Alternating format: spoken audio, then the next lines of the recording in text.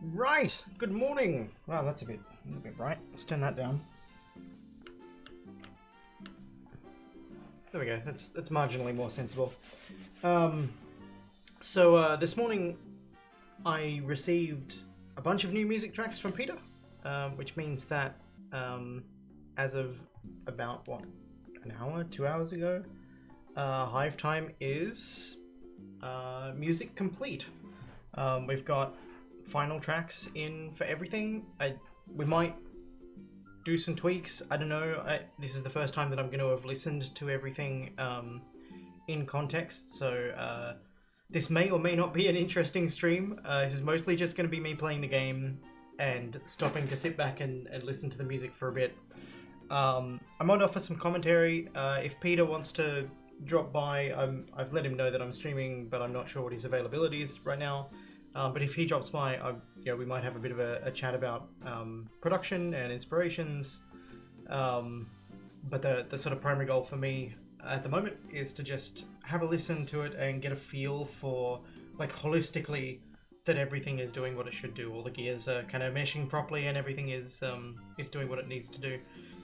The menu music that we're listening to now is a longer cut of what we had previously, or a longer version, I guess. It's been extended, and it loops now.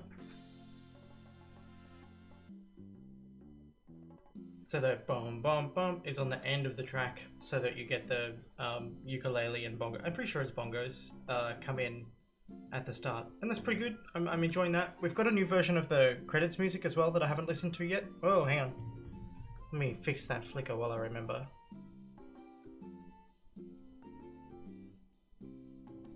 That should sort it out. Okay. Yeah, so let's listen to that.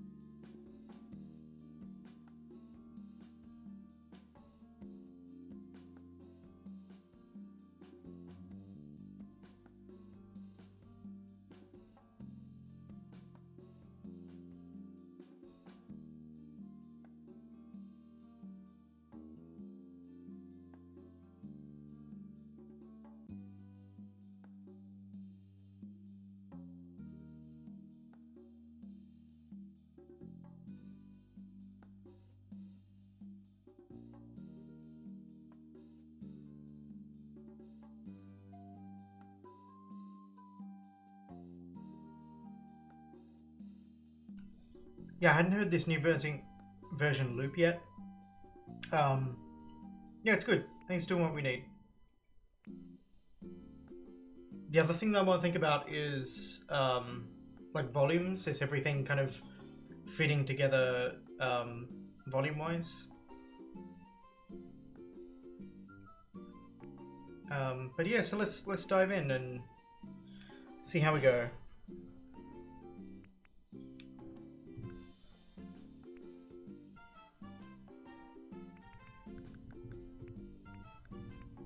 I guess I'll play with a gamepad, because that's like, I've added some new stuff and I just want to test that and make sure it's doing what it's doing. I am probably going to mute myself a little bit along the way just to like stop and listen to the music, but yeah.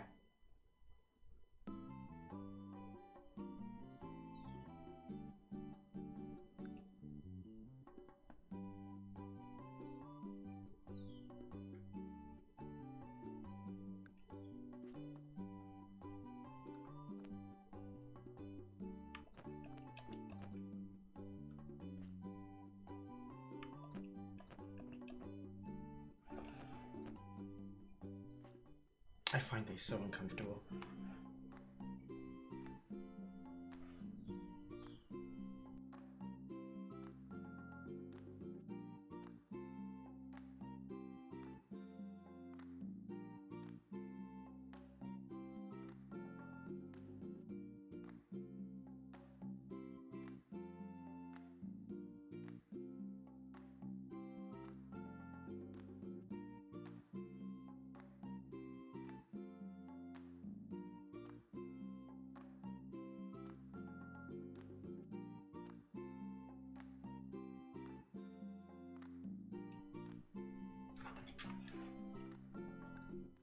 Yeah, it's cool.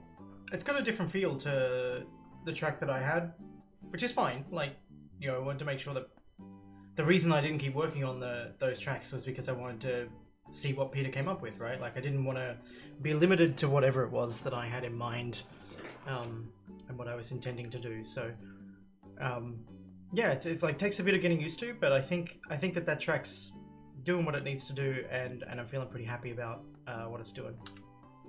Ah, I'm not used to playing with the gamepad. I don't like it. But I also like my brain's not used to driving those fingers like that. Use a PS2 one, Dragway.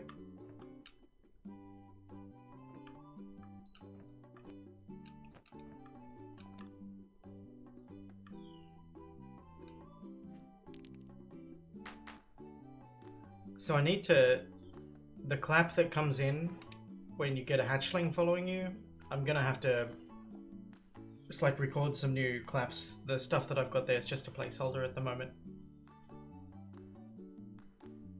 A bit crusty. Hang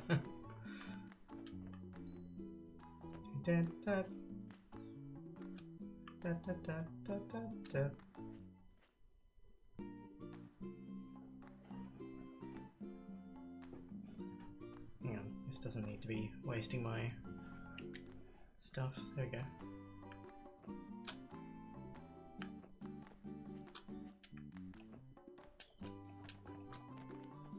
Yoink.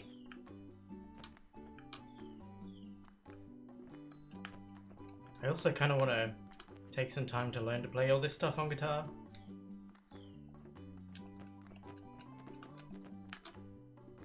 Nope.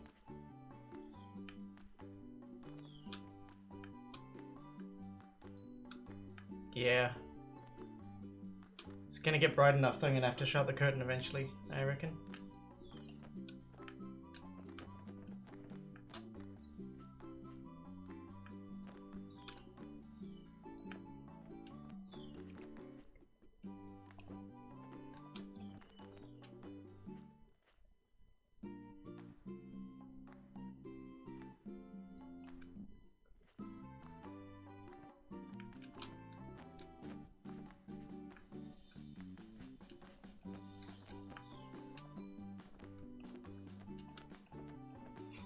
Can't play with this. Just flailing around. It's good.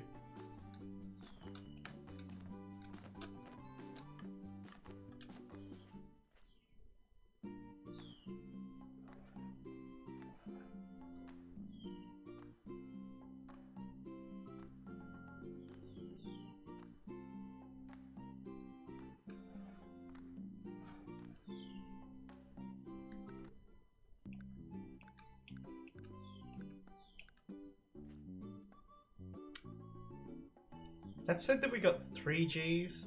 Oh, okay, we like got the G that was filled up the first bad egg, and then we got 2 more. Okay, that's fine. I was like, hang on, if they were the first tokens we got, then I only got 2. But no, we'd completed the thing and it all makes sense. I'm talking over some of these tracks because like this one hasn't changed. It's been in the game for a long time.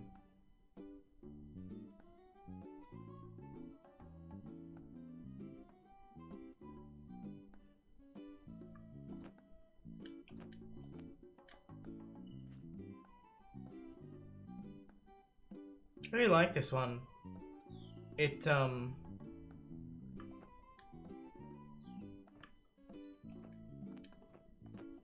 reminds me of A little bit of the forest music from Monkey Island 1.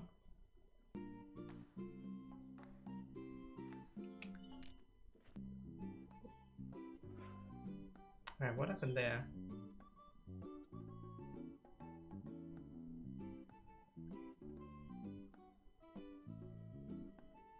So...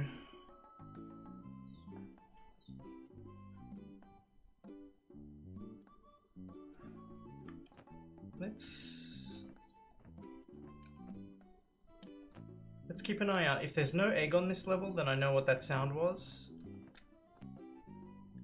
Yeah, I reckon the egg was on this branch, and the obstacle above it triggered its... just like smashed it. So I can make note of that and fix that.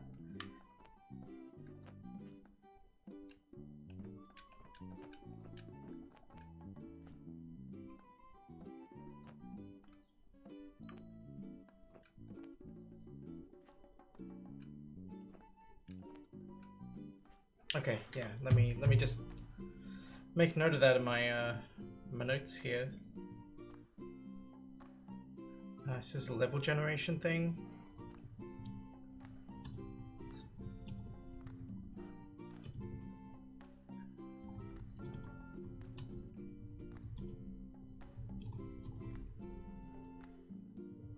Okay, that'll be easy enough to fix. It makes sense though, right?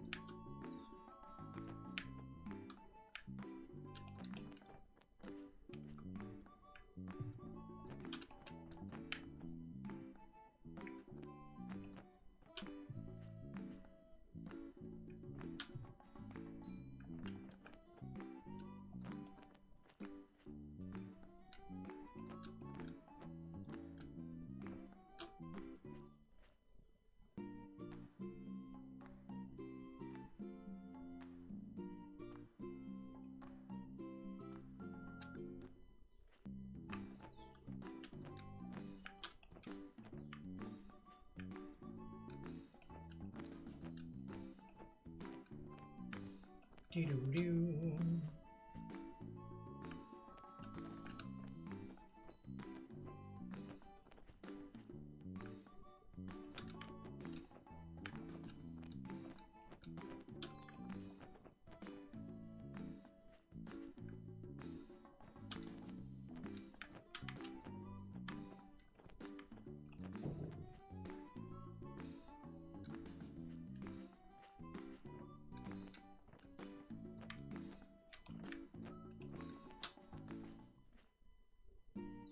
Yeah, maybe I'll... Well, I got the level complete sound music track to think of for volume, and like, for a moment I was thinking that maybe that last cave one felt a little bit loud, but next to the level complete track it sounds okay, so... it's fine.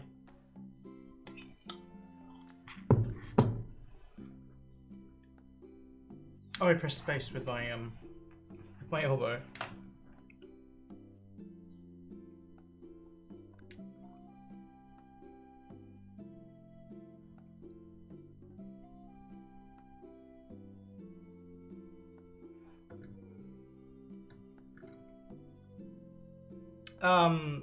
Whirl End is, I didn't even see where that was, but that's the hatchling spinning on the level end screen where it kind of comes in, I think.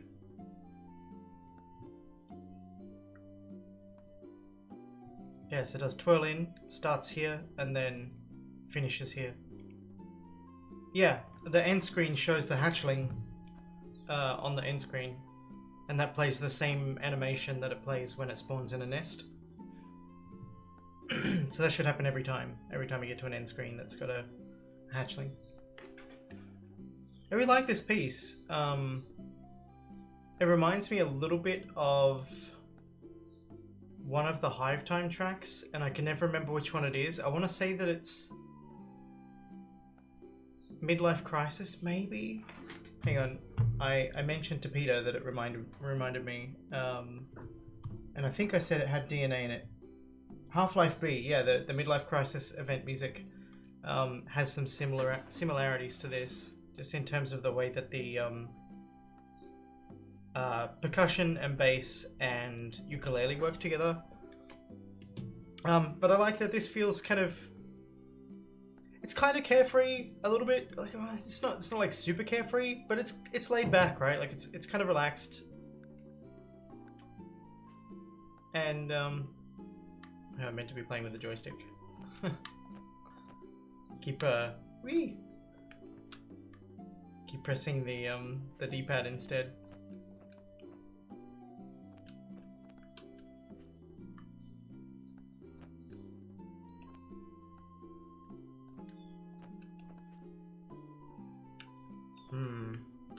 I'm gonna do this on the keyboard because, like, keyboard's what I'm good at. There we go. That was tricky. Yeah, gamepad stuff seems to be doing what it needs to do.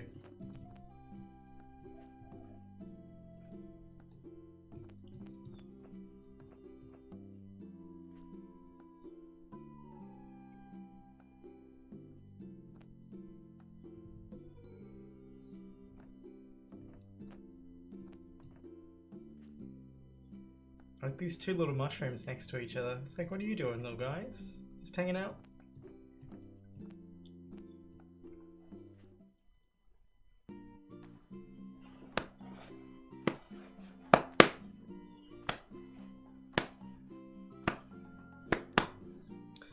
Hello. You might ask Peter if he's willing to put like a double clap at the end of every bar. No, not bar. End of every fourth bar.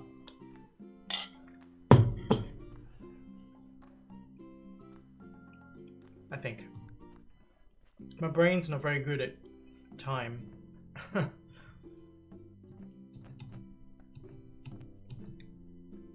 I'm glad I identified what that crack was with the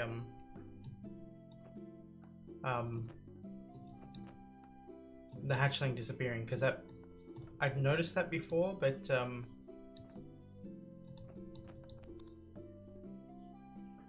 hadn't identified what it was, so now we know.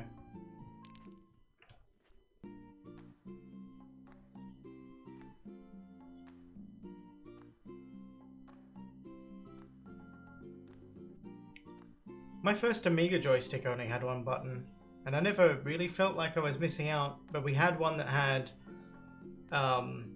we had another Amiga joystick that had a button on top and two buttons on the base, and that was kind of handy for some stuff.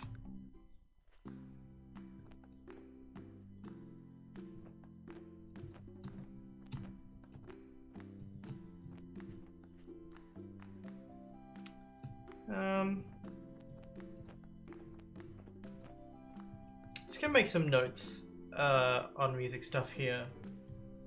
So, double clap in level summary.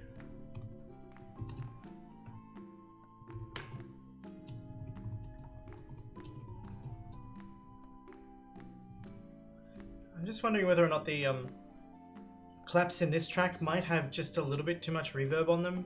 I don't know if that's something that Peter can tune, or if that's something that's baked into the sample, but I'll ask him whether or not that's something that he wants to have a think about. I love this little bee egg. It's my little friend. Come on, little bee egg. We got places to go. We're gonna find my family.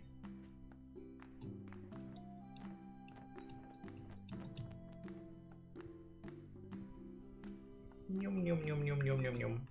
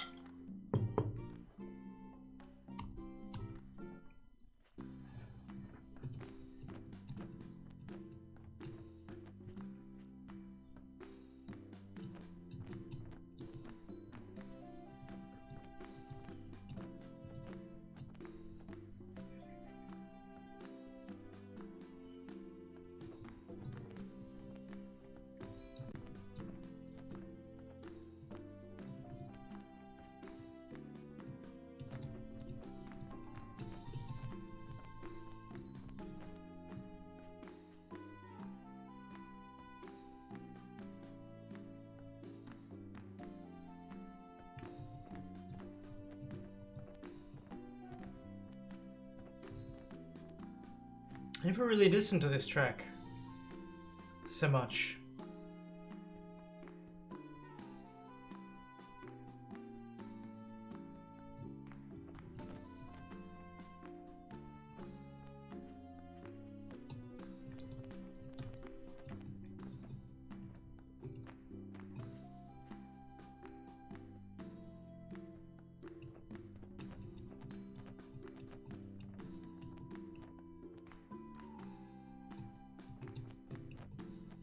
This reminds me a little bit of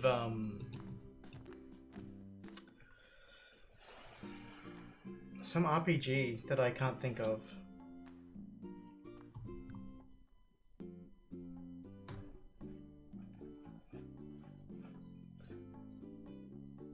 I like this one too.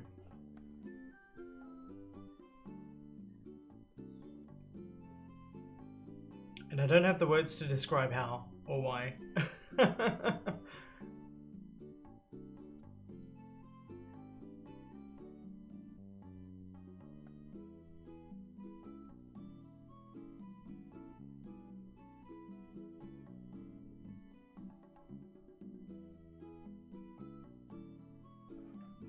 So Zone 4 here has had a bit of a visual revamp as well.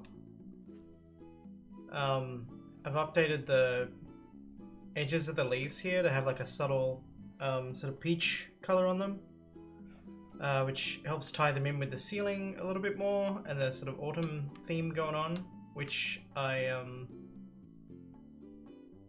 also updated the ceiling as well. And then we also got these fun things.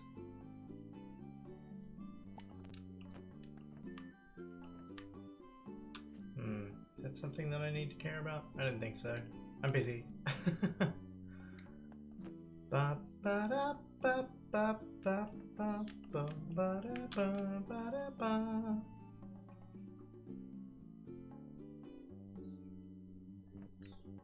Yeah, I think I wanna make these a little bit darker, and I need to rework the like the wrinkles and stuff in them to make it look a little bit more like they're fuzzy or fluffy or something.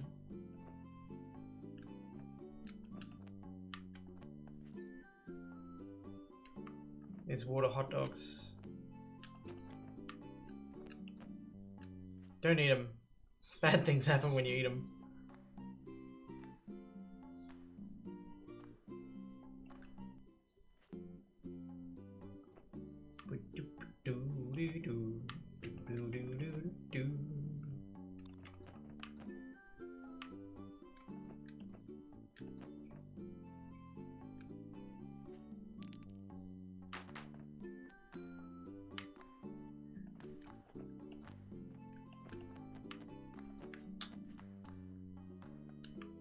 Of course, these come out in like early spring, I think, not autumn.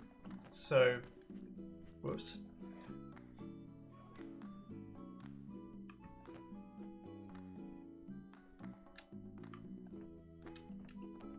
And I think I might make these rocks be low, like make them super low, like about here maybe, so they're like just poking out and the reeds always stick above them. Like I think that would be ideal.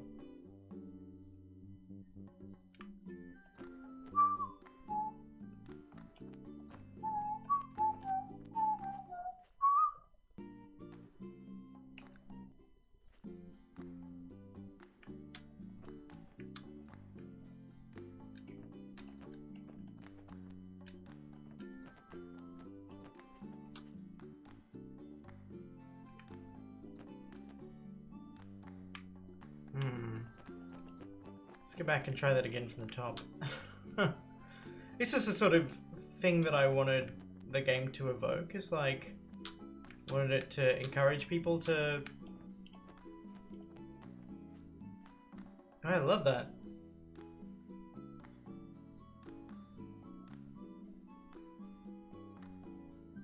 That's rad. I guess I just haven't listened to the...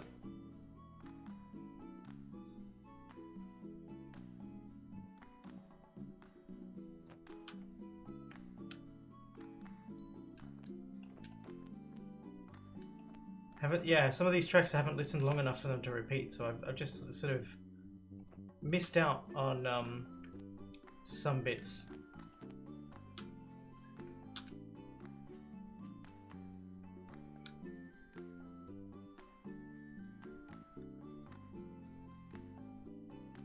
Yeah, I really like what this one is doing.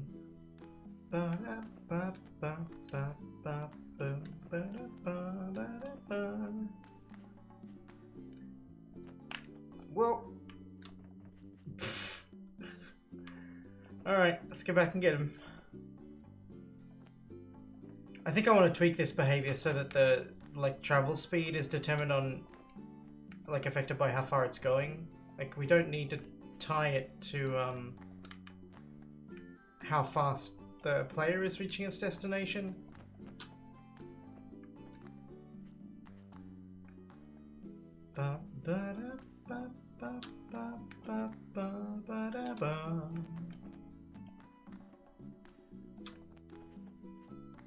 Yeah, this is rad.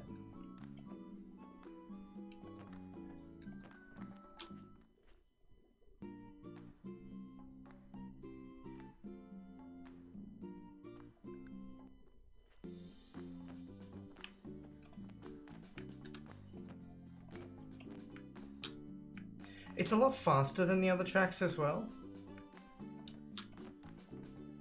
which might lead some players towards flapping faster, which could be problematic for them. But I think this is the middle half, this is the second half of the game. It's okay for those kinds of hurdles to present themselves, I think.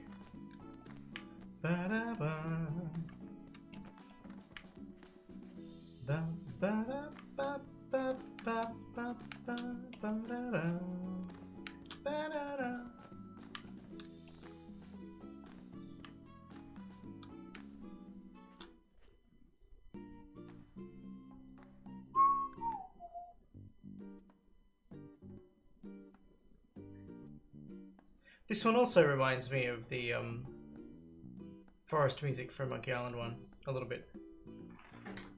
Oh wow.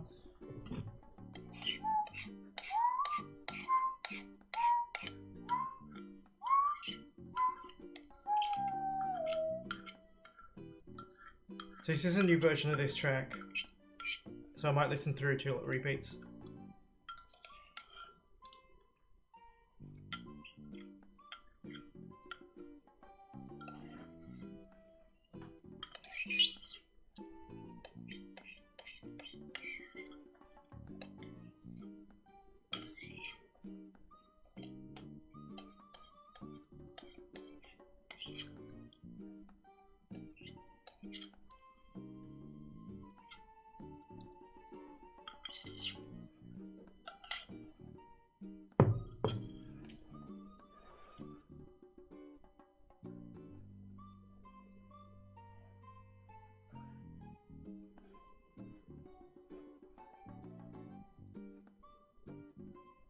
Okay, so that's looped now.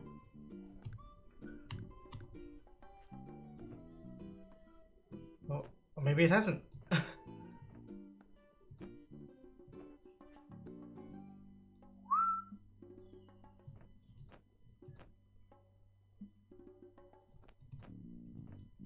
Okay, that's it looped. Yeah, it's interesting. I guess I'd not played... Because mostly when I'm testing, I play the early levels. I don't play endless mode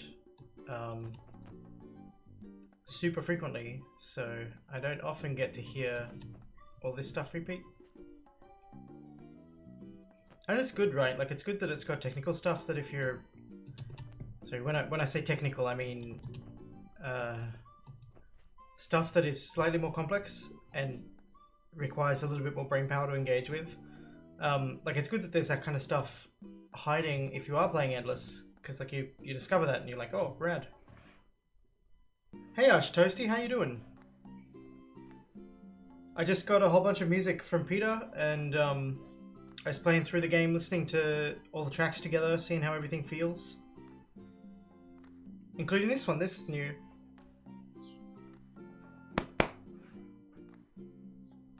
Ba, ba, ba.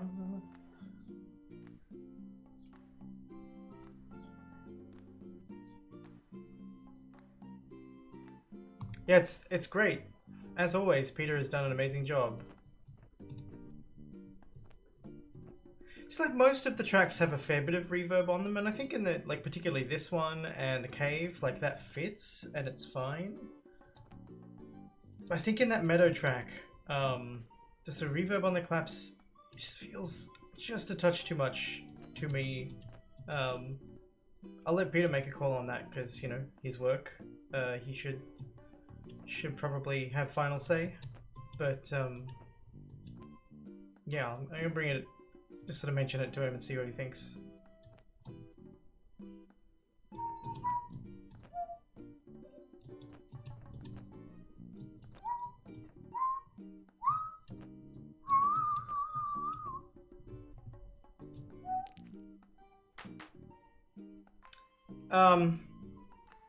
So we've got the claps here, and that has like a tiny echo on it. Sounds like it's been recorded in a large room, which is fine. Like, it's not a bad decision or a bad choice. Hodge, we can't find your directory.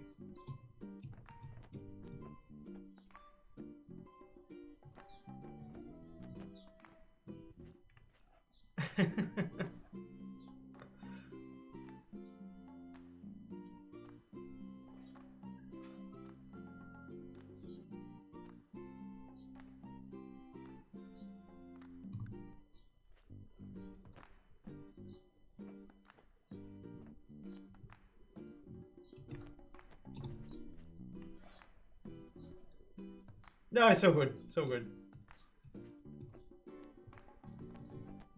So it's not music specifically, it's just acoustics in general. And this track's got a lot going on. I mean, I'll go back to the other track and we can, or after I've gotten through the game, I can go back and I'll talk about that in context a little bit more.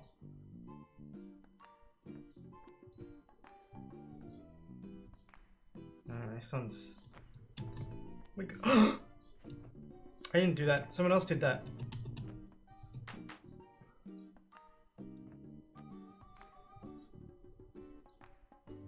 We're good. There we go.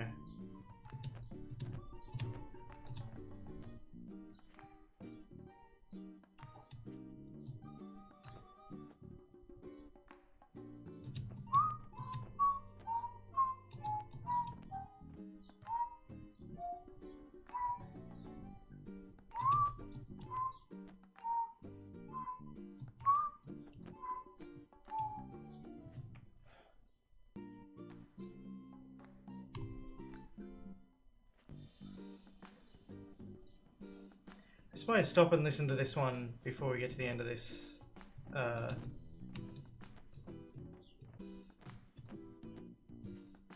This level. I mean, I'm pretty sure I've heard this repeat, but the whole point of this is to listen for stuff I haven't previously noticed or thought of.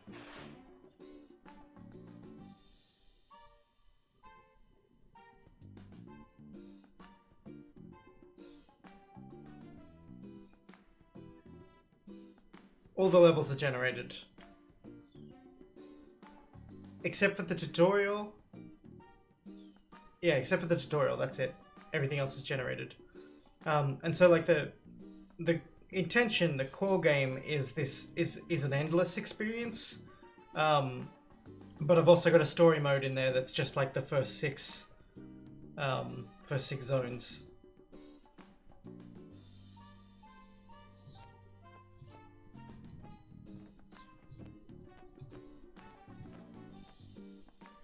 Oh, hello.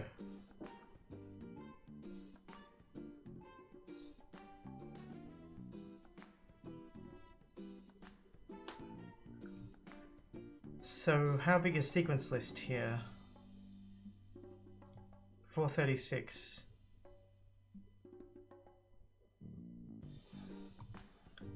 I mean, I don't see how that could be 436.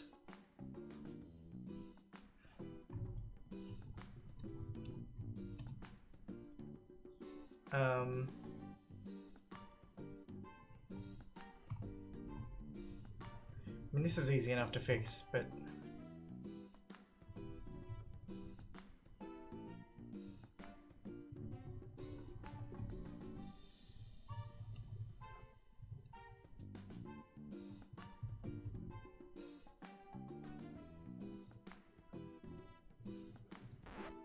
I died. Where's my little doodad? There you are. Oh no! You died too! We have to wait for you to hit the ground. Alright, we'll wait for you to hit the ground. I'm sorry I can't save you. I have to come down with you. I can't let you go on your own. No, look out, look out!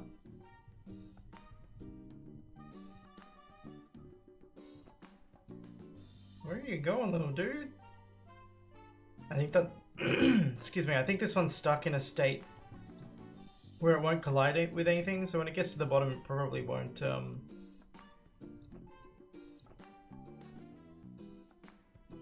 probably won't reset.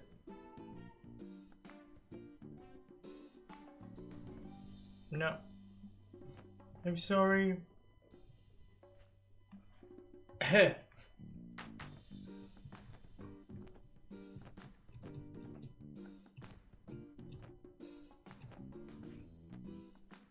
Oh, it came back.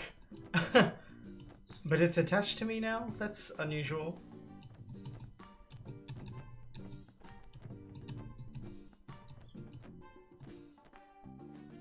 That's fine though, like, whatever.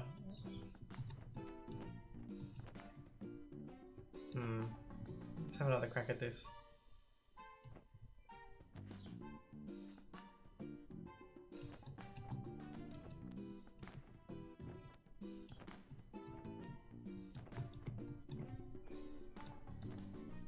There we go. Nice.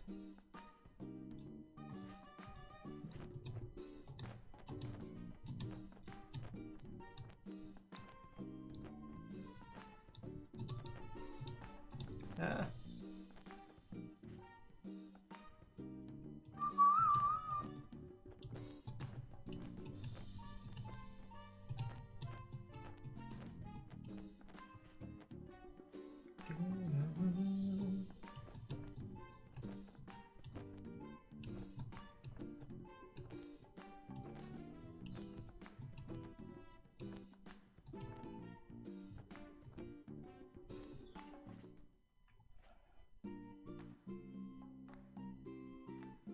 We befriended 2 friends.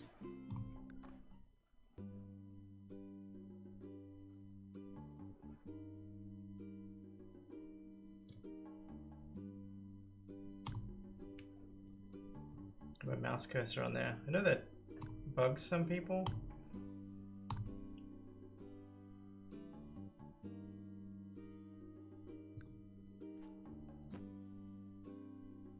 I really like the sort of...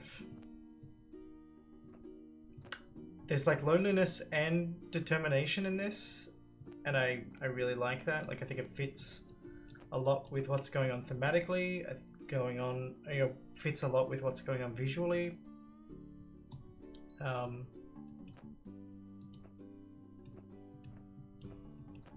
that's a very low obstacle there.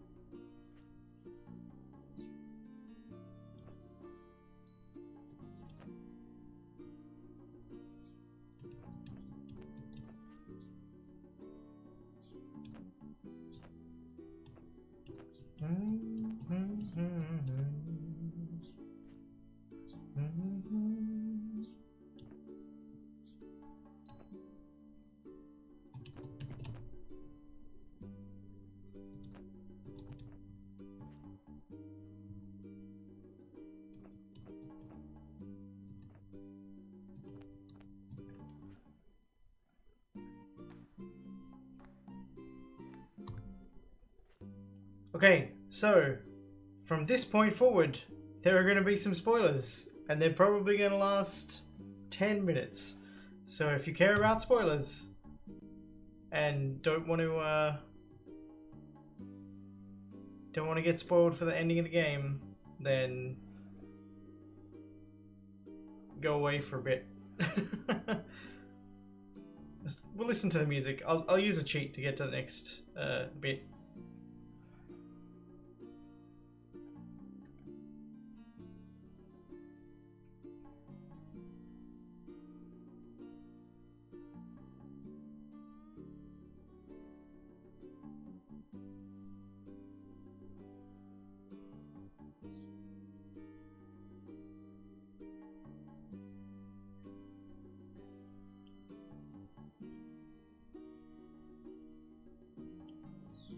The bend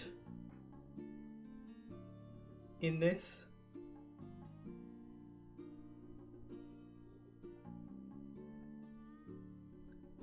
reminds me a lot of the bend in the music when you're talking to Rapscallion in Monkey Island 2.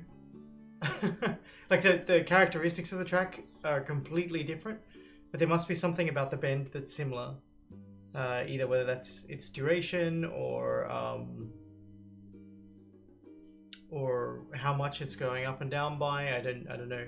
Oh, hey, Peter's here. Hey, welcome. We're just sort of moving into the end of the game. I had a couple of notes.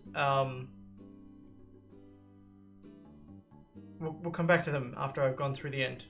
But yeah, let's do that now. So yeah, anyone who wants spoilers, go away. Yay! Alright, that's my bad. Let me fix that. Doop doop doo doop doo.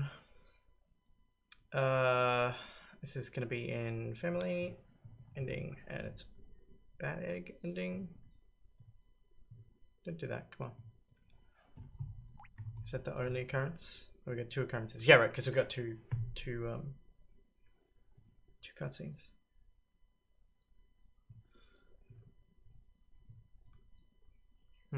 I don't even think I'm using cutscenes anymore, but I'll fix that anyway. Bat egg.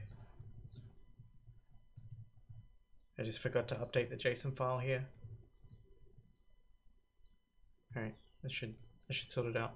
Let's reload. Do do do do do do do do. Okay, finish this level. Oh, okay. Well, I guess while we're here, one thing I was thinking was, and this is again, these are suggestions, things to think about. If you want to do them, that's fine. If you don't want to do them, that's also fine. But part of me wants to have this track have. Hang on, I gotta get into the time of it. A double clap.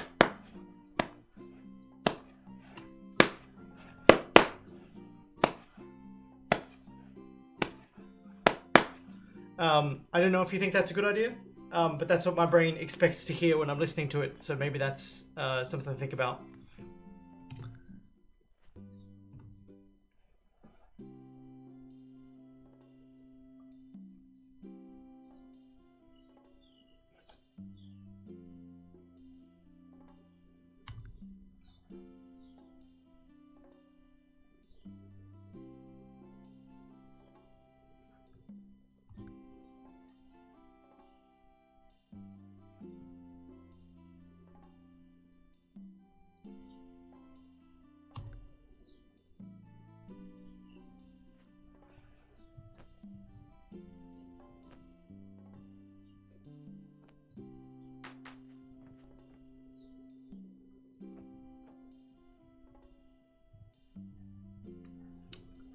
Oh, I've turned the music down again, have I? Sorry, let me crank it back up.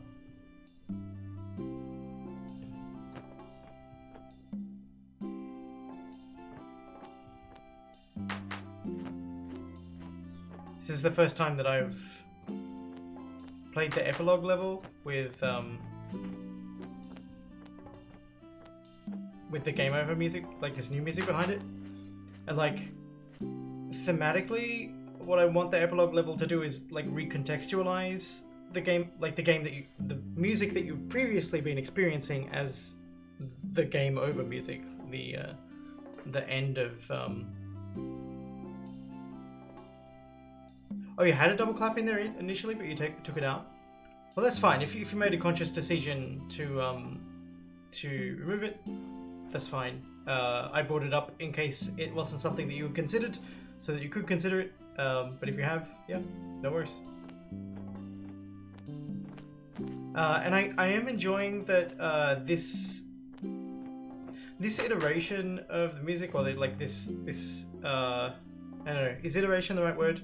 This version of the music compared to the rough, very not super good sketch that I had initially, this feels like it's more open to being interpreted as kind of hopeful and positive, which I'm thinking works. Like I think it's fitting. You know, all our little dudes. Come on, little friends. We're going home.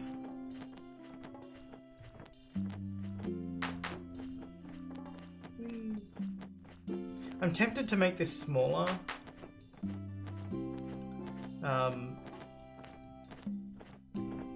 Like this entire level, just make the level shorter.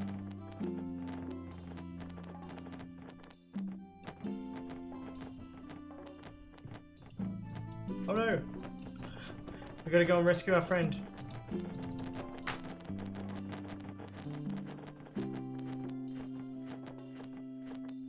Yeah, I think I need to add like just more samples in for the hatchling sounds. Because like if you've got one, it's fine, but when you've got like 30 or whatever, we've got a dozen here. These are all our initial friends.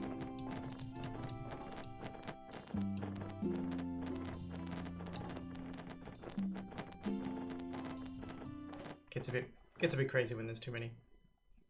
And then we transition straight into the credits.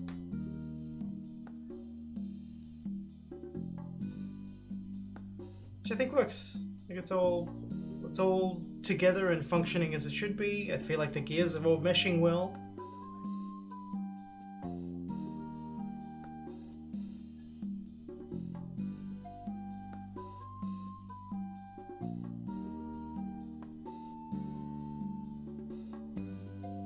I need to update the credits as well. Let me put that on my to-do list. Yeah, the other.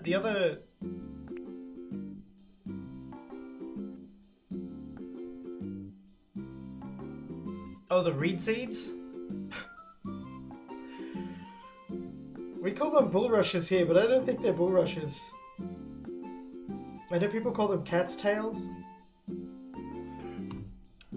Yeah, the other piece of the other thought I had music-wise. Let me turn my headphones down a bit so I'm not shouting so much. The other piece of music feedback I had was in Zone 3.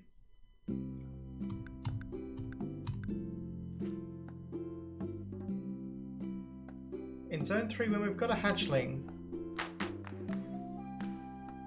the reverb on the claps, I don't know whether it's the same as the other tracks. I haven't gone and listened to them individually yet, but it just feels like it's a little bit much for this environment and for the music that it's playing against. When you're in like level 4 and the sound is much more full, it's not so big a deal. But if you're in level 2, which we're not at the moment, let me go to level 2 so that we're talking about it where it's meant to be.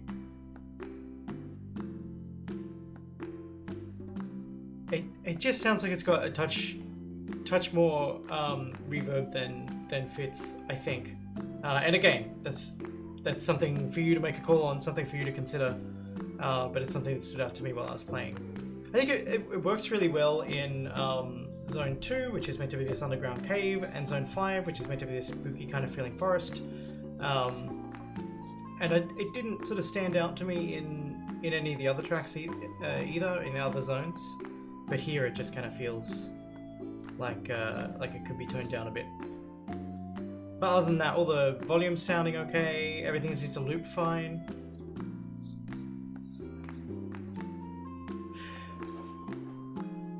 Is it more reverby? I guess I guess the sounds of the instruments is masking that a little bit, maybe. Like if I just close your eyes. Nobody saw that. I'm sorry to leave you behind, small friend. Oh look, another small friend. Let's go and sit over here and listen.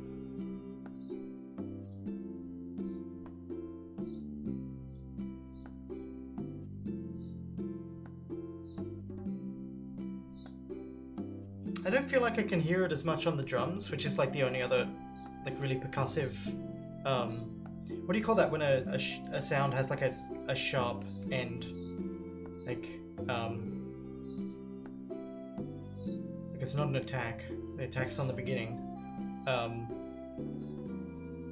I feel like the strumming is sustained long enough that it might lead into reverb if like it doesn't sound like there's none of the other sounds really sound like they have like a hard edge on them where the reverb is as noticeable.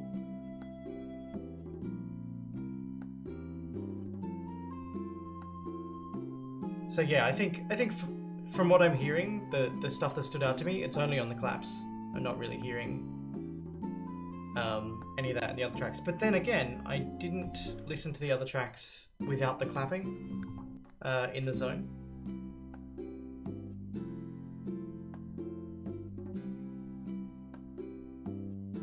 Yeah, yeah.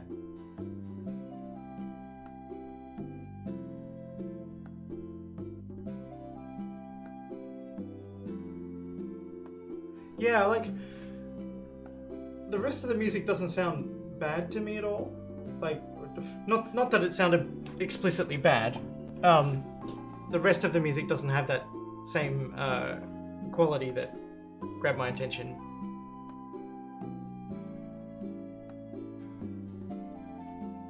But yeah, I think that might just be because the other instruments are sustained naturally or have some like more natural diminish. I feel like that's the word. Maybe it's decline. Yeah. But anyway, stuff to think about. Other than that, I think we've gone through every track in the game now, and I'm feeling good. It's my tropical looking, not tropical tree. Yeah, this is great. This is, again, fantastic work.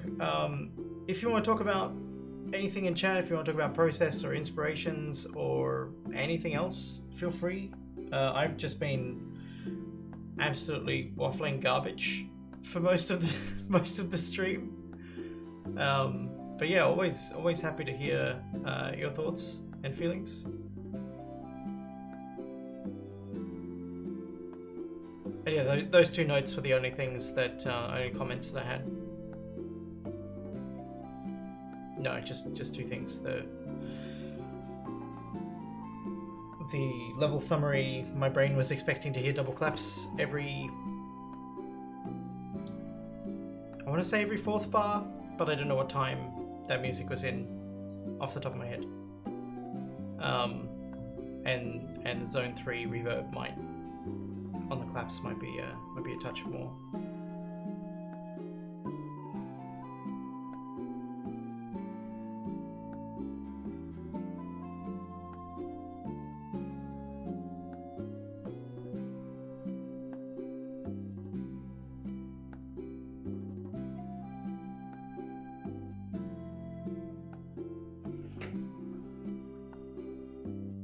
I'm thinking I might do 2 trailers, and one trailer will definitely use this track.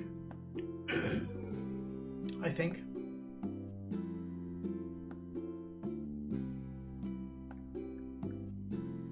Okay, sweet.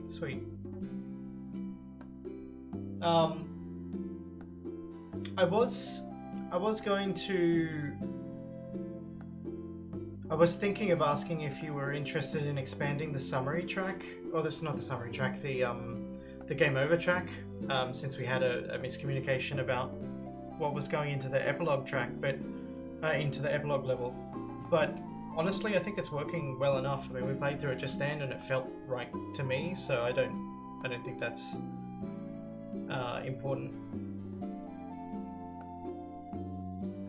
And the main menu is now looping, which is good. It's all good. It's all good. Great work as always.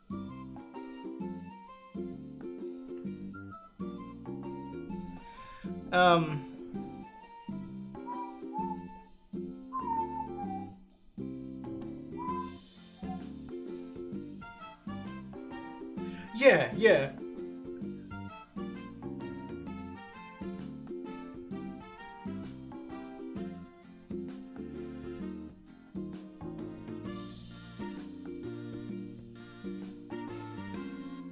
It still does feel like it ends, I guess, but it loops in a way that doesn't leave you with any silence and doesn't feel like you're losing the momentum of the piece. So in that sense, it feels like it loops. And yeah, it does everything it needs to. It's good. Good work. Slacks is asking, what is Bat Egg about? So let's start a new game. Well, let's do the tutorial. So the tutorial uses the Zone 1 music and the Zone 1 theme, which makes sense because it's at home, it takes place where you are. So this is you. You are a Bat Egg. What a nice little Bat Egg you are. And you tap flap while holding A or D or left or right or buttons to steer. And then we have to recharge our stamina at nests. And then we can glide by holding space, and while we're gliding, anytime that space is held down, we can steer. So you can think about flapping as like a momentary thing where you press the button and then you go in whatever direction you're facing. But if you hold down the button, you can actually guide yourself around, and that allows you to ignore that the tutorial progressed there. If we let go of a direction while we're holding space, we can do like a shorter lateral distance. We can traverse a shorter lateral distance. And so we can also rest at branches and gain our stamina back at branches, but you've got to hold down the button to stay on them. So they're less safe, they're less of an opportunity to relax. So you just let go of space to fall off, and there's like a little grace period, so if you press it too soon, you didn't mean to hop off, you can get back on without costing you any stamina, which I think is important. But you also pick some stuff up, and while you're carrying something, you can't stop at a rest. And you can also collect these tokens that spell Bat Egg. And when we're out of stamina, you can tap space a bunch of times to sacrifice a spare life for full stamina to get you to the end. You made it! You're a great Bat Egg!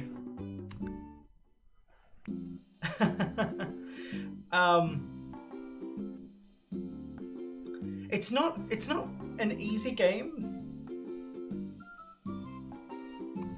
I think it's a lot easier when you play on easy. And now that there's an Immortal Hatchlings mode, that means that collecting the little friends is a lot easier because you can go back to them. But you can also like just turn off the stamina flap cost, and then you don't have to worry about the stamina aspect of things to make it a little bit easier. But I think that doing the short lateral movement. Oh, hang on. So being able to like, if you just tap space, you're going all the way over here. But if you hold down space and then let go of the direction while you're still traveling upward, you can ignore that the cloud is going in front of the branch. It bugs the hell out of me.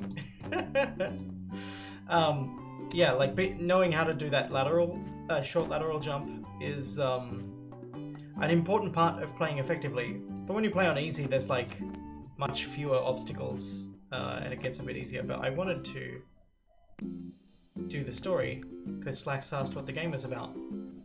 So let's talk about that. You could be, Hodge. You could be. I did all the placeholder music, and that's not that great, and I'm good at the game.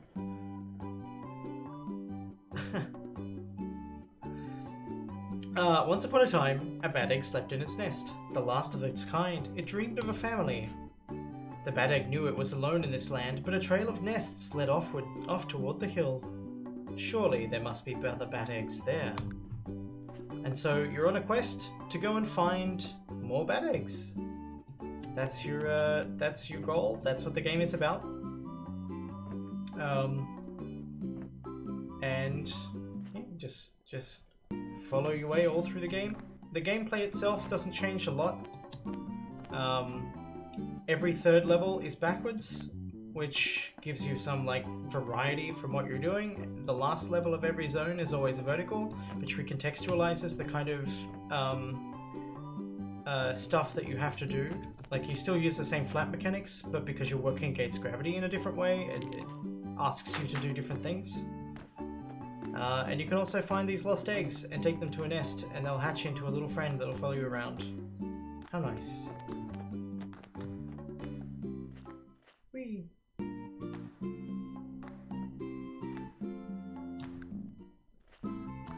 There we go, that's the backwards level.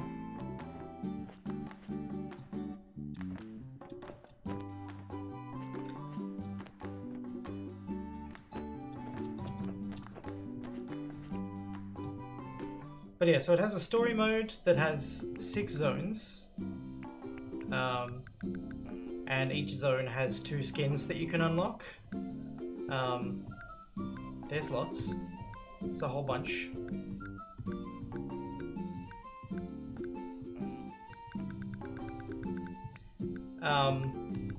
But then there's also a survival mode, which is the same. It's the same gameplay as story mode, but it's endless. It just loops back through the I need to have a think. Let me make note of that.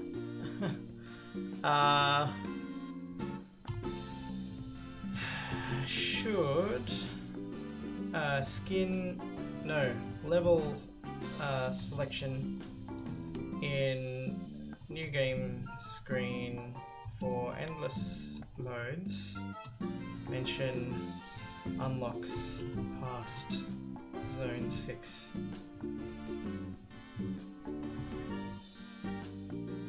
Okay. Yeah, so these go on forever.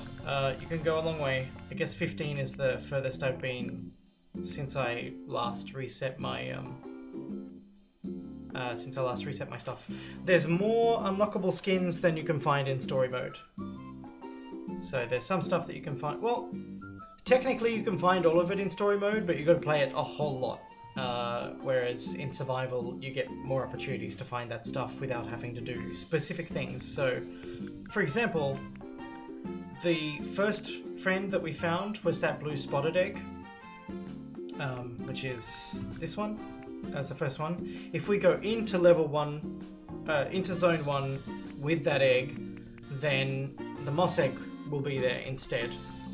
So in order to find all of the skins, all of the second skins in each level, you've got to go back in with the skin that you unlocked from that zone in story mode. But if you do it in survival mode, then on the second loop, the second skin will be there. On the third loop, it'll pick a random one that you haven't unlocked.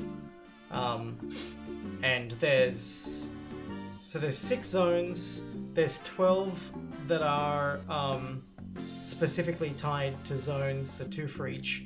And then all up, there's like 18, I think. Let me double check.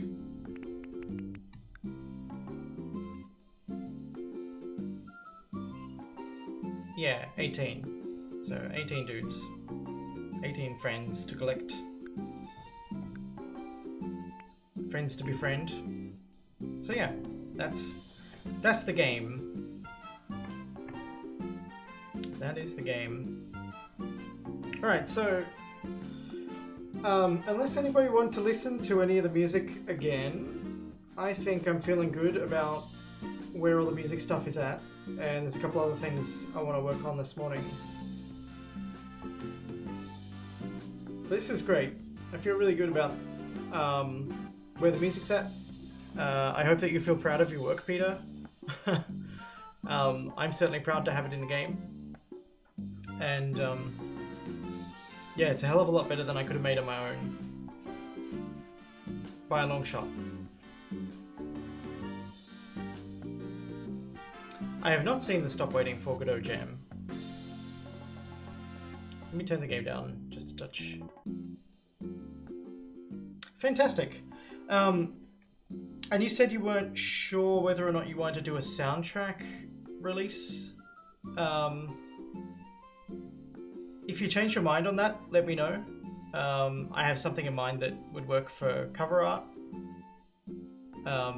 And if needs be, I will prioritize that, but otherwise that might be something I do for fun later.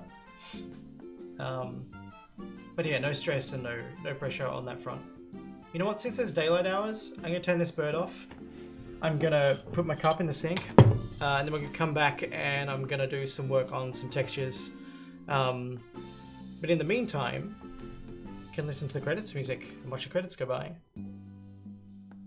Which, as I mentioned previously, don't have updated tester or supporter credits, so I'll need to address that at some point.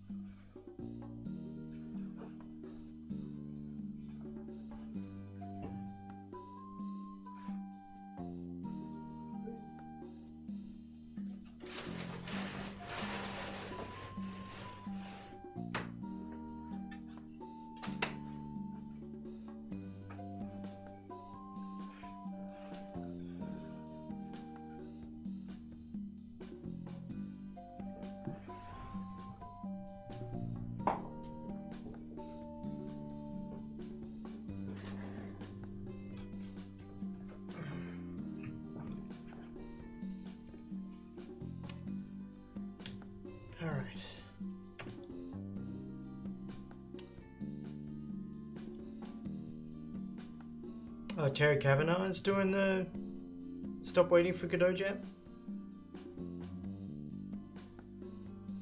Well, that's cool.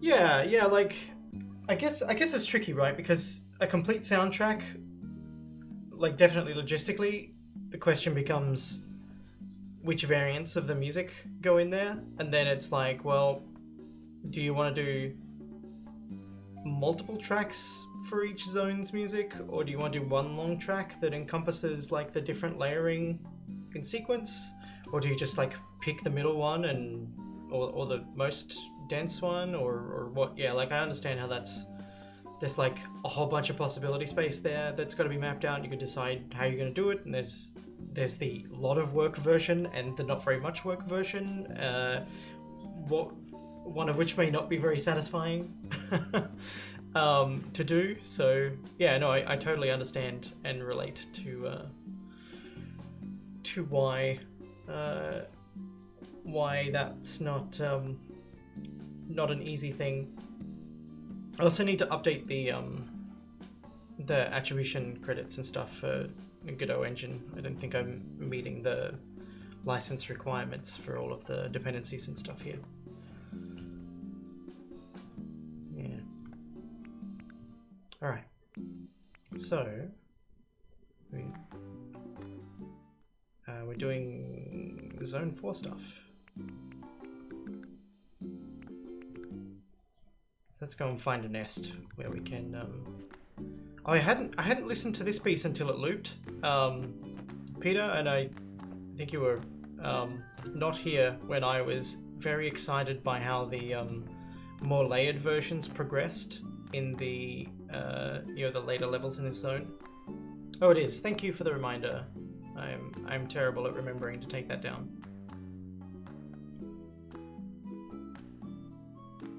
Good times.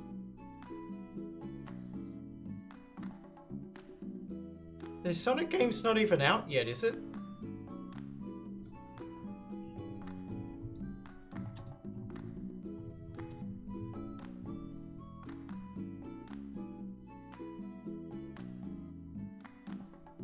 Like the new version that's supposedly using the Godot engine? Like...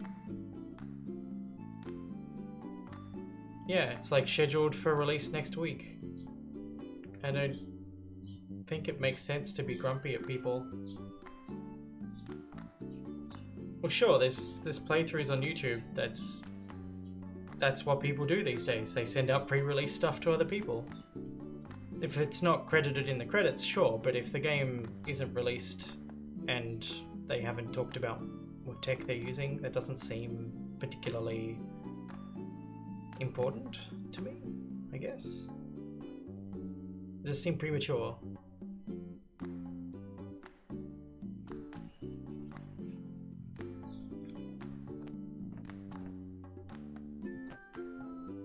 But yeah, the engine has specific... yeah, this is too low. The engine has specific like requirements for attribution and stuff.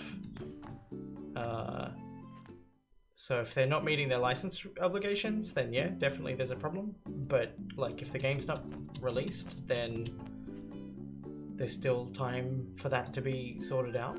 I mean, I know from my games the credits are like one of the last things that I do because the situations are always changing over time.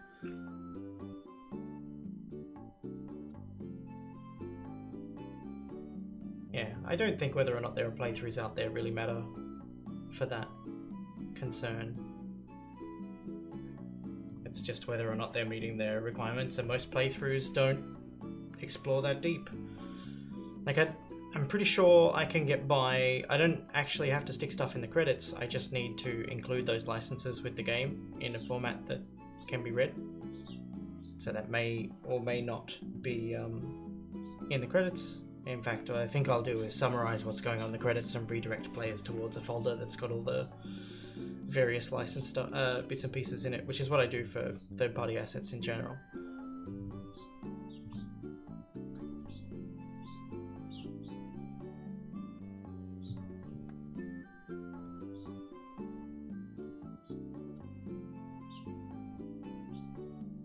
Alright, so...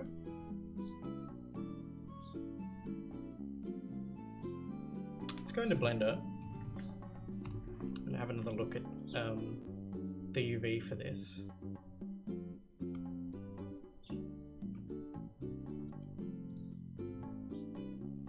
Okay. So, past me was not smart. And I don't really want to re-explain. Well, maybe...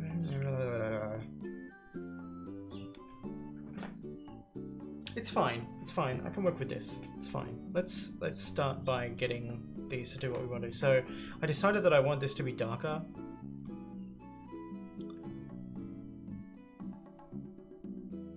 Yeah, probably that, I guess.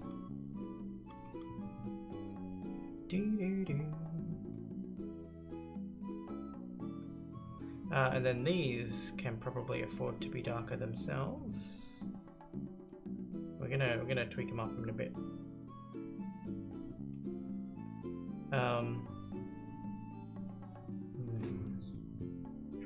let us work with this over here vertically, because that's how my brain wants to work. I don't want to keep this shape, right? These are meant to be like, if I just round the ends of these, will it look terrible?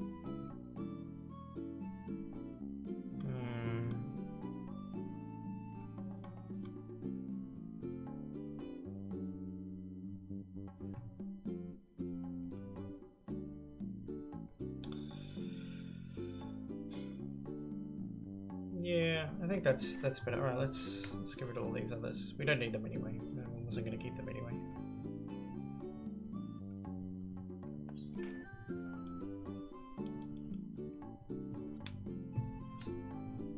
Alright.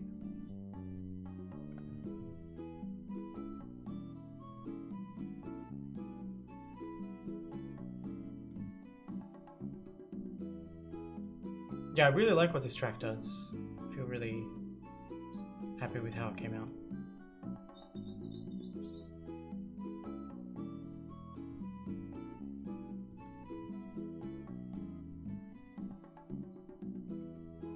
Yep. Yeah, this is more the shape that I wanted. Where is this? Oh, I see. That's the that's fine. So. Yeah, this is the kind of thing I want to do. And I think I will. Where'd everybody go? This is like just a dove left. I think I want to pull these up a tiny bit and in a tiny bit. Just manually do this. It's fine.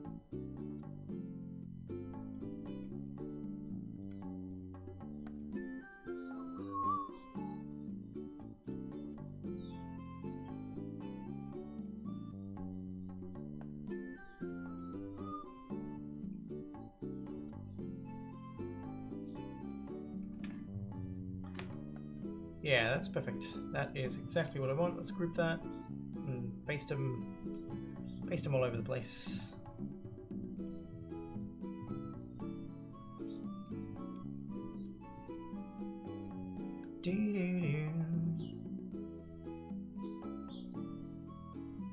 So what I want to do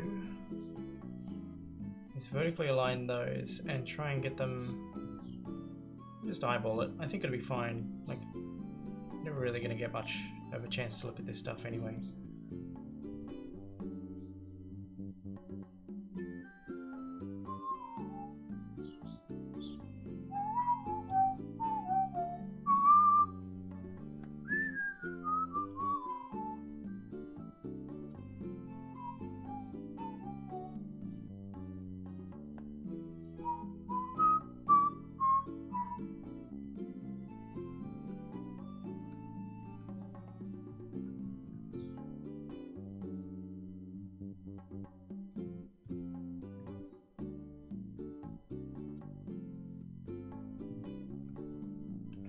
Okay, so I think that's gonna be nicer and closer to what I want. How do we feel about this in general, though?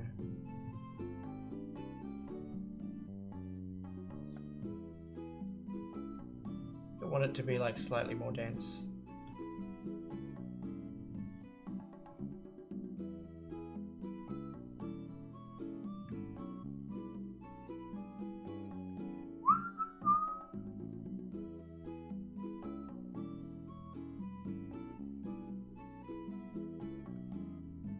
Yeah, I think that'll look fine.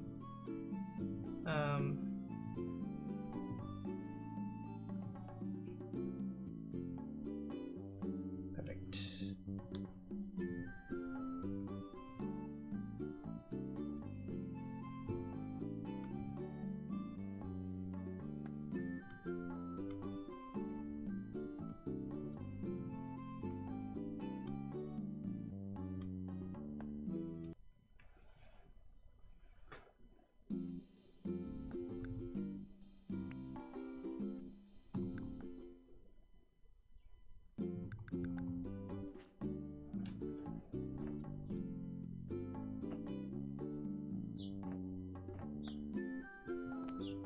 That's interesting.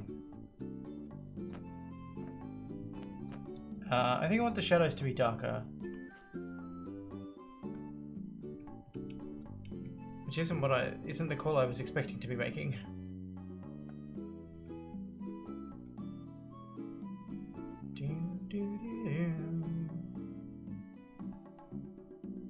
I don't want the whole thing to be dark, to be honest. Come on. Wrong one.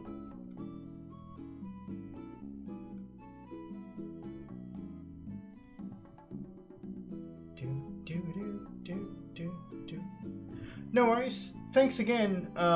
Again, I sort of want to reiterate that I am very happy with how it's all come together. It's always good to have you along, and I'm sure I'll talk to you a little bit later, but in the meantime, I hope that you have a lovely day.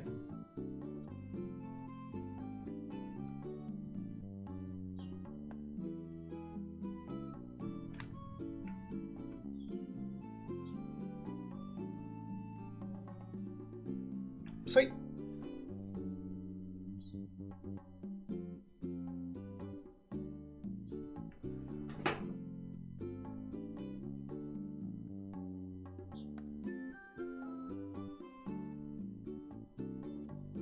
Yeah, I think I want to do this. I was questioning whether or not I wanted to do this, but I think I will do it. Which is fine. So this, I want to make that. This is fine. Up to here.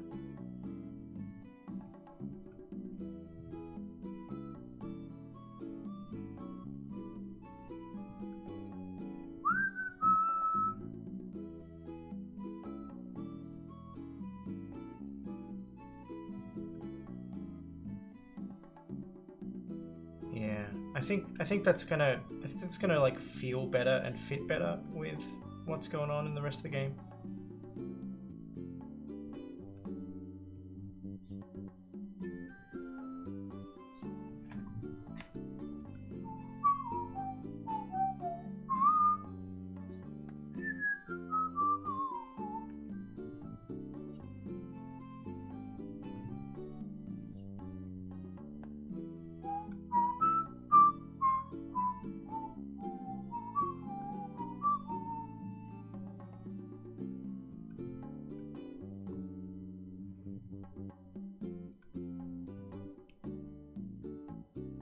Oh, actually, you know what? Let's copy that one and just paste that in place, because those two need to match, right?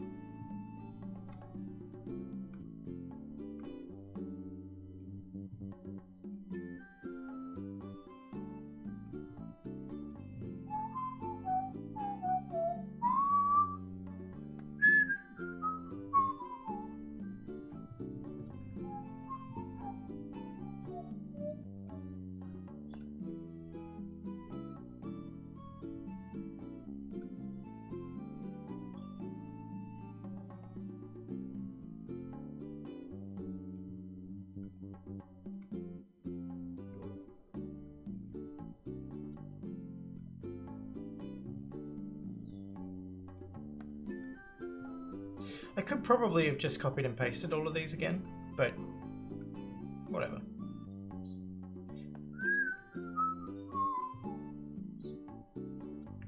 Let's jump forward a couple of versions, because I really did enjoy what the other tracks were doing, and I want to just like listen to and think about when exactly the interesting stuff starts.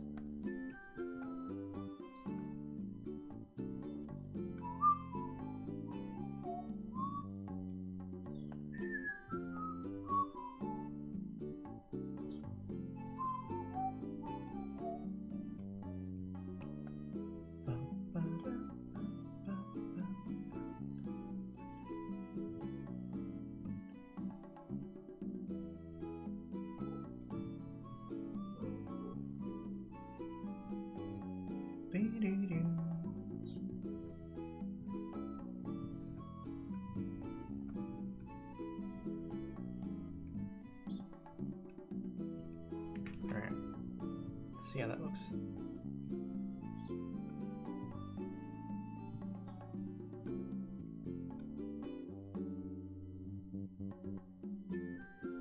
So must be the third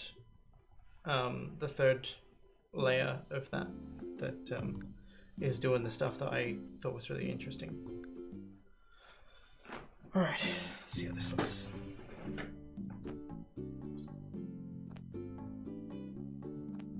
Yeah, that's much closer to what I had in mind.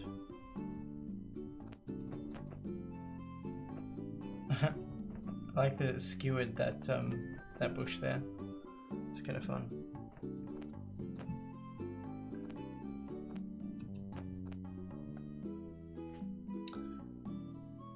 Nope. If you hit the water in this, it's bad.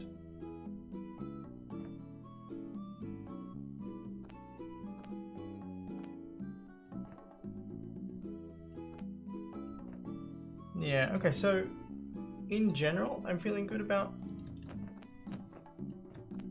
how these are looking. I just want to open them up in Blender and double check how the seams look, where I can look at them close up. Alright, let's jump through to the third one so I can have a listen. No, that's not what I want to do. Okay, we'll go listen to the fourth one.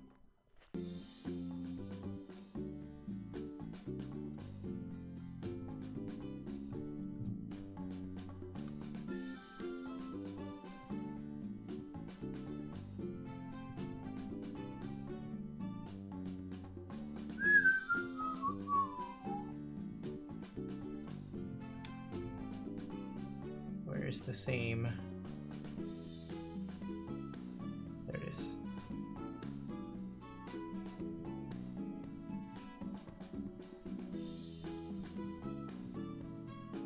Yeah, it's little.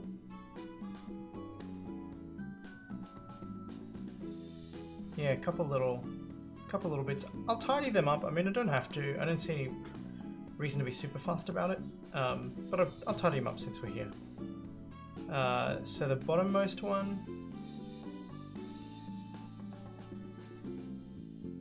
this side just needs to go up like that. I think that'll probably do it. Oh, one more.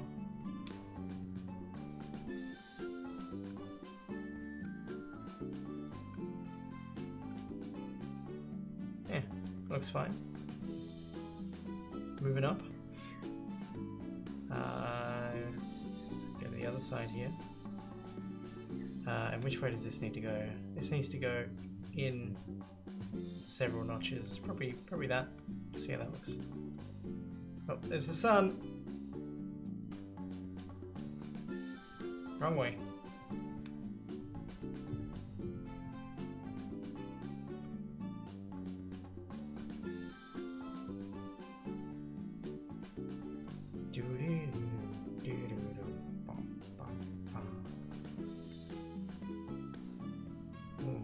Just a touch more.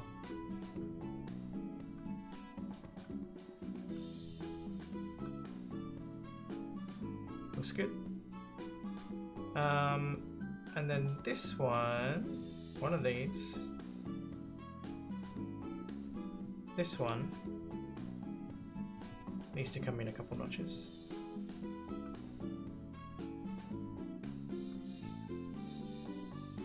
Maybe a tiny bit more.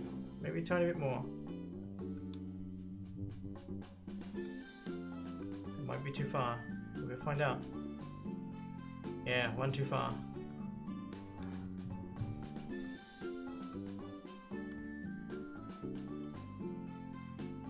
There we go.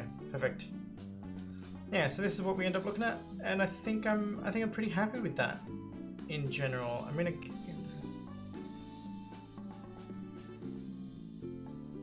No, I think that's good. I think the top here is too yellow though. Wrong button.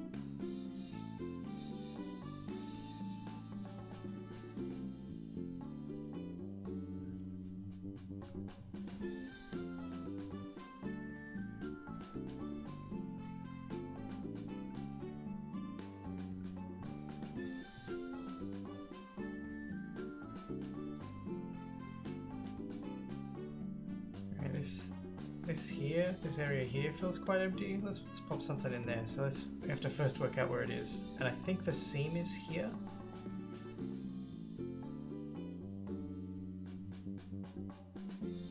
So it's here, I guess.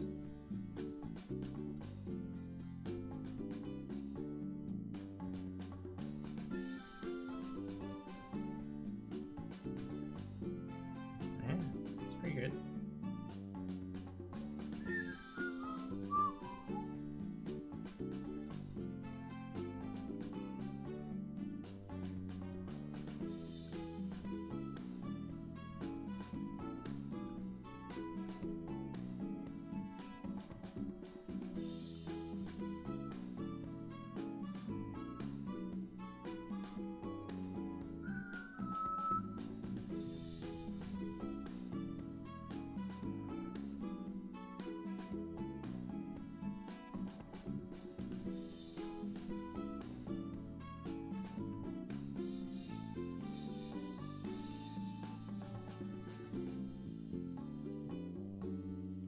Wow, that's like so close.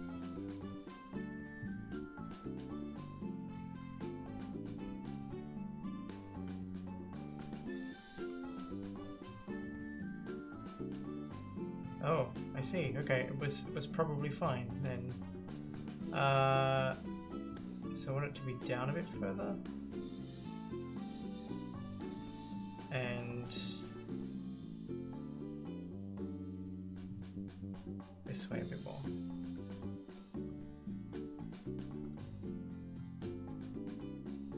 Yeah, that's what I want.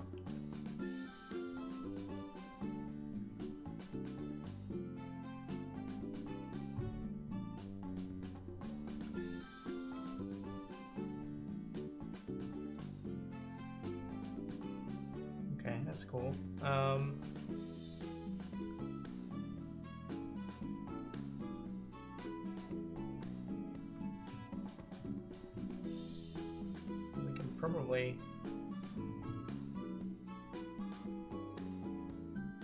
Probably get away with that.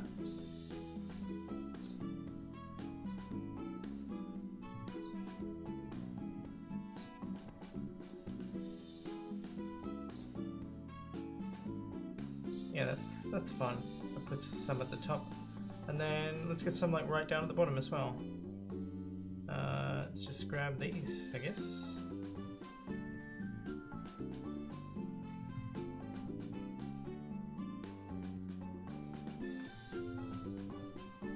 That paste.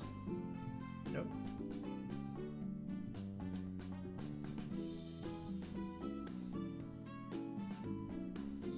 Let's try that again.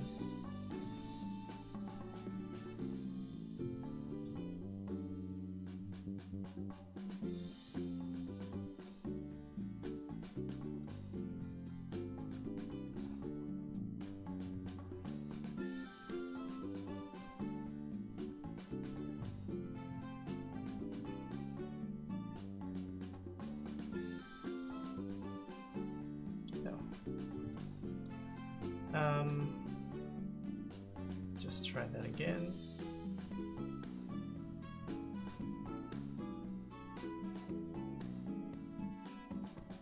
Where is this? Oh, that's here.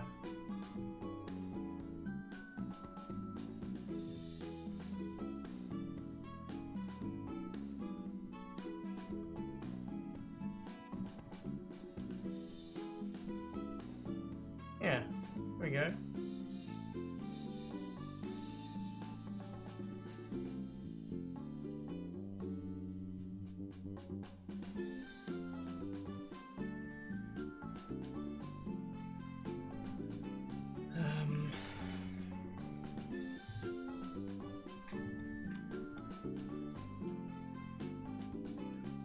Yeah, I like that. So let's check that in game because I think we've made a few changes since then. Oh, hang on. Before we do, we have a new end of level with the double claps from Peter. So let's have a listen to this.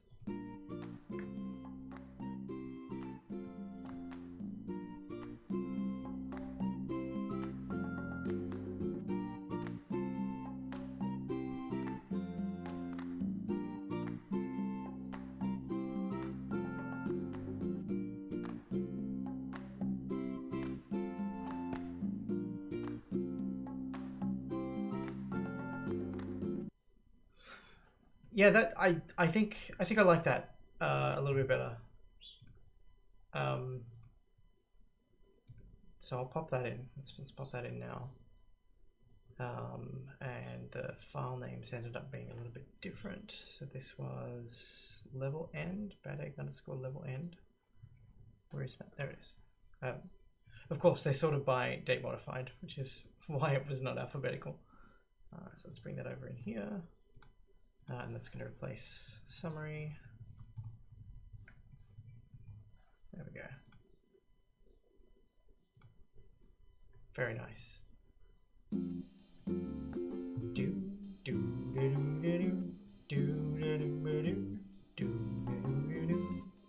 Are you off, Hodge? Thanks for coming. Always good to see you.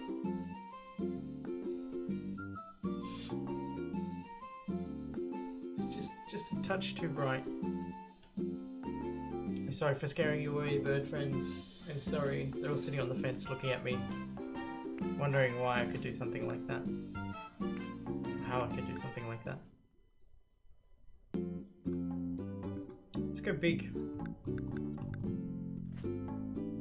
So we can have a look at this. I made the mistake of looking at the sun, which makes looking at all this stuff very hard to see. If you want to know something cool, you can fly under them. I kind of couldn't be bothered making the collision shapes complex enough that that the stalk would get you. So I'm just like, if you work that out, then you get that for free. Why not? If you're down there and you're struggling, then you probably benefit from it. This is good in general, I think. I am feeling like, in particular, this piece of grass looks like garbage on the single one. So let's fix that up. Over here, this one. How did you get to be so low poly? How did this happen?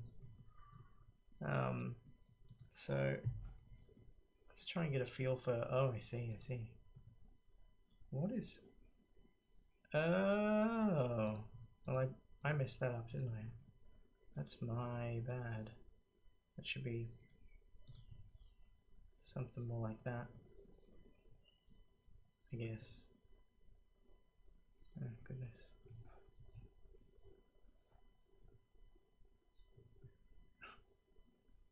My brain can't fathom what this is meant to be doing, so let's just do that.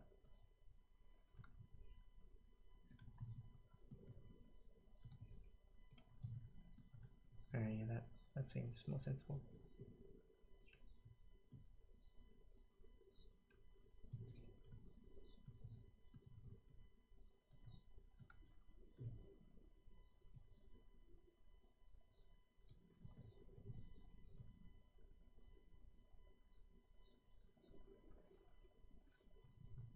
think in general it sort of looks how it should. Still feels very... Yeah, what's going on here?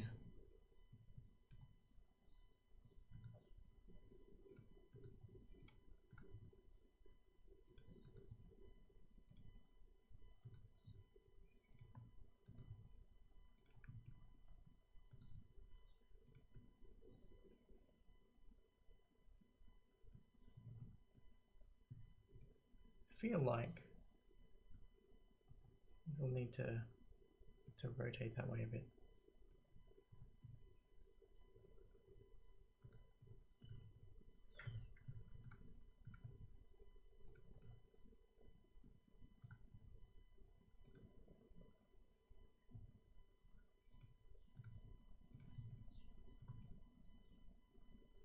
Oh, hello. What's happening here? Yeah, this one got super messed up.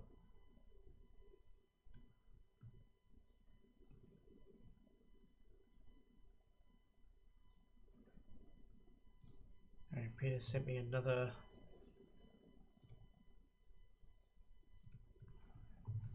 version of that claptrap without the reverb. So let's have a listen to both of those. Let's open them up in VLC. No. What can I open this up with? Let's open them up in Audacity and I'll just triple check that they are the same length.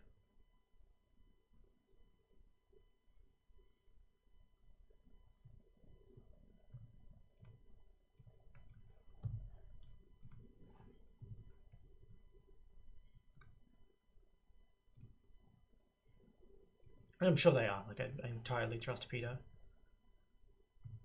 26398. 26398. Yep, that's the same. Good. So delete that one. Copy this one in. Fix up the name. There we go. And delete the old one. Oh, we don't even. Okay, that's fine. Yeah, let's have a listen to this in game now. Did that go in? Adding audio music? Yep. Sweet.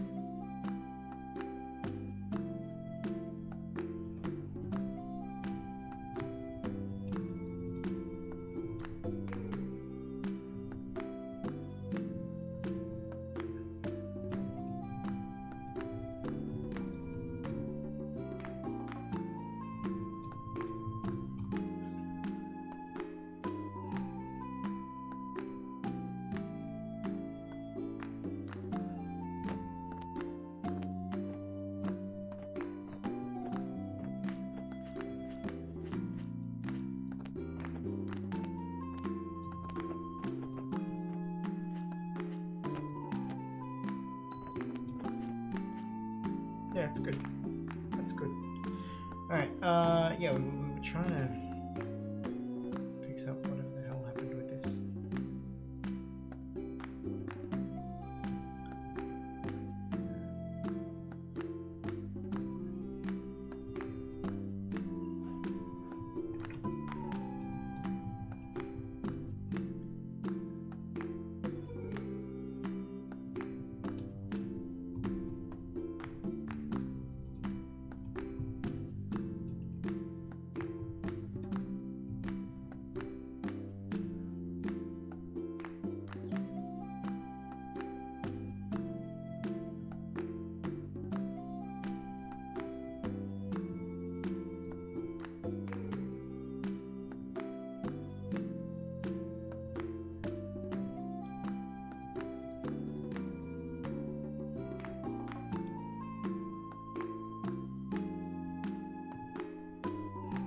I don't actually think I'm improving things here.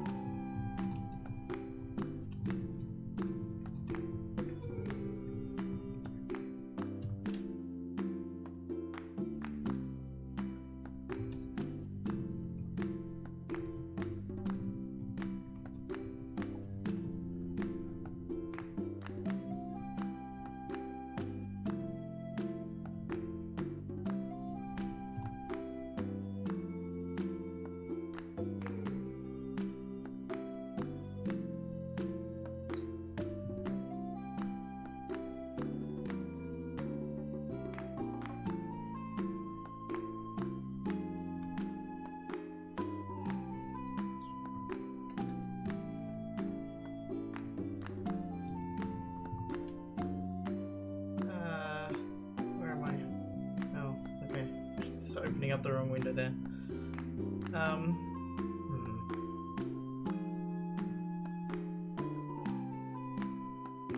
Yeah, so I think the problem is that this is like twisting around in my brain is just not on board with what's happening.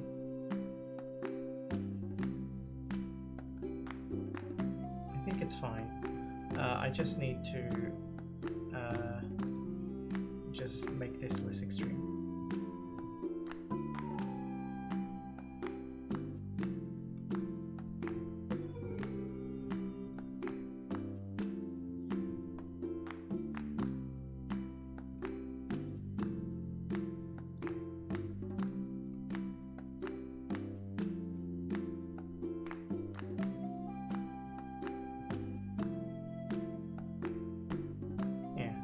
That's less crazy.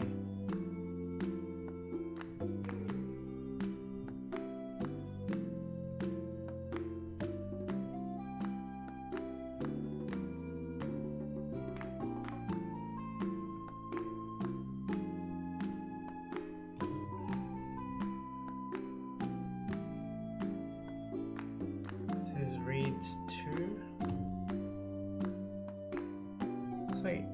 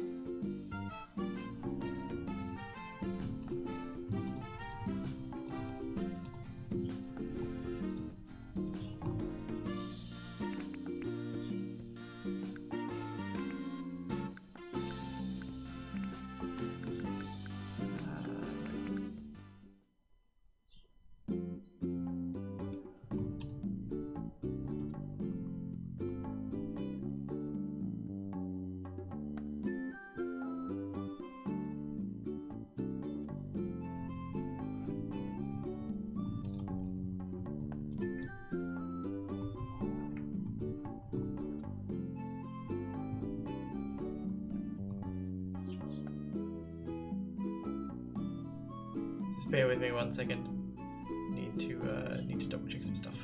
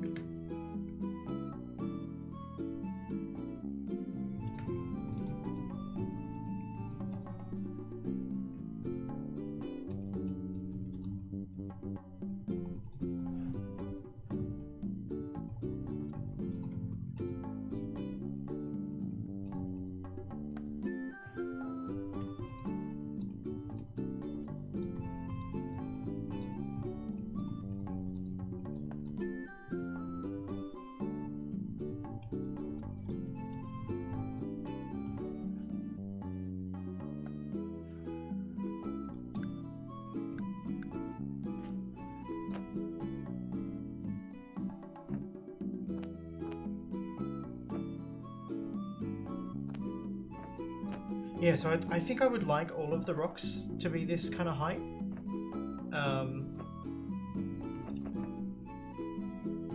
What are we looking for? Oh, I just updated the single one. So we'll find one of those and then we'll see how it looks right after I sneeze.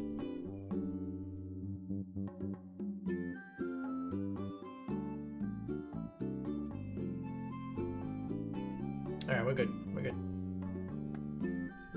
bust any gaskets. Alright, yeah, that's less insane now. It was crazy before. I feel good about it now. So yeah, what I want to do is I want to add a so something I've been planning to do for a while was add metadata where I could set a minimum height and a maximum height, and I'll put a maximum height for the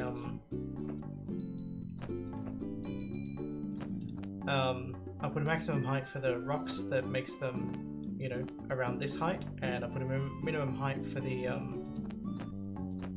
reeds that's going to put them somewhere around where they are at the moment. And that will, I'll just like make sure that we don't end up with, I don't know, maybe a tiny bit lower than this one, but not much. Whoops. So let's go and have a look at what that would need to look like. This would be in here. So height can still be random, but we want a max, or height max, and then a value in there.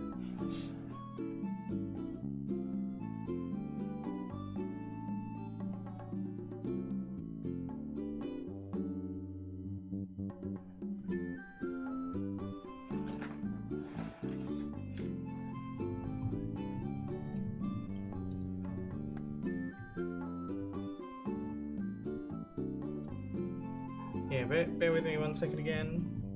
Need to check some more things.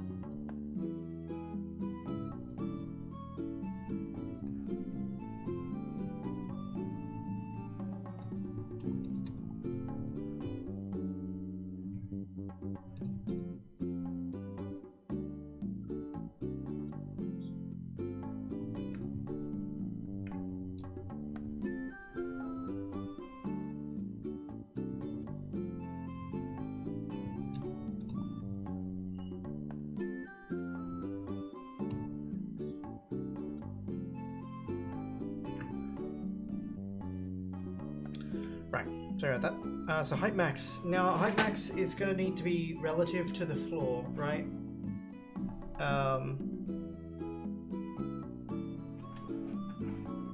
Maybe we should do the floor first. I don't know. First things first, let's find out where our floor is.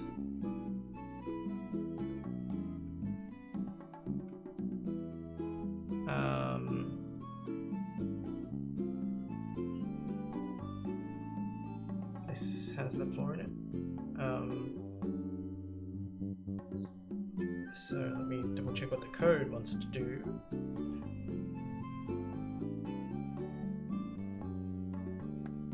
Oh, I see. The floor has no height. That's wonderful.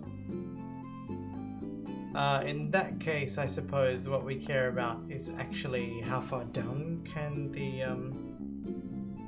is it max height? Oh, we're in environment here. Sorry, I meant to go into player 3D. Or even got player open. Get out of here. We have, I think I've already pushed these out into variables. There's definitely one for height, like the height of the ceiling. So the music is bad egg D percent D, or if we go back to a previous one, bad egg B percent D. Percent D is the string formatting substitution placeholder for an integer value. So if we go back into the code here and we look for percent D, where I'm messing around with this.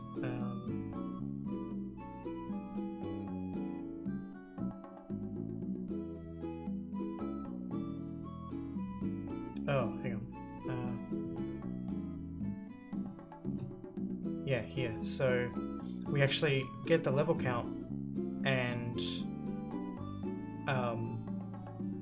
do a modular division by 4, and that will get us, and then we add 1 to it so that we get 1, 2, 3, or 4 from 0, 1, 2, or 3. And then if we look back here in the actual file names, it's D1, D2, D3, D4. So we use the level index, or we use the level number as the substitution for that integer. And then if we are playing the clap track, which we can see down here in the music player,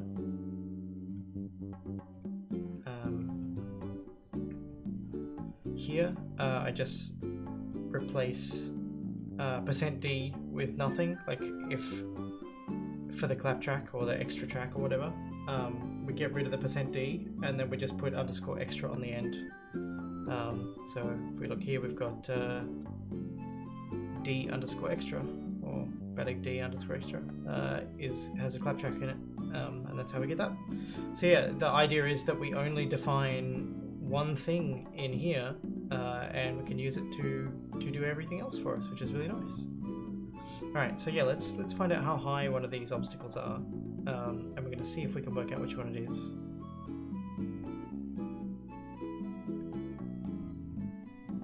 Because I do like how high that...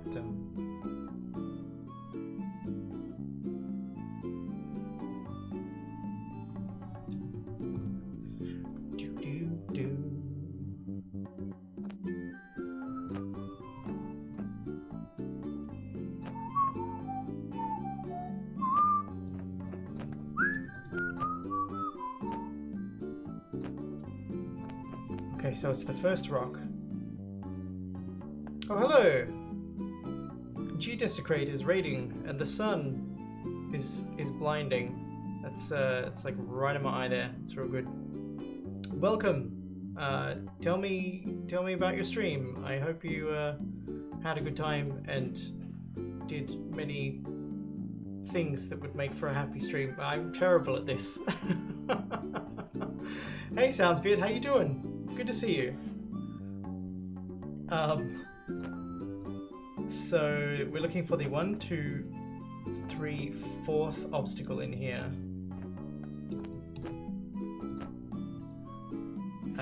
So 1, 2, 3, 4, and we can double check that this is the right one. It's a read. That's wrong. That's a read. Oh, I wasn't counting the top ones. So it's 1, 2, 3, 4, 5, 6. It's the 7th one. Okay, that makes more sense. Ah, I see. Another Godot developer. What are you working on? I'd love to hear about your project.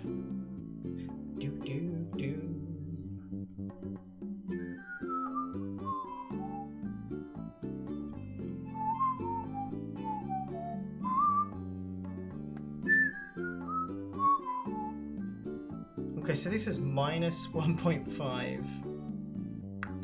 Okay, that's cool. That's fine. Order road. Let's have a look.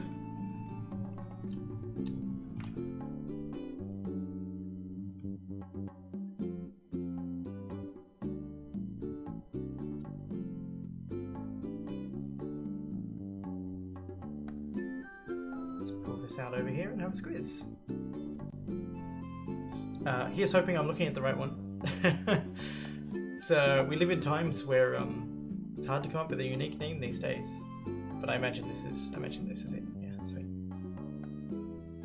Cool. How long have you been using Godot?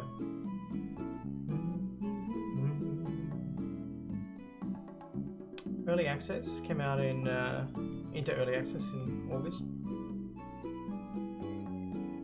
Yeah, I'm digging this low poly,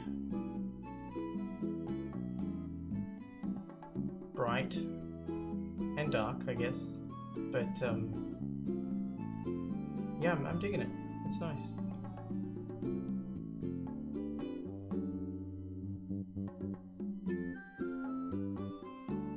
Sweet, sweet.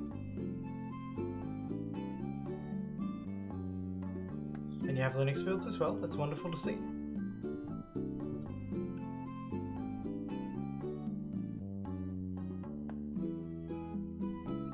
Yeah, it's cool.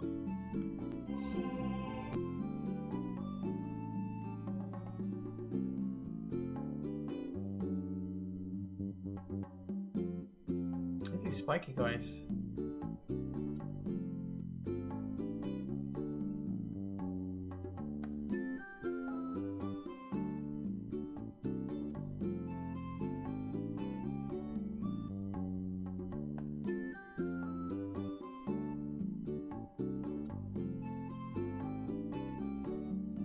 I dig your faces. I think your faces are really cool.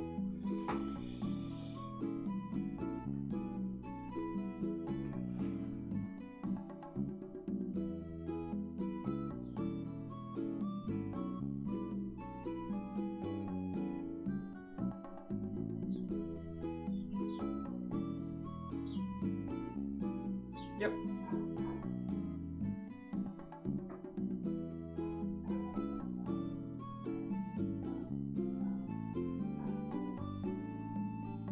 Bad Egg's gonna be free.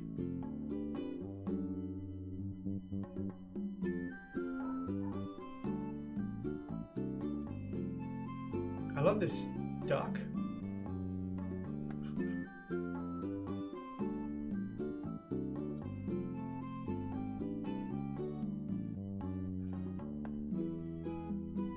That doesn't look like the correct way to use a rake. That looks cool. I really hope your project goes well. That's fantastic. What was I looking at? Yeah, I was looking for yeah, min height. Min height is -5, right? So we're already tracking min height. Past me knew what he was doing. Past me is a champ.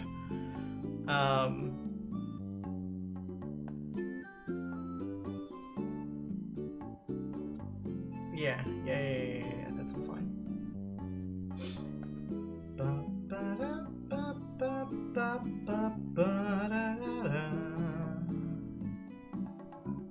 Although, while Past Me was a champ, Past Me was not enough of a champ, I don't think, to keep track of this in game. No.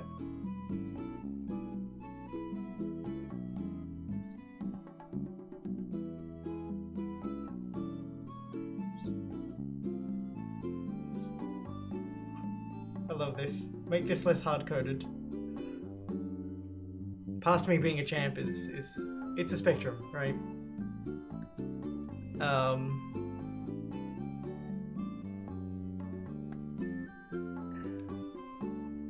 Yeah, so this is not what I want to mess with.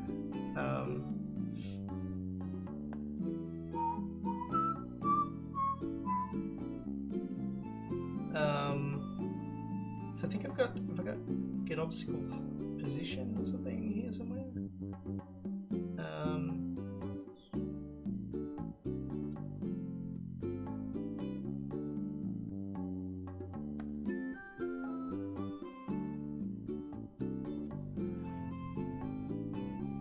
This is going to be height max is just going to be -1 by default.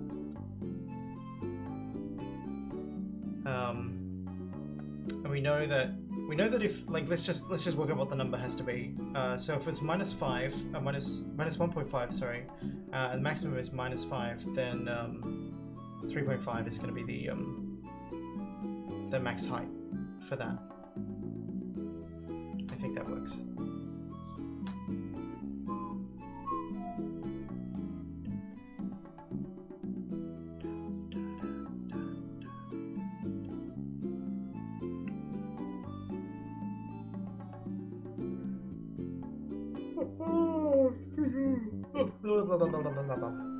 Oh, that's what this is. This is all part of the height scaling. Yeah, that's fine.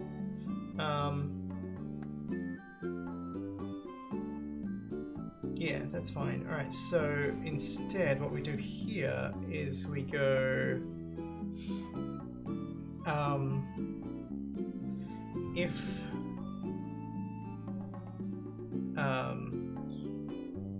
obstacle. Oh my goodness, let's type correctly. Obstacle data max height is greater than or equal to 0. I mean, I guess if it's 0, we can leave it there. Whatever, I don't care. Then pos.y equals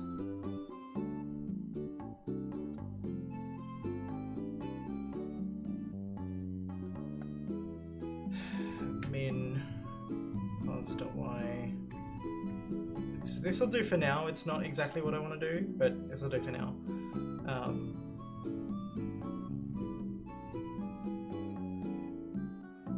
Min height plus that.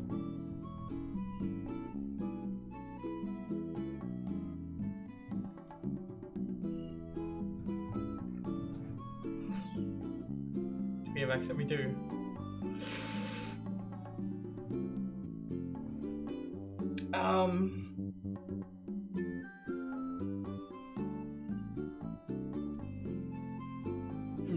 No, that's too dodgy.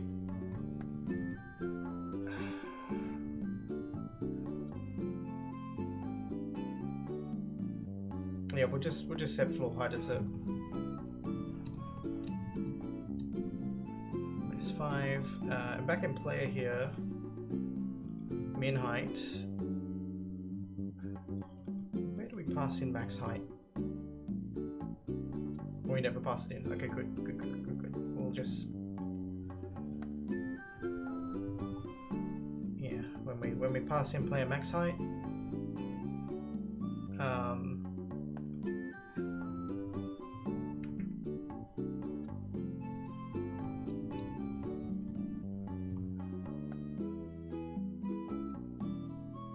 Yeah, that's fine, and that means that now that's all hooked up and we don't have to care. Yeah, alright, let's see if that did what we expected it to do. I think it will.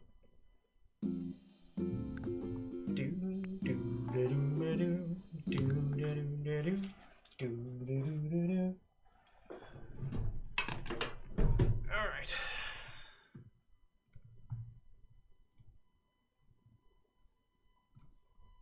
Did we... Oh, okay. Hang on. What did I forget? Did I forget a comma somewhere? No?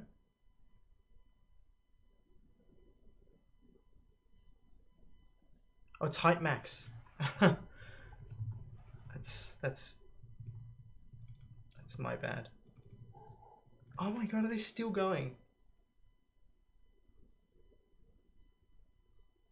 They are. So when I went to bed at like 8 PM last night, I think it was about 8 PM, some neighbors were having some kind of party, I guess. And when wow, the bird cam's looking great.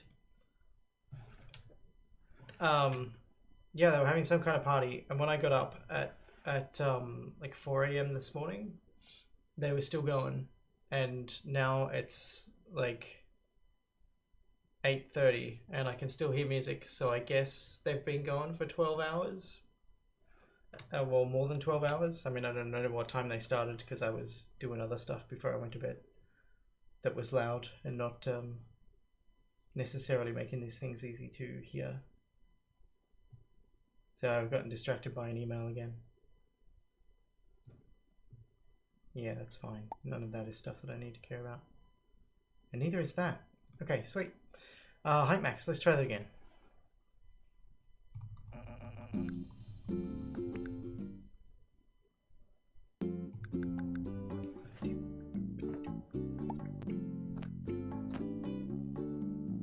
Okay, so that one's low. That one's low.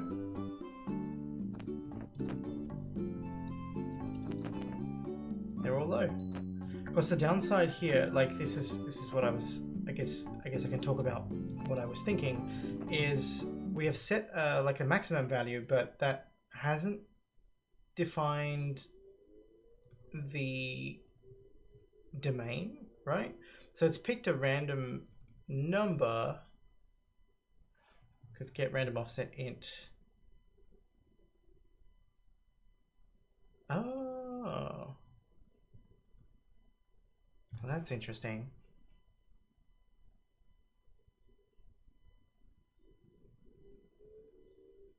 So it's like it's saying get us a random number between 0 and 9 or 1 and 10, whatever.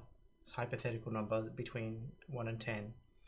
And then I'm saying, well, don't let it go above 2, which means that instead of there being an equal chance for it to be 1 and 2, there's like 2 chances in 10 that it will be 1 or 2, plus another 8 chances in 10 that it will be 2. So it's like 10% of the time it's going to be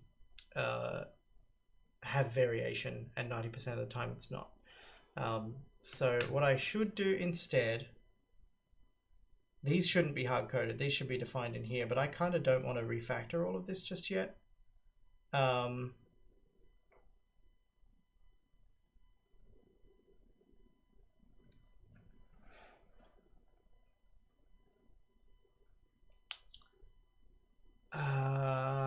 So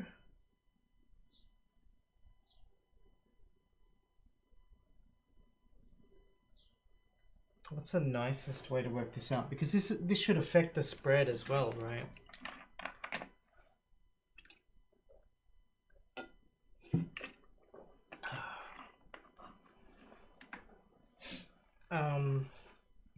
Excuse me. So what we want to do is when it's defined for a low obstacle, what we want to do is shift the domain down to whatever max height is, or up, you know. So like just to sort of hash this out, what we would want to do is we'd want to go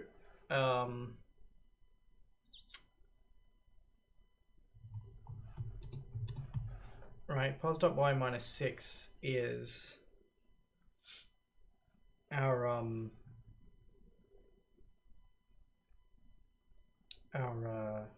thing, and then it's going to be plus or minus 3 from that. So what we want to do is change this to max height, well, plus 3, I think. No, minus 3.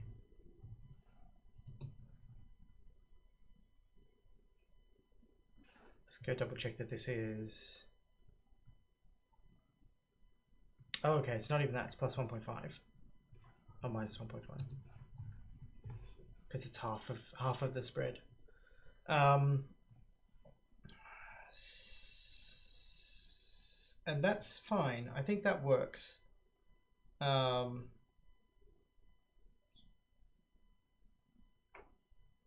so what we do here is we go if pos.y is greater than floor height plus this. If it's not, then we can keep it. Then pos.y equals get random offset int. We'll work this out in a second.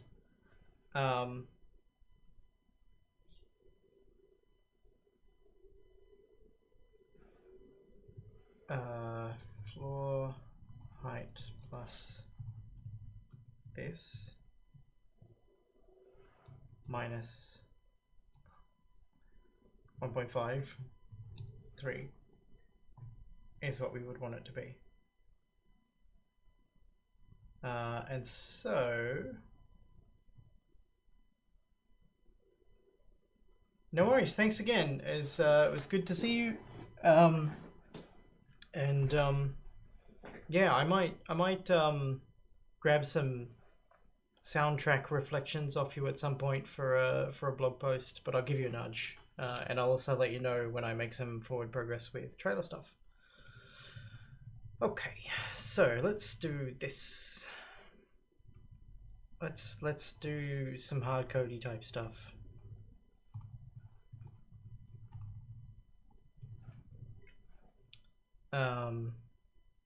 Well, hang on, no, we want to keep this, right?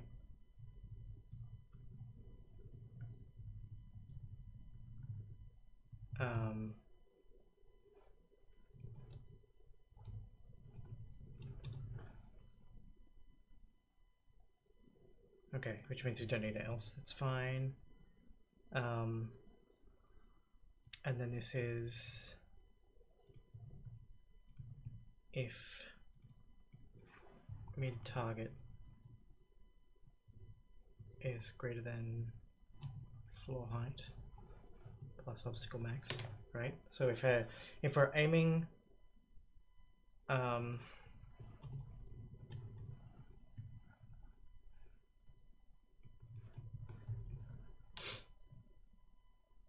okay.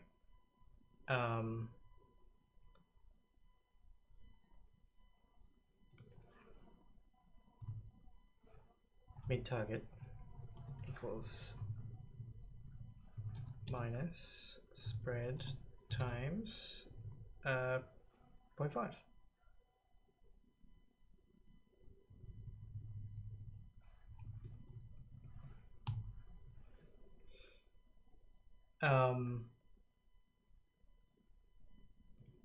But what I also want to do is if spread is greater than max height, no, hang on. If spread's greater than like the height above the floor that we are, then spread should equal that divided by 2. Let's divide those by 2 because that's going to be easier to pay attention to. All right, I think that makes sense. Let's get rid of that. Right, so what we're doing, we're saying if it's defined, if it's not defined, then we just keep our initial values, right? If it is defined, then we check to see if our current target is already above the max height, because if it's below the max height, we don't care.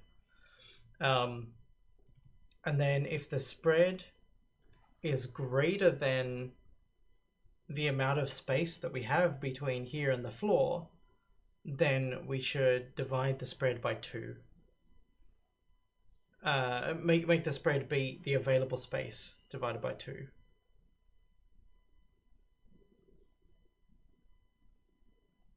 Because that means that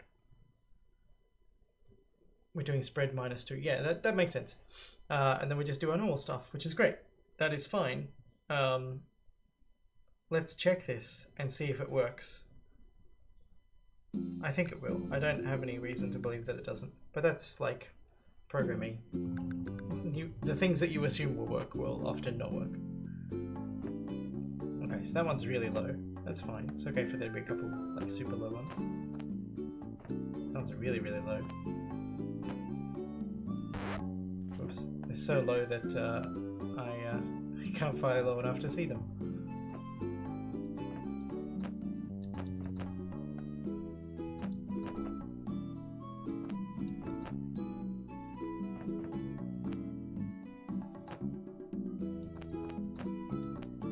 Alright, I think maybe I did mess that up.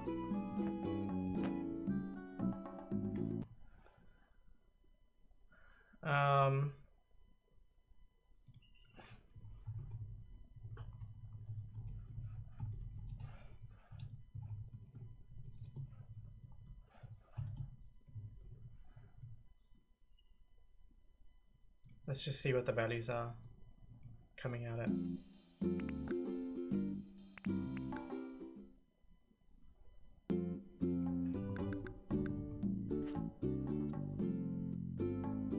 Did we end not end up with any.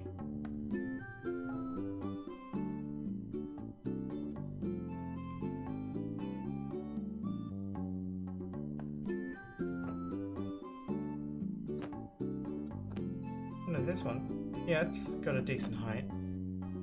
That's lower than I would expect. This is the point where I'm like gonna be second guessing everything we come across. Yeah, that's what I want to see. I want to see more of this.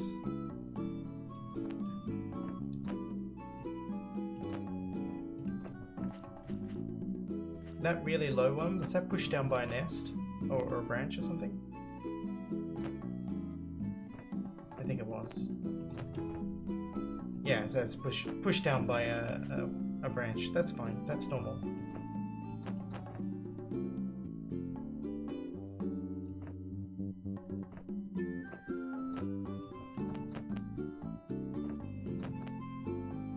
Using minus 2.5 with a spread of 3. Oh, I know what's going on. I think.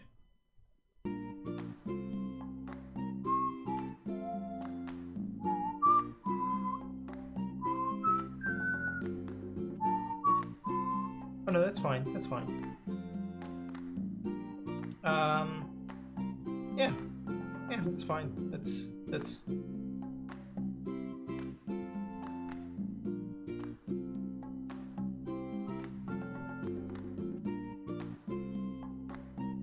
although I feel like that should be minus 1.5.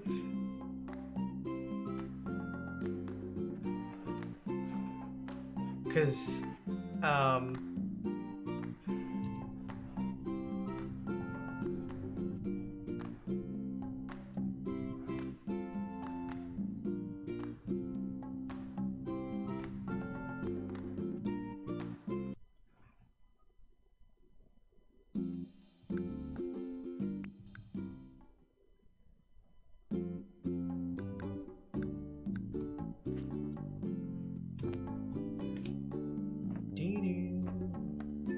sorry, I'm like just playing instead of looking at the stuff I need to look at. Okay.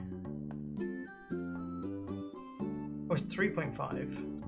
And 3.5 is greater than 3. So subtracted 1.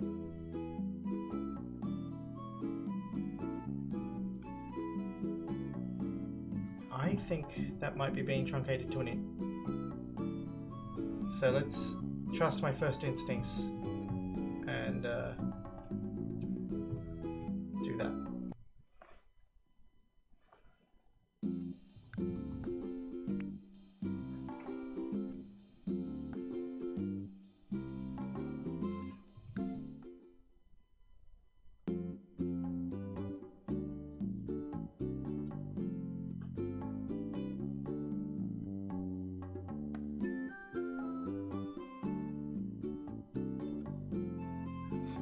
Is that what it was?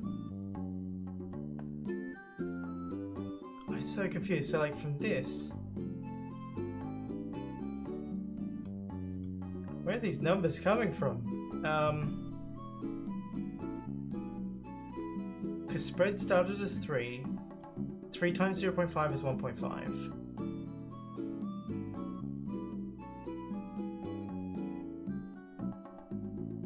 Oh, we're adding the floor height on, which is minus 5. Okay, no, that's fine. That's fine. I'm just confusing myself by not paying attention to what I'm doing. It's fine. So yeah, we end up with a few like low rocks there. I dig it.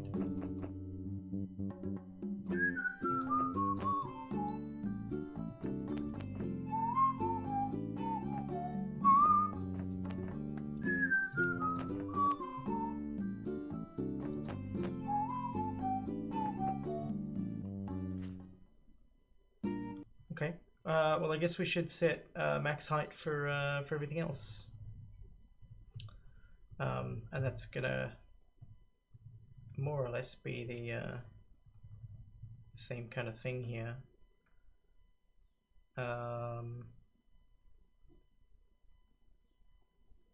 Except that's now going to be minus 1, and it's going to be 6.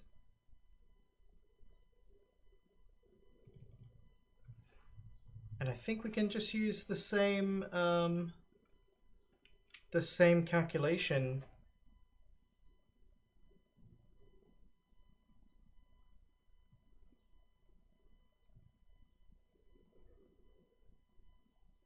Yeah.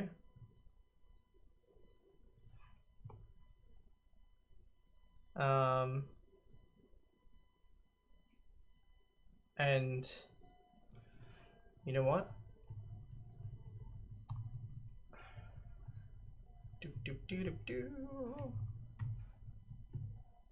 That's fine.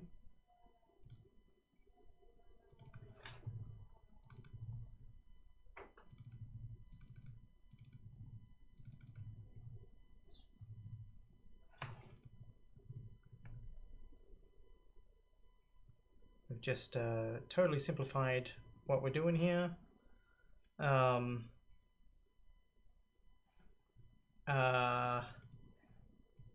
then we don't even need this in here anymore. This can come back. Look at this.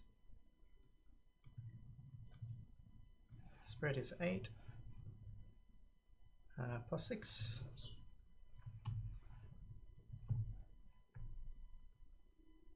Nice.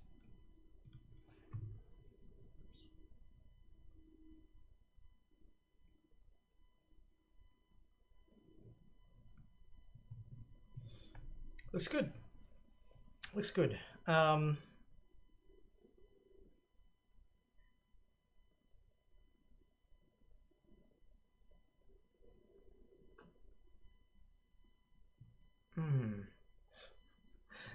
This is going to get slightly more complicated if I add a min height.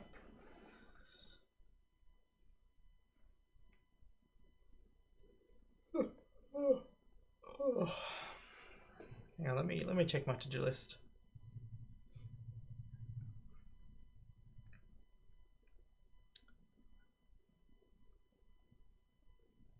Good. None of this is in my to-do list. You know what? I didn't think I'm going to do the wide top bush variants. Let's just take that off the list.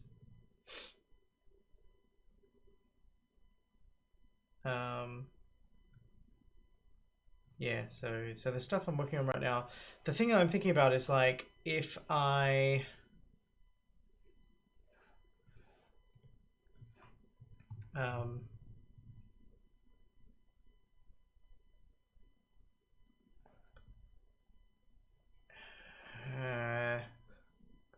I kind of do want to do a min height here. But if I do min height and I do max height, a max height and min height can happen together, then I need to like find a way to separate out this spread calculation.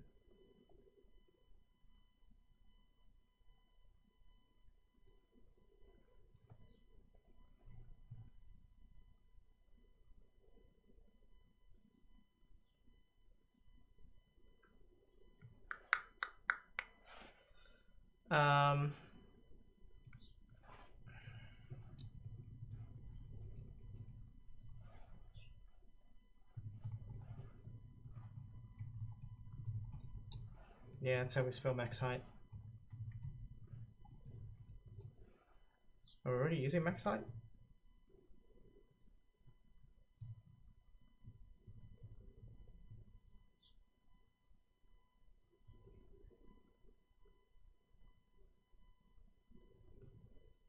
It's very confusing.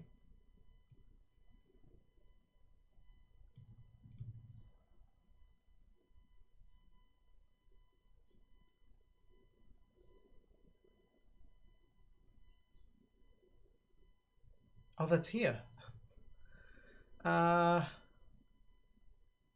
Okay, that's fine.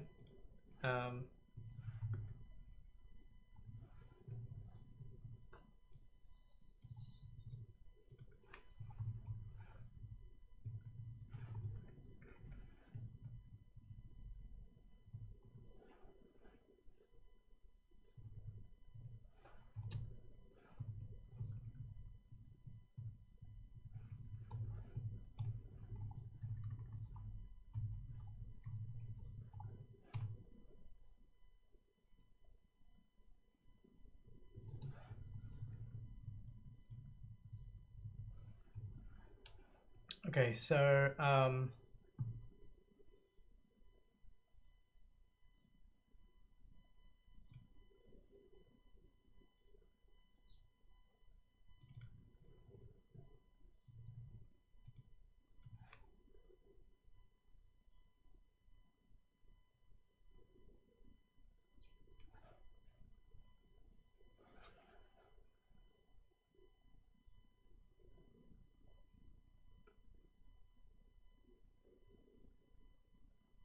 we want a min height can be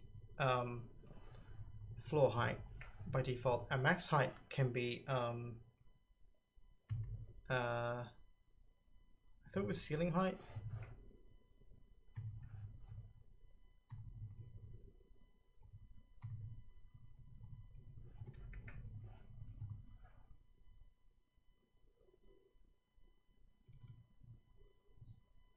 Oh, it's mid height. Jeez.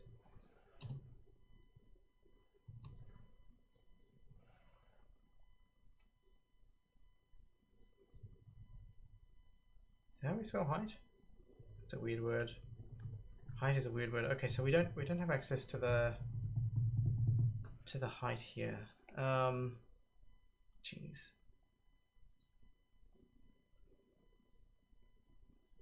Let's just do mid target times 10. It's like we're just putting values in here that are big or small enough that the initial values won't interfere with them. Okay, so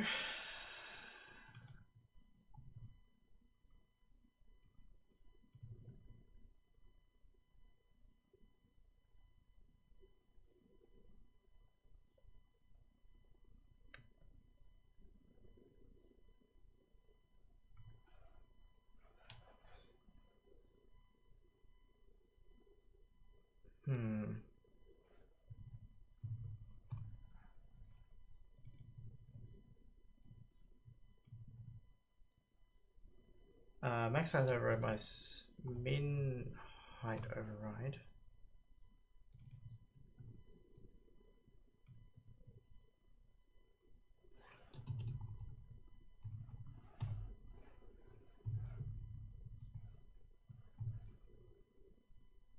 So the spread now becomes half the domain if it's greater than the domain that we have available.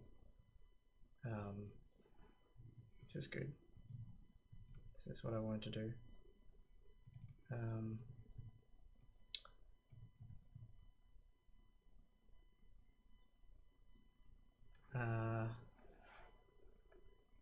That weights it to the top, but we want something in between, like in the middle of those two. So we can do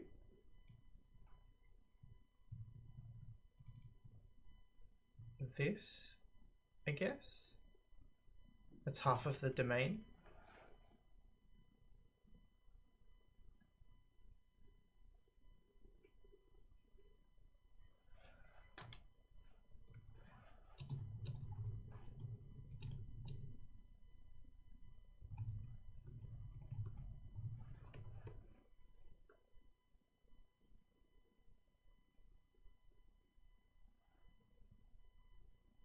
That works.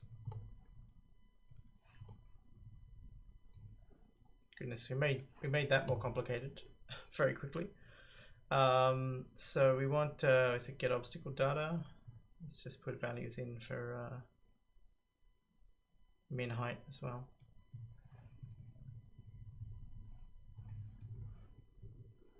So -1 means like an invalid value, and we need to kind of differentiate that between like an actual value, which is why we're using an extra variable here to calculate that. So what we can do is we can say that this is normally pos.y. What is pos.y coming in as?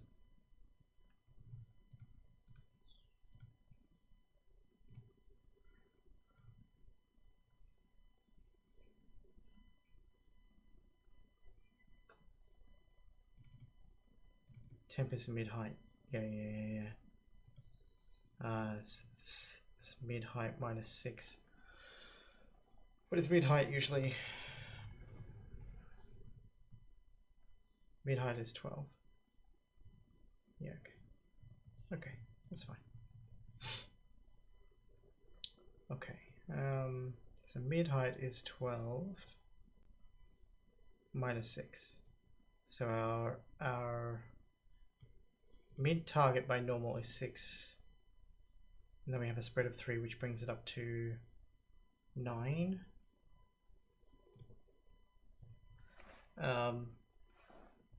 But that's going to be 9 above.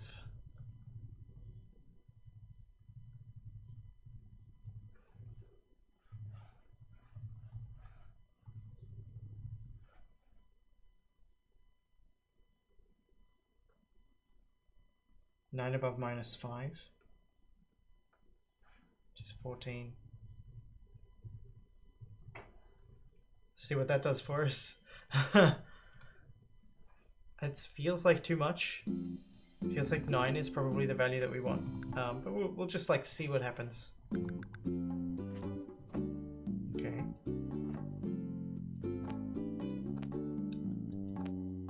One of the problems with testing random stuff. Ah, here we go. That's definitely too high. My instincts were correct.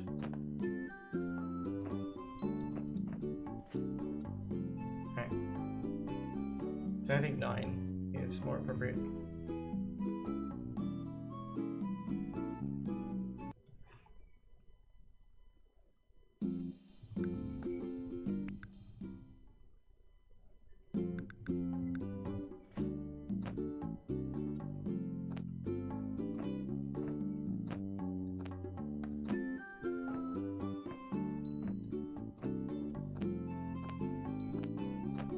That's 9.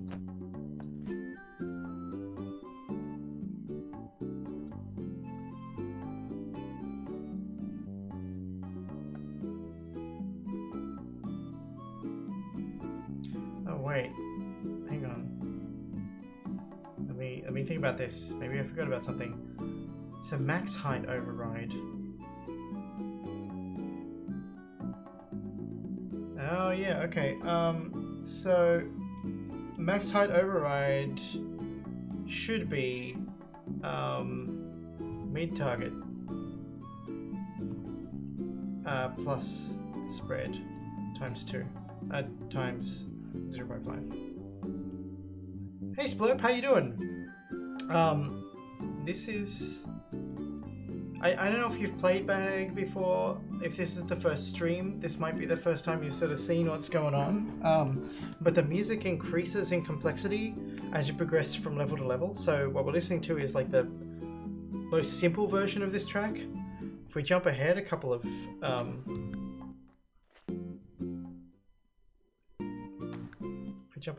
things, we've got more instruments and a little bit more variety going on. So let's enjoy this.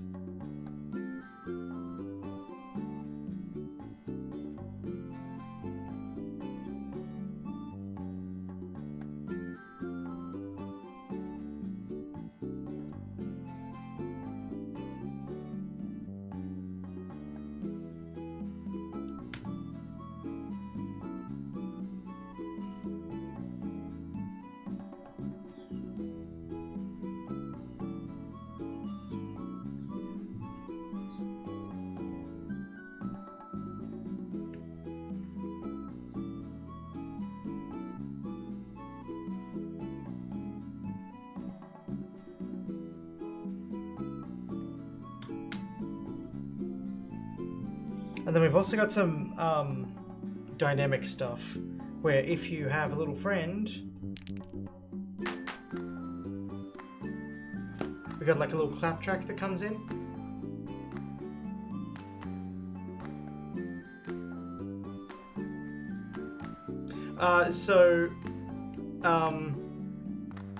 All of the increasing level variants are pre-baked, as it were. So if we look at our list of music tracks here, this is D. D is the set that we're listening to. So D extra has the claps in it, and the others have like just the entire music is in there. No worries, Slacks. Thanks for dropping by. It's always nice to see you. So when we define these in the config files, I don't know how readable that is. I guess I can make this a bit bigger while I'm looking in here. So the music is defined as badegg_d %d. Oh, my mouse wheel is dying and keeps giving false positives. But that %d gets substituted with whatever the level number is, so that we end up with 1, 2, 3, or 4, depending upon what level of the zone we're on. Yeah, so that's kind of fun.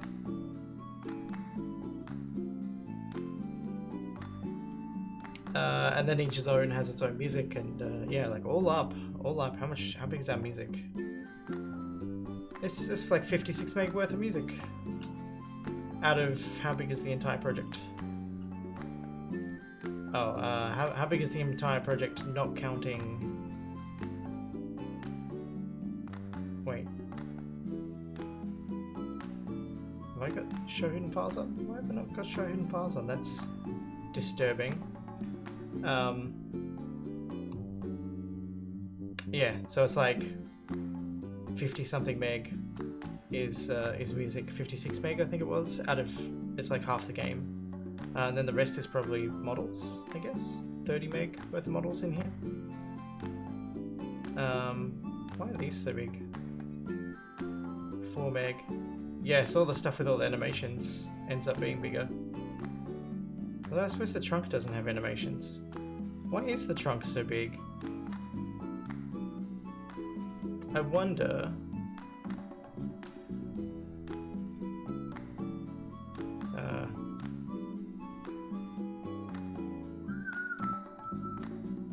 I guess they're higher poly than other stuff usually is. I suppose that's what's going on there.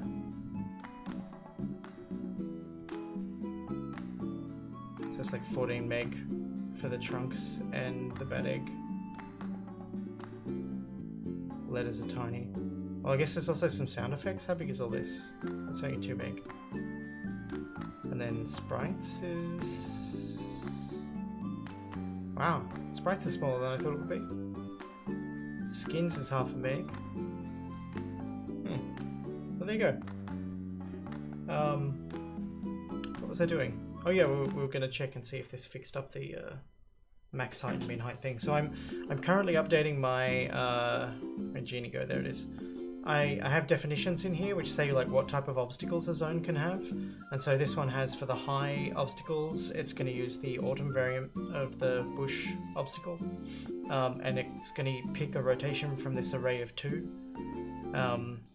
If there's no rotation defined, it'll just be random out of 360 degree rotation, and that rotation's only along the vertical axis, so it's only rotating that way. And then the middle things are the middle autumn bushes, but the low ones are these, like, got some reeds and stuff and rocks and things, and so I've been updating it so that I can set a maximum height and keep the rocks really low, but I want the reeds to have a minimum height that keeps them up high, and that's what we're experimenting with now. These definitions are new, and I've had to just in the code here write some stuff for processing, like if that maximum or minimum override is present, then we want to start looking at whether or not that domain defined by the maximum and the minimum is something that the target that we were already aiming for is within. Oh, you know what else?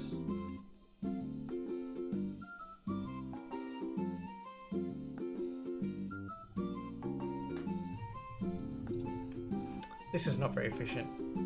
I just realised I wasn't taking into account the spread. That should be minus.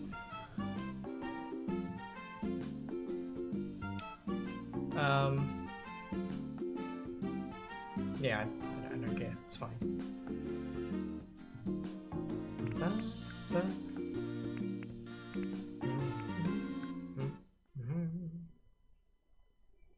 Hooray. Division by 0. Did we really end up with a 0 in here?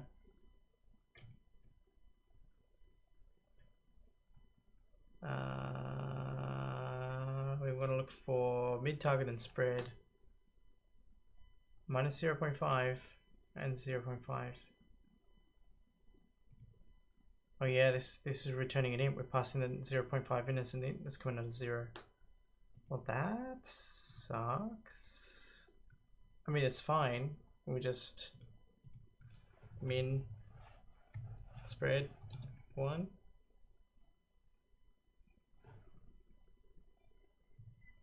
Well, hang on. Let's think about this. If spread is 0, then just return base. Like if there's no spread to be had, there's no variation, just return it. But that shouldn't have been 0.5. I don't think.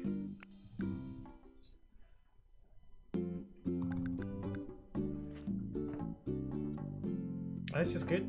Looking good. Everyone's in the water. That's fantastic. What happened here?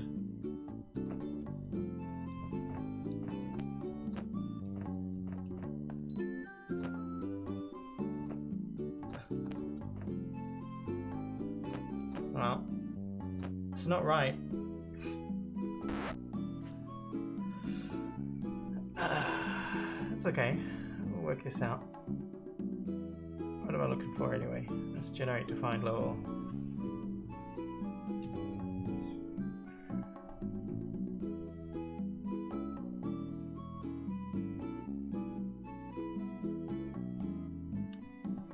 So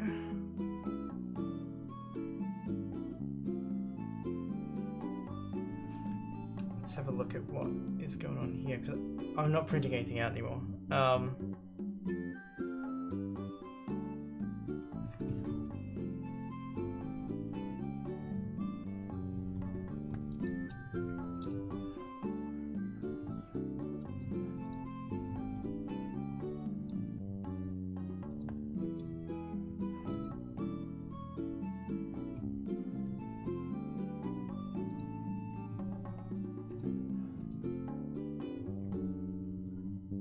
Okay.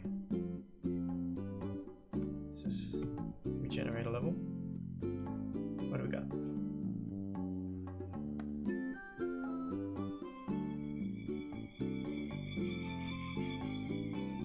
Spread should always be positive. So min of 9, max of 7.5. That is wrong. So what we need to do is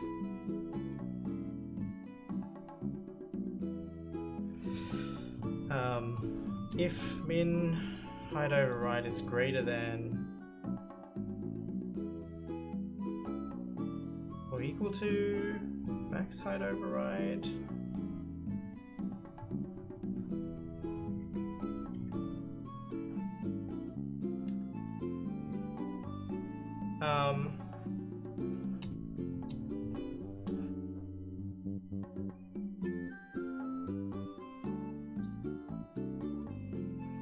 I don't like doing that.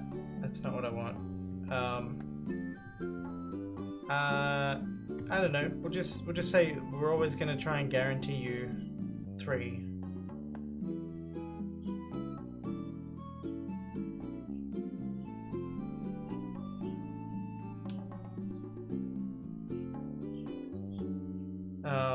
And then spread here is going to be an absolute value, so that we've always got a positive.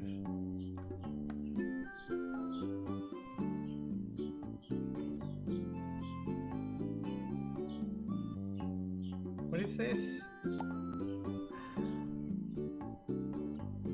Min, max. So we've got mins that are bigger than maxes. Oh, I see it, dude. Like, that's not what we want. We want,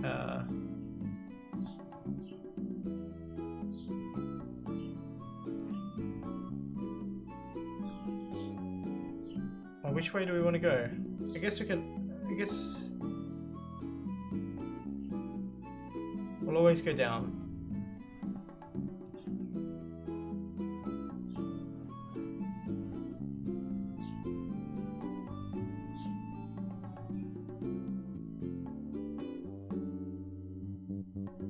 No.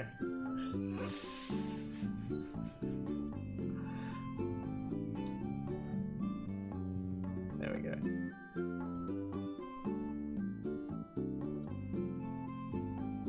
Okay, so now we've only done it twice in this level.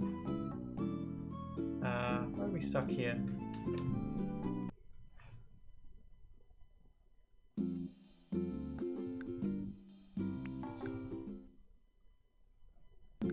I think it had busted at one point and brought up the debugger and interrupted the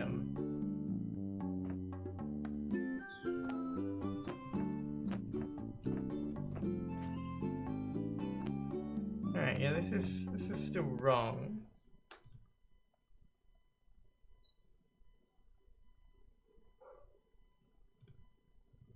Oh, hang on, mid-target.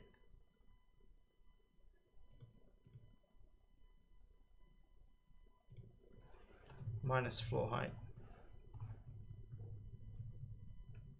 Maybe that's what's going on. Because I think we're falling back to using the max and min height when there's none declared.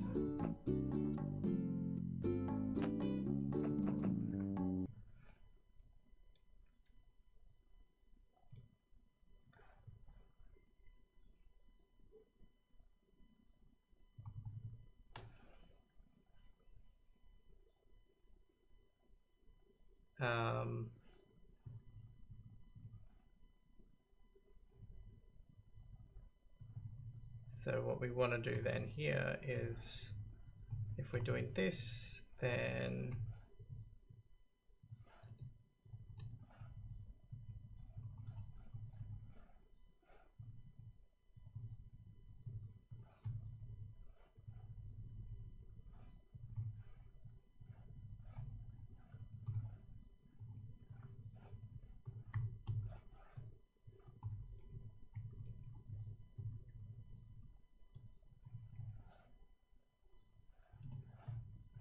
what do we want? We want obstacle dot type, print the obstacle data, and then also recalculating without overrides, because this is what's happening.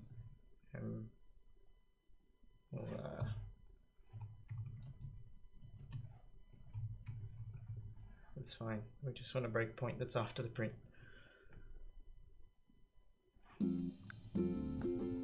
We'll fix this. It'll get fixed.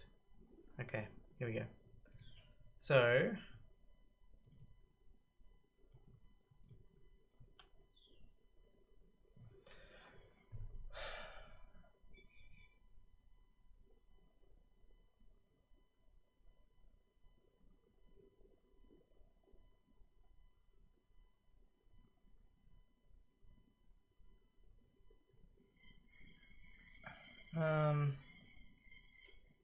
oh, actually we don't want to take those into account. It's already taking the floor height into account. So let's print some more junk.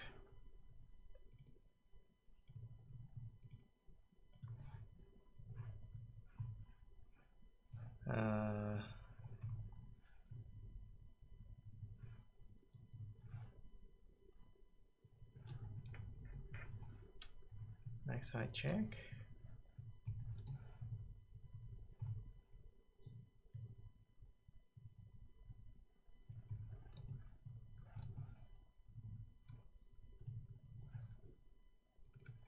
Min height check.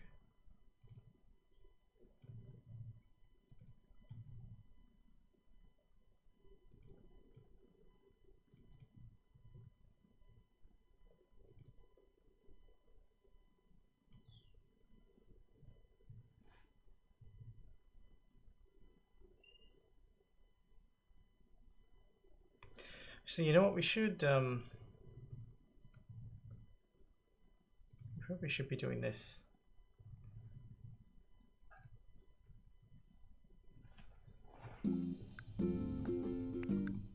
That did cocky me like 10 minutes ago was going, oh, it's like I can't think of anything.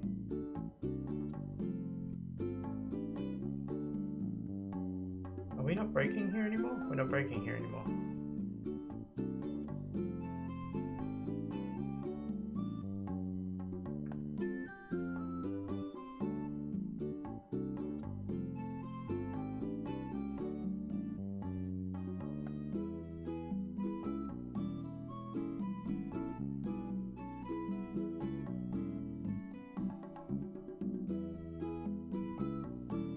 I mean,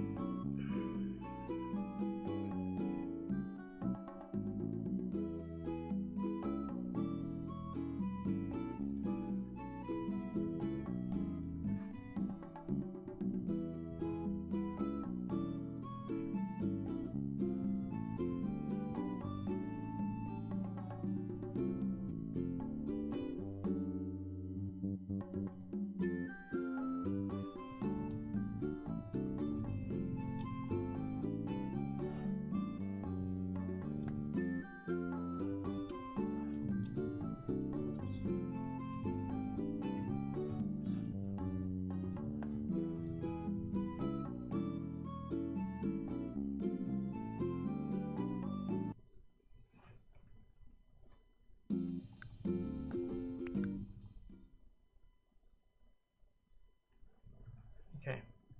So let's have another look at this. Our initial mid height is 6 and 3, which is what we yeah, that's this. We're doing a low obstacle to start with, and then we're ending up with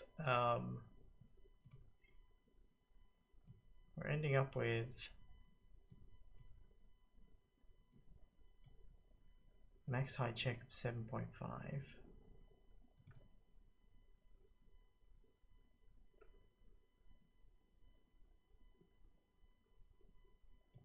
Is greater than the max height.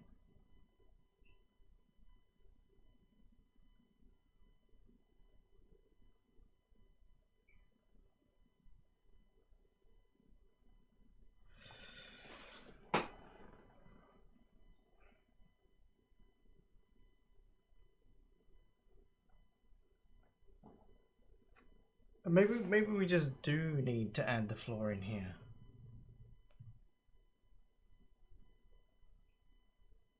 Or not add the floor in here.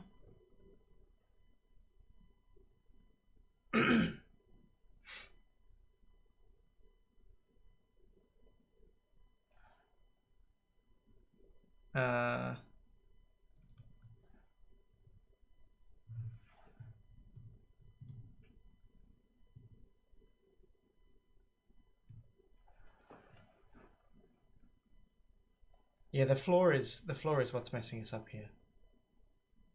Because mid target already has the floor taken into account. Excuse me. If we load a value in that doesn't have the floor taken into account. So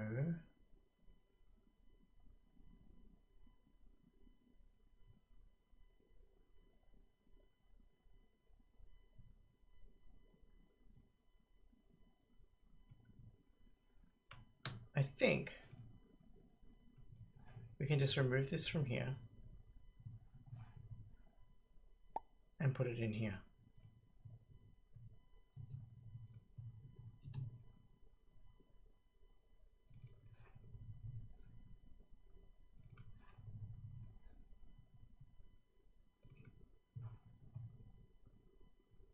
Yeah.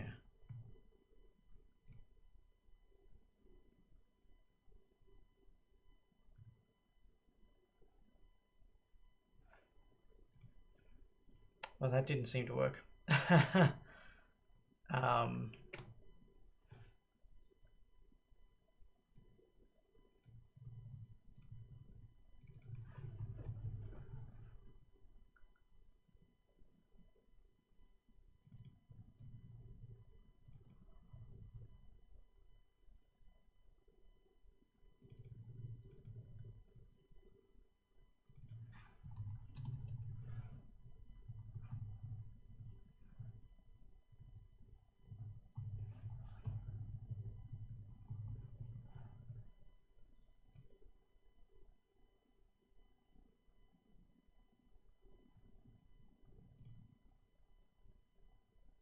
Okay, yeah, it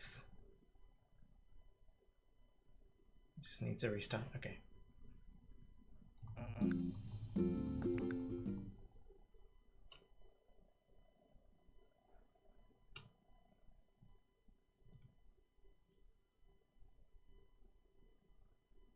Okay, yeah, that looks right. That's a max height check. Yes. Oh, this is... Wait, no. Oh, this is not fine.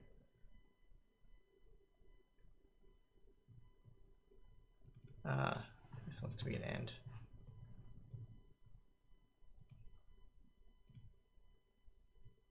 Crash detected. Sad face.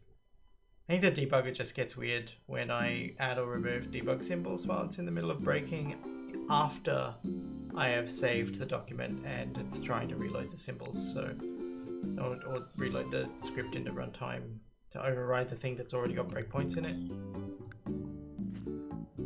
Alright, so let's have another look. That looks good. Top one looks good. Mid one looks good. That's too low. Oh, but that's been pushed down by a nest, so that's fine.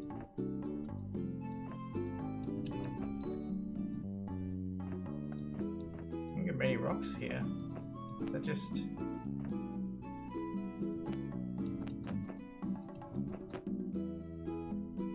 Ah, okay. Take us to the next level then.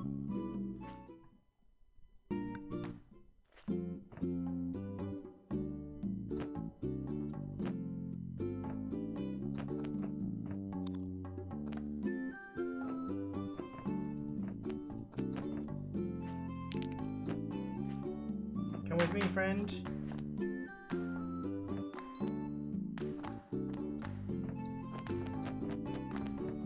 Why are we not seeing any rocks? Are the rocks ending up too low? Is the question. The answer is probably yes.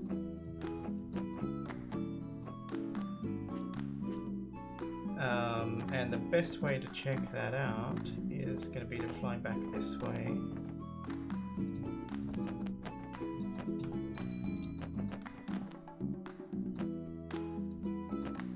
Come here.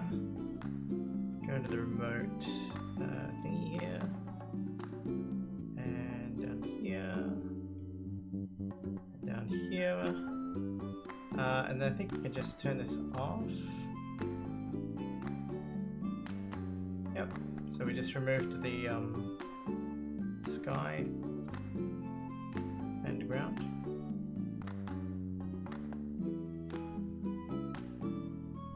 And if I zoom out far enough, we can see that there's a rock down there.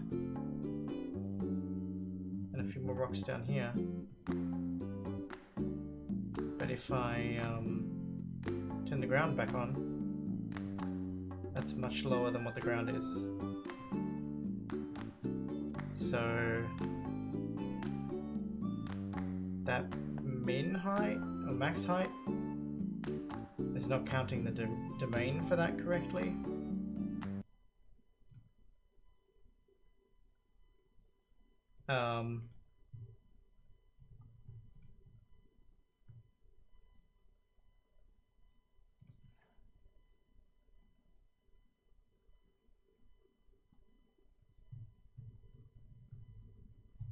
And here I guess we can just say if min height override is less than floor height. That's min.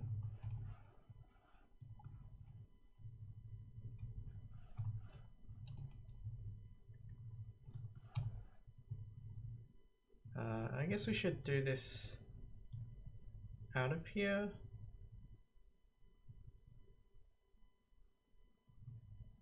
Maybe we should do this all the time. No.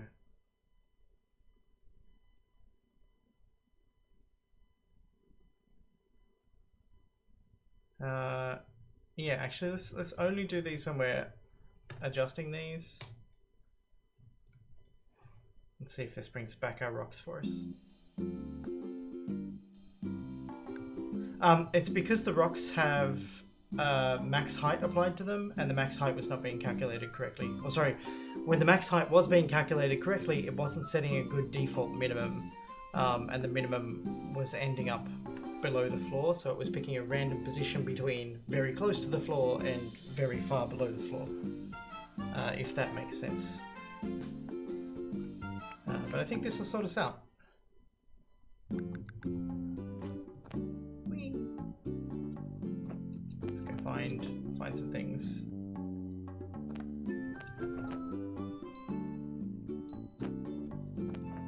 Not looking good so far.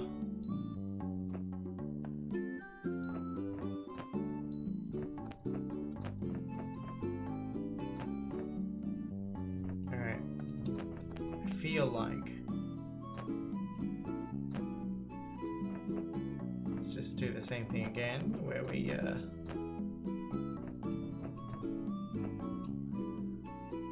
turn off the floor.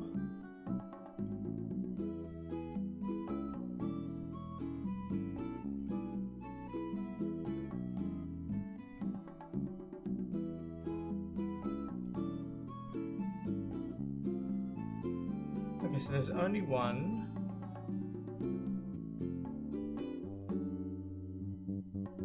And it is definitely too low.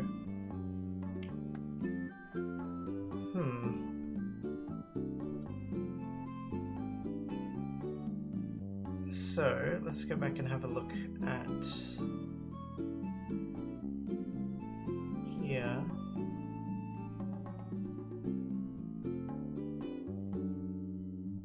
Yeah, look, min is greater than max at this point.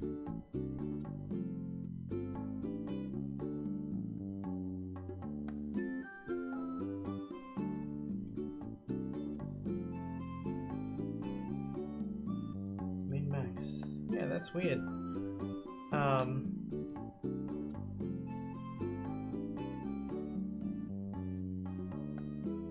So the min was already 4.5.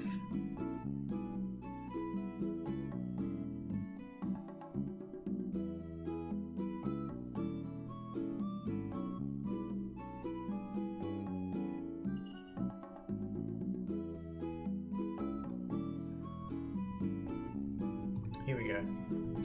I'm just not paying enough attention. So if it's greater than the max, then min height override equals max height override minus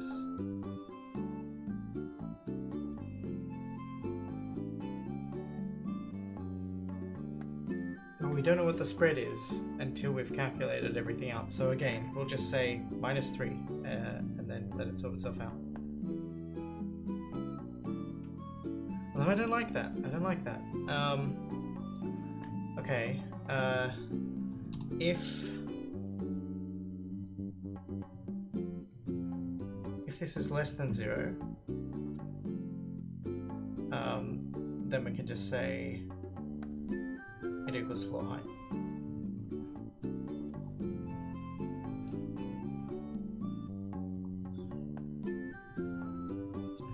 Does that make sense?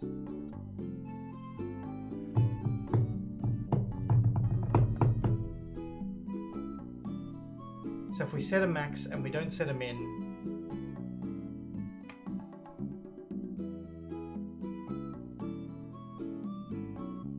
yeah, I think this is fine.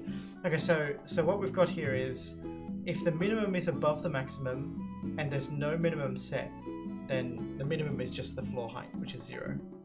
Otherwise, we'll just set it to the maximum -3, an arbitrary number that will give at least some variation. And then if the minimum height ends up being less than the floor height, then it should be the floor height. And I think maybe we can afford to do that over here, regardless of anything else. Like, there's no time that we want the minimum height to be below the floor height. And maybe we should do the same for the max height.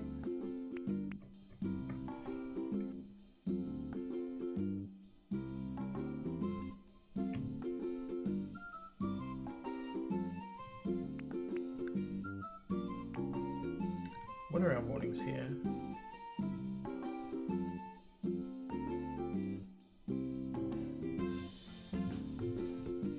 That's one. And then we had this eye that I was breaking on.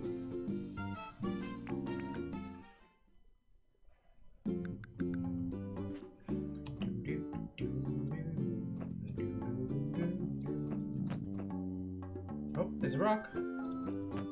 It's a little bit lower than I'd like, but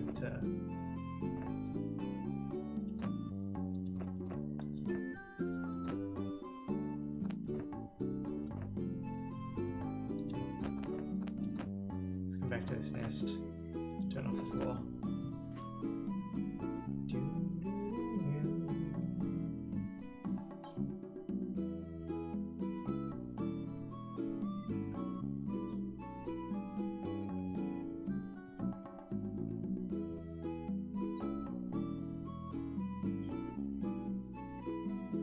Okay, well, that first one was visible. Let's go see if the other two are visible. Turn off that.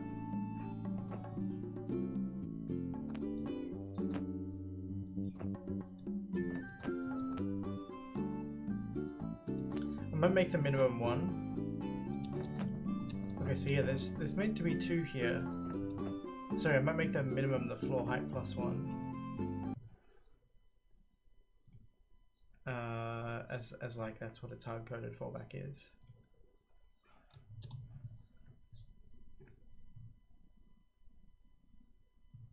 Or even plus two.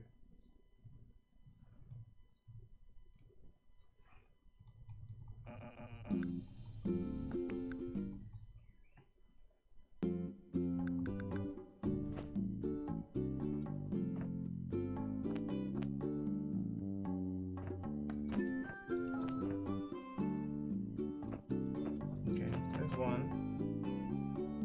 Still feeling kind of low there.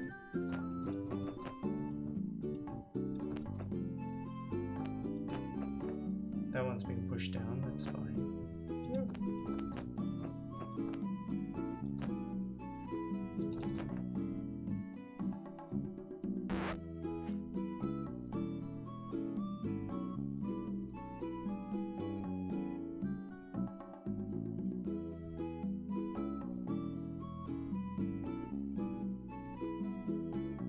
Okay, there is only one. Alright, that's fine. Let's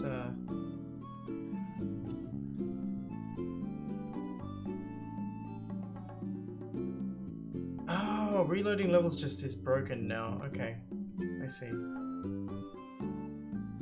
Not gonna there we go. Okay, we got some stuff going on.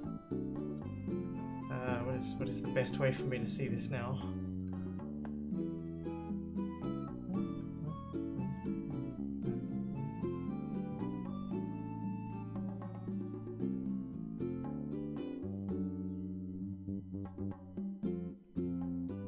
And then, I don't know.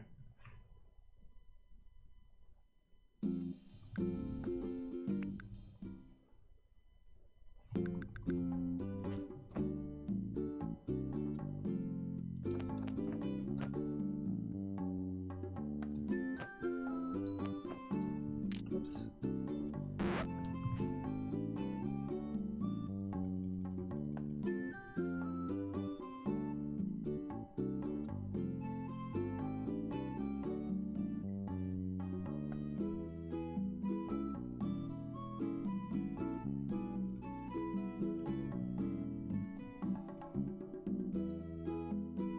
Okay, so we got a bunch.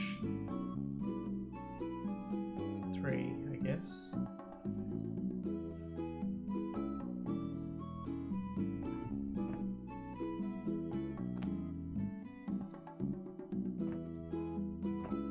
Oh. Okay, so there's one. And there's another. Alright, let's turn the floor back on and see how visible they are. Not at all.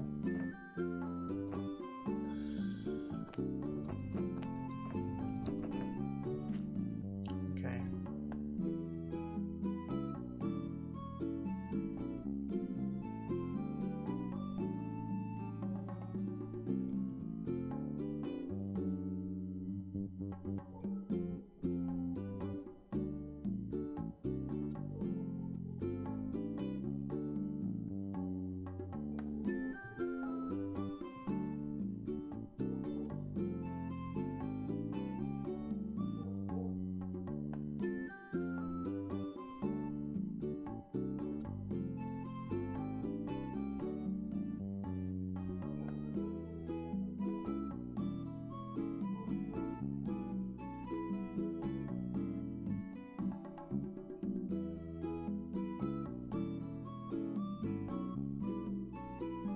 Wait.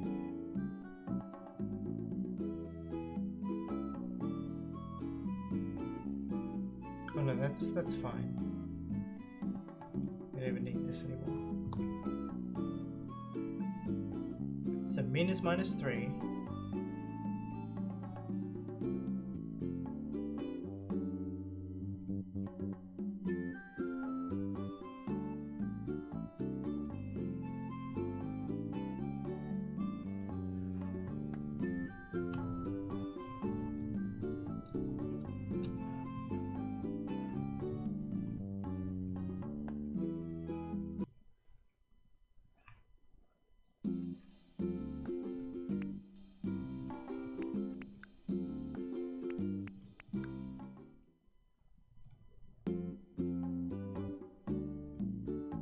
Get a dove.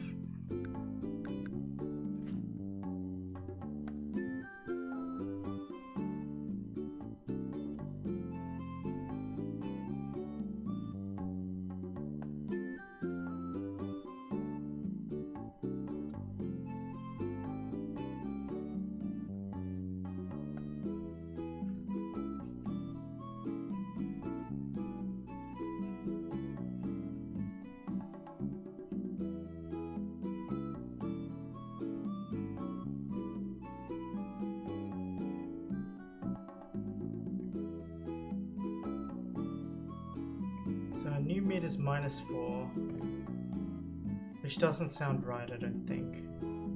Our new mid should be 2. So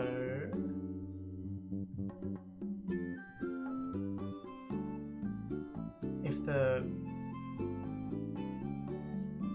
minimum is -3 and the maximum is 1.5,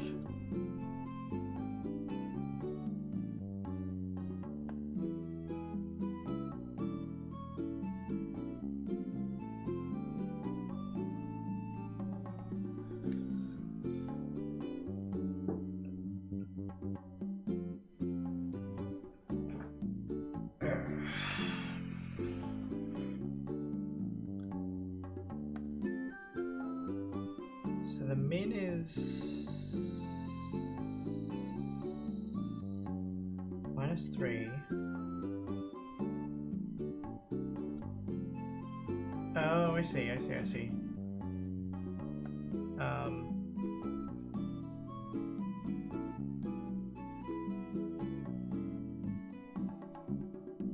min is -3. Max is Let me make sure that my maths brain is working this out correct. So -3 minus 1.5.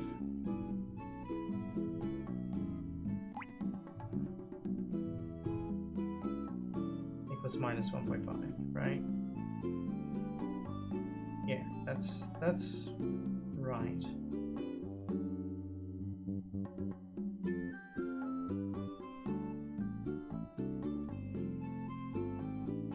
So that's the difference. And then -5 plus.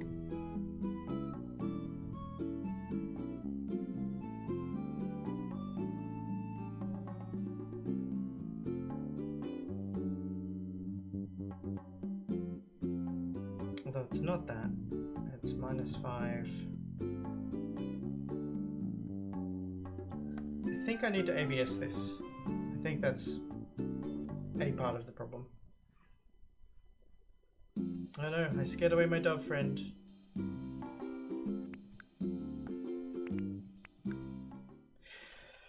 Ugh.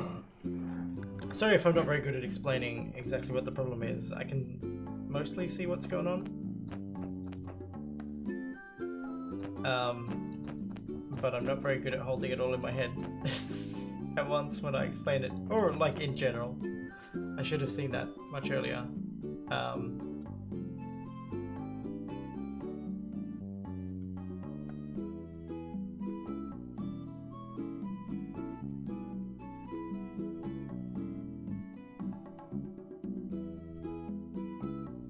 Okay, we've already passed a bunch.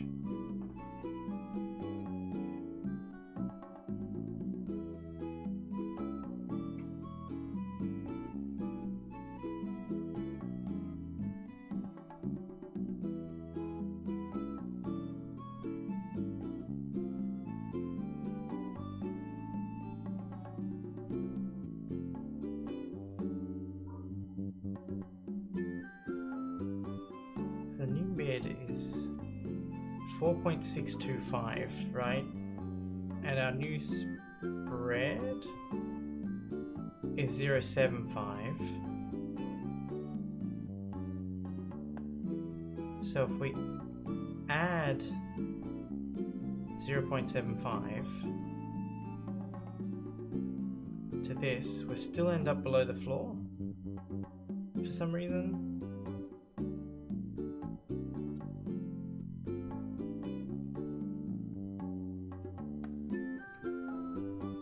This is spread.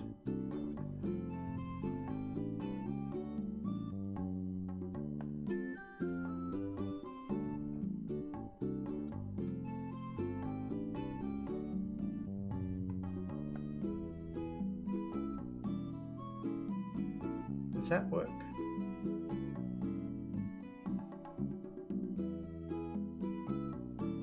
That doesn't work. That's not right.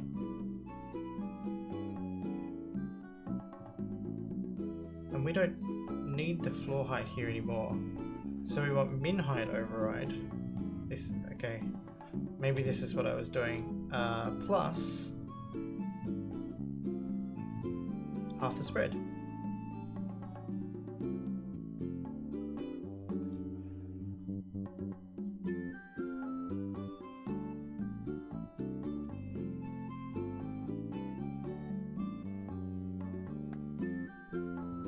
Actually,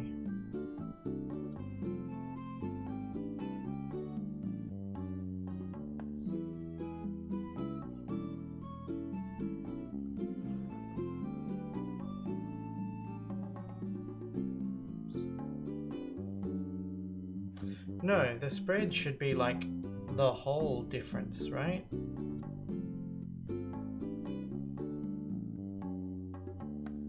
We still need ABS there. And this needs to be ABS as well.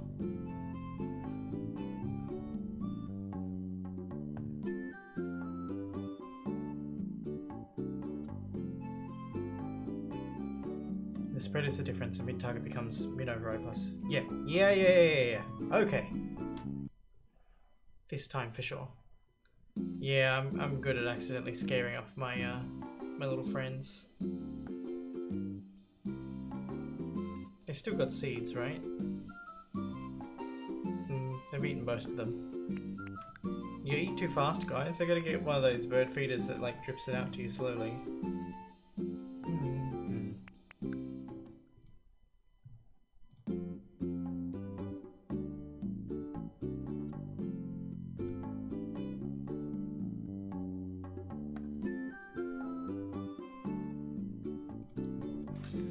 By the way, Splurp, if you would like a key for Bad Egg, you are welcome to receive one.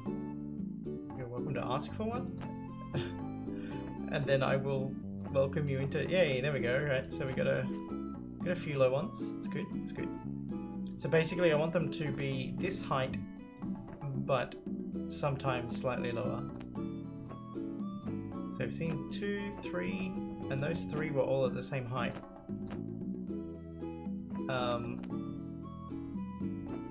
But that might be my own doing,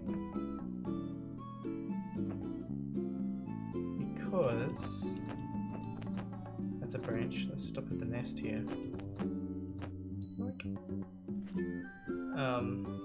Let's turn off the stuff again.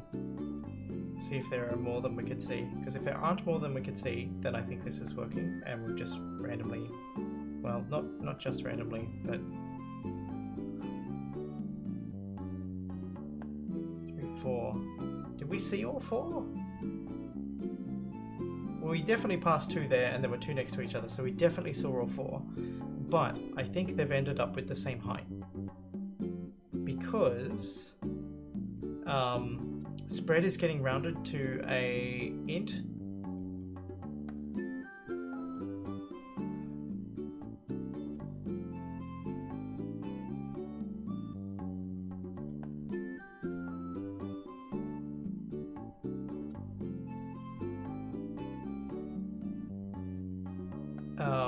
Which just in general means that the domain that I've specified is too small.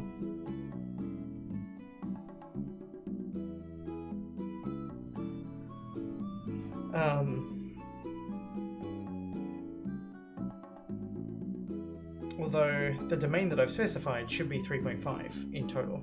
In fact, what we can do is do... Wow.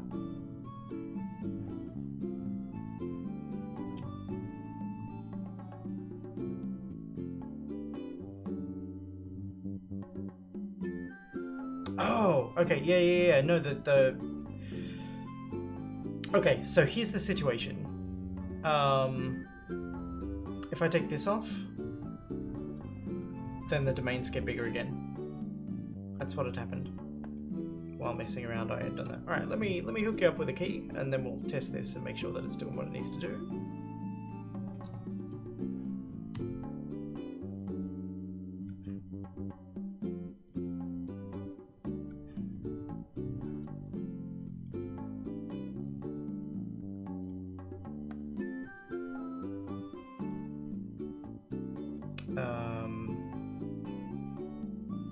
I have Discord open here. If you don't have any objections, I'll send it through you to Discord. Whatever that means. Let me scroll back until I can find last time you posted. You online at the moment? There we go.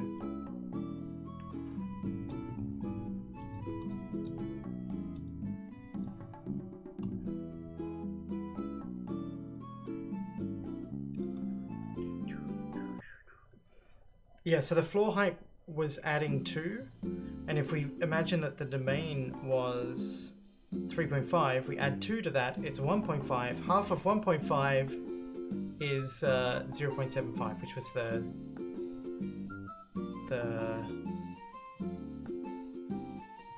spread that we were seeing, but that doesn't make any sense. There should be... Spread should be the difference between the min and the max.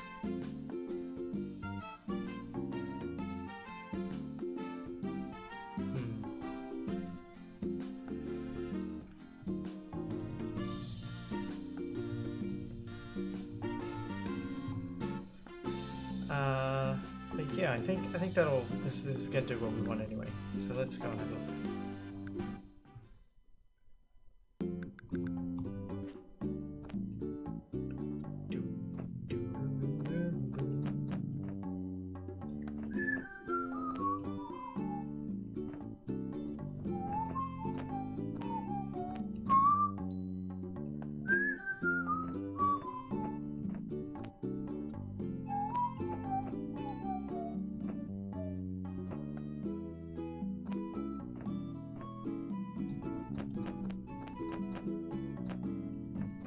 Wow, I didn't see no rocks. Didn't see no rocks.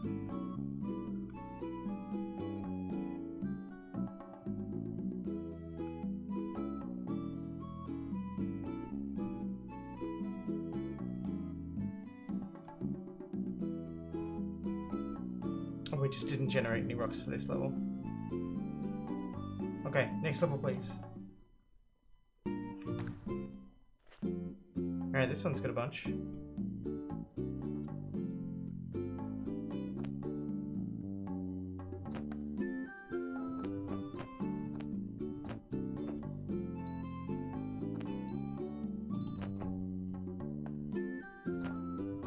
so that's pretty low.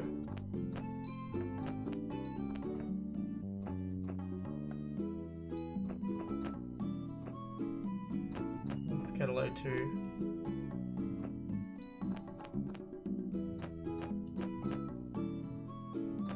That's a little higher. Yeah, I think I just need to lift him up a little bit.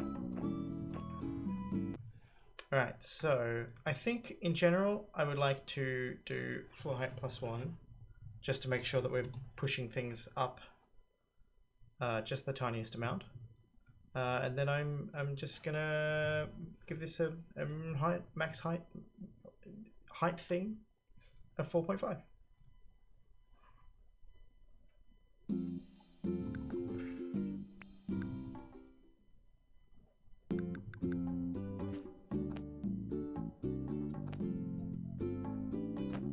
There's 1. There's 2. Yeah, this is the kind of height variation that I wanted to see already.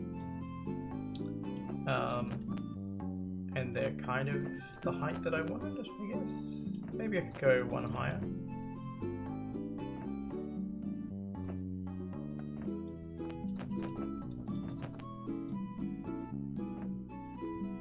Alright. Oh, book. Let's count them. 1, 2, 3.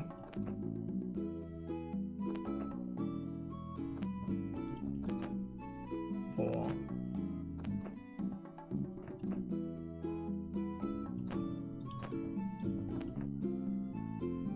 So 4 it says. I know I bumped R. I regenerated a new level, I think. Yeah, I did, right. I busted my own test. I am a smart person. Whee. And how's your stuff going, Splurp? Are you making forward progress?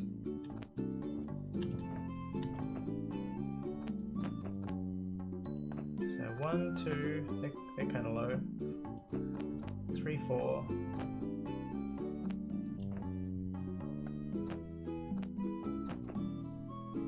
Okay, so we saw 4.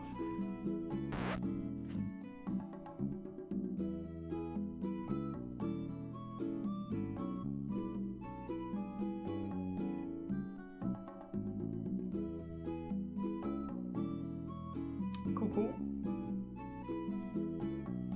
And 4 it is. Okay, I like that. Let's even bump this up higher.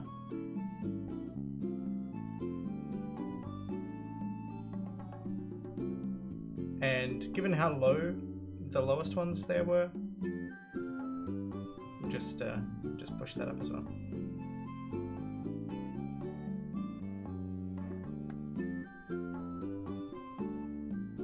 So what are the other height values that we're getting?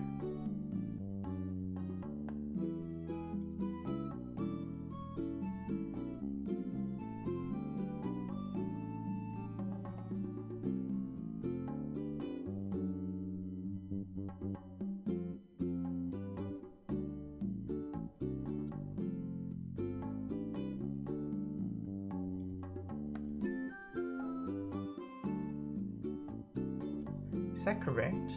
It says 9 minus 5 is 4. So how are we ending up with oh, it was already 4. Okay.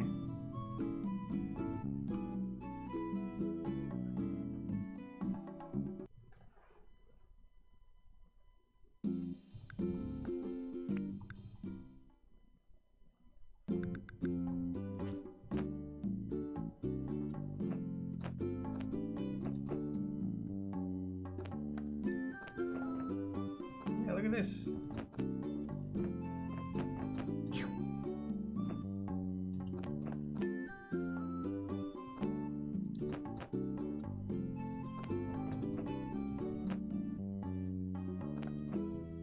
Let's go to a longer level. Yeah, it's all randomly picked, so like sometimes there'll be lots, sometimes there won't be many. I figure that's what gives us variety, right? but they're a lot more prominent, a lot more visible now when they do occur.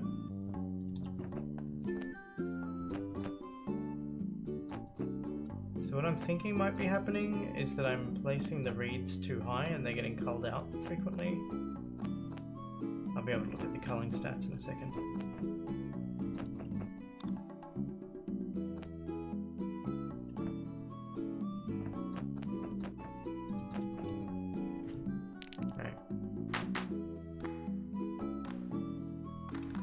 Obstacles after culling. 31. So we've only lost like 7 obstacles.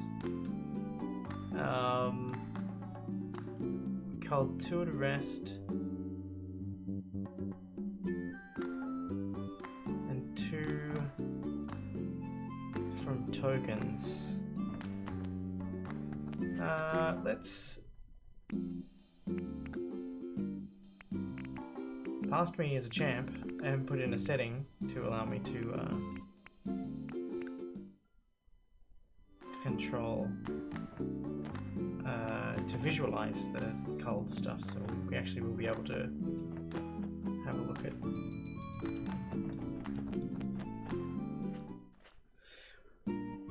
Were you around for the talk that I gave on how level generation works?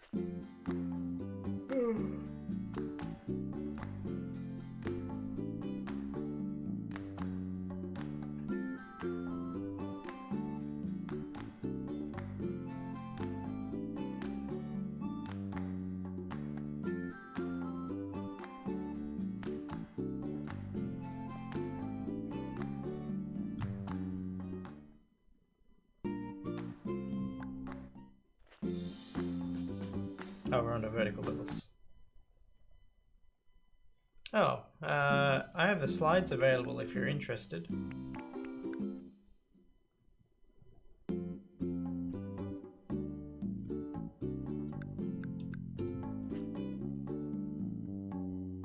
Okay, so nothing out of the ordinary culled there.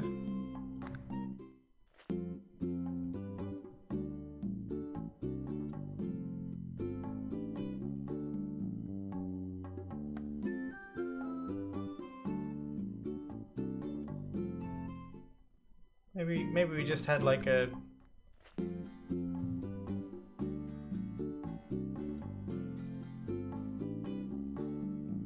yeah, it looks fine.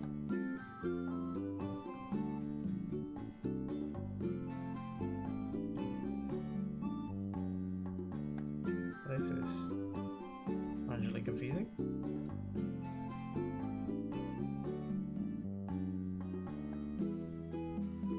I guess my near and far clipping planes are such that there it is. Yeah. Okay, so yeah, we're definitely not culling any of the reeds significantly. Let's just enjoy this level. Those transparent ones have been culled.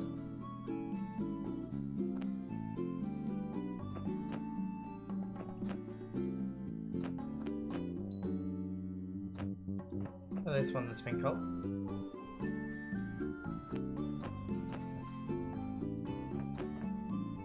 Okay, so they can get. Oh no, that one's pushed down by the rest thing. Oh, we killed that token. I'm sorry, token.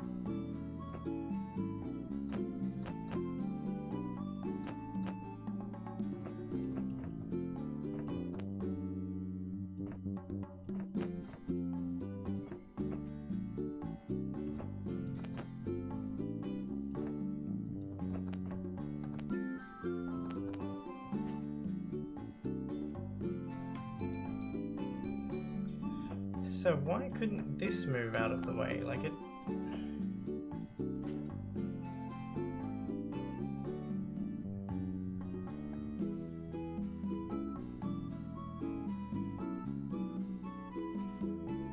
Why can I not find this? Oh, there it is. Okay.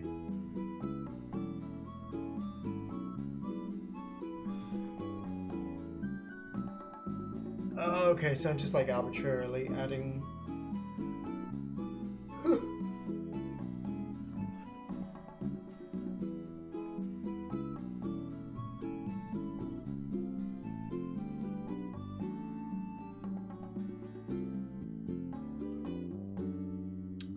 actually, you know what? Let's go 3 times scale. And I think that'll sort us out. No worries.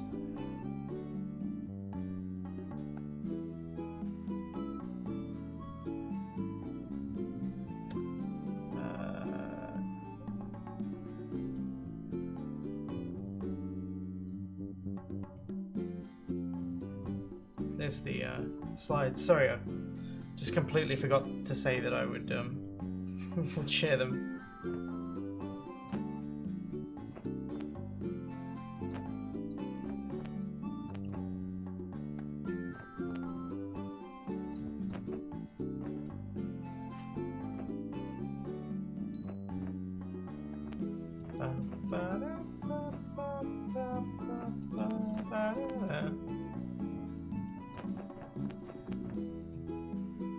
I really love the way the repeating melody is like shifts out and overlaps and gives like the impression of a round.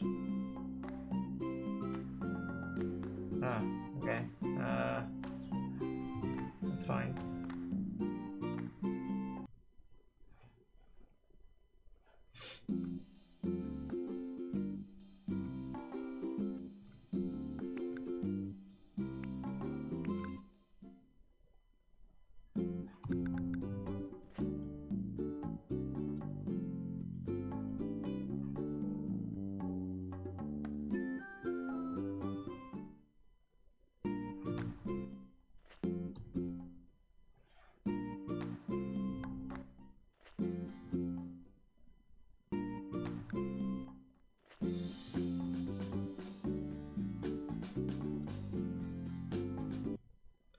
Wow, it didn't generate any levels that made the kind of thing that I want to check for here. Now that we've got this min and max height stuff behaving, more or less, I want to get this to this breakpoint. There we go. Okay.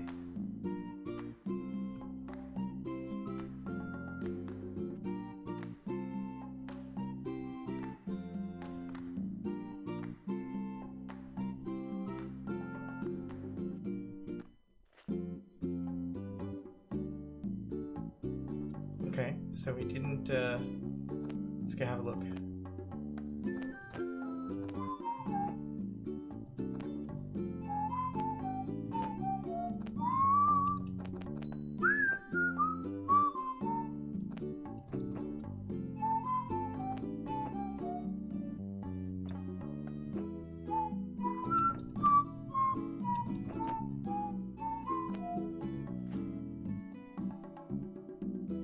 I want to do more than that. Three is not quite enough. 4. Or maybe 5 actually. So that one was inside an obstacle, but it's been pushed outside.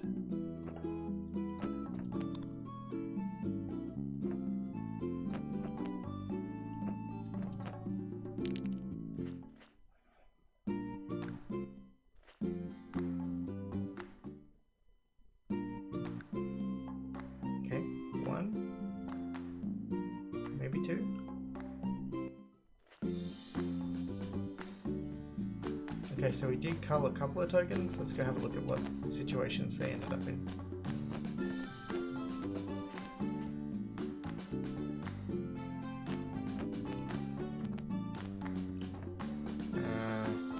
I think that's a wall, and we just moved it up and into another obstacle. So maybe we had the same token there? Well, that's interesting.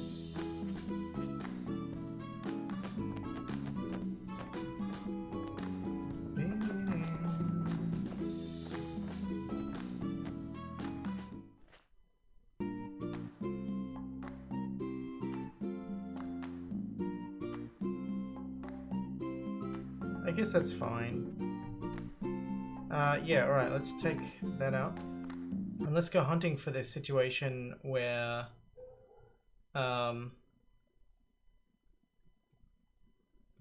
yeah. So if overlapper is patchable.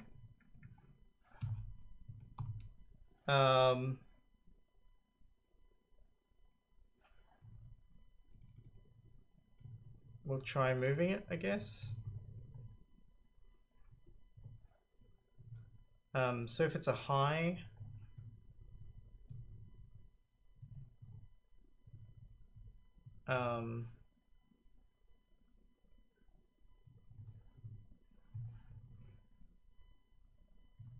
two, I guess. Yeah, move up 2 units if it's high. If it's low, move it down 2 units. If it's a middle obstacle, move it up 2 units.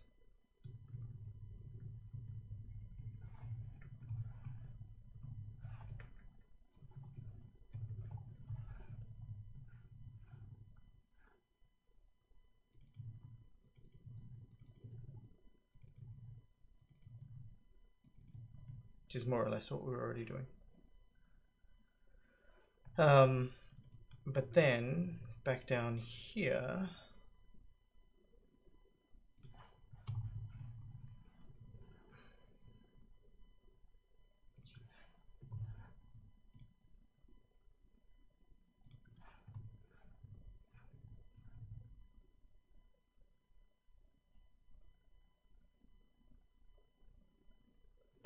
other obstacle not overlapper.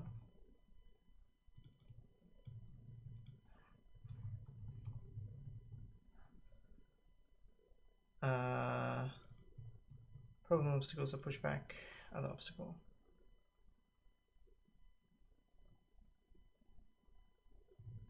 Yeah.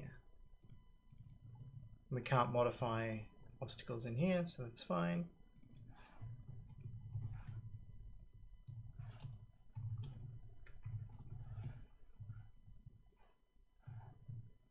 Okay.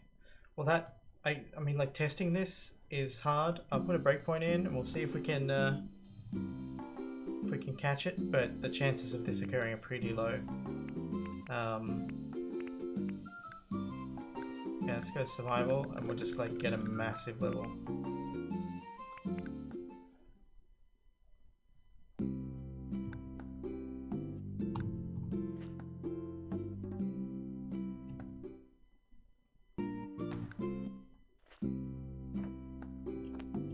So this level should have an egg on it somewhere.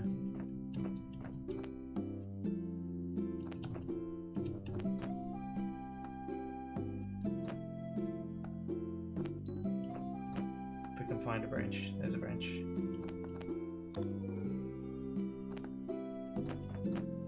Not that we can only see like half of the mushroom fins, flanges, whatever.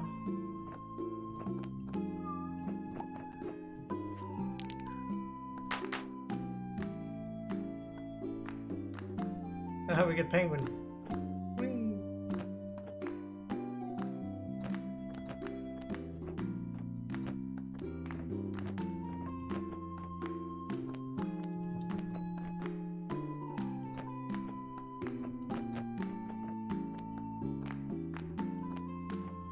I guess for the sake of testing, I didn't mean to do that.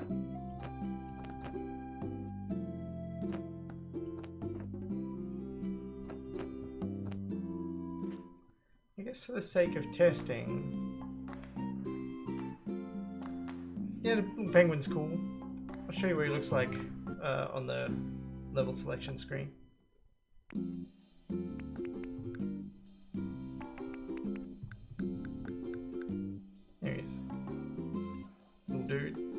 He's got little feet as well. You can see his little feet.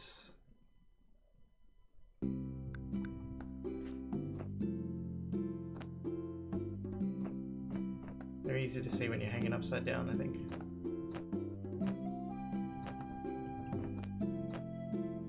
But for the sake of testing this particular situation that we want to... There you go. Let's get like the smallest view of the feet when we come in at a particular angle, I guess. There it is.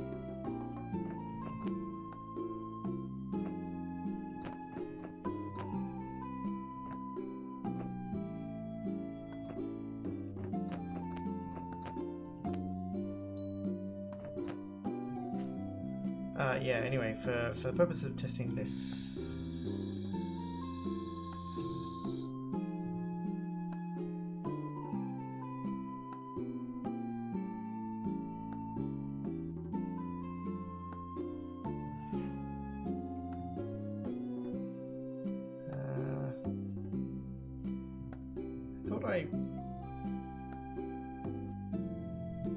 Yeah, so it's just one file. The idea is that you can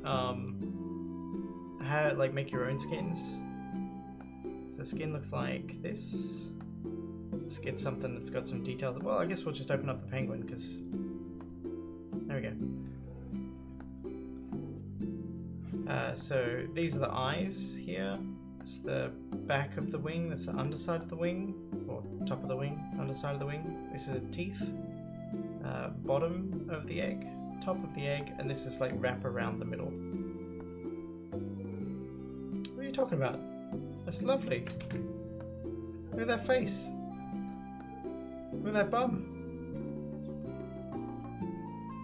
Yeah. And so they're all kind of doing stuff. Some of them are less well made than others, but whatever. This is the beetle one, that's the last one I did, which is probably the most intricate.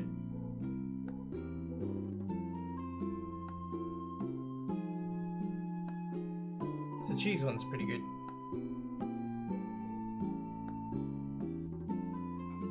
I do like this one. This one looks like a fish or a shark. I like the frog too, but I want to give it some more detail.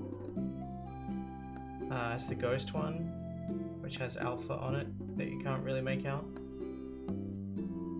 So the eyes are completely invisible, but we just put holes in the where the eyes normally would be.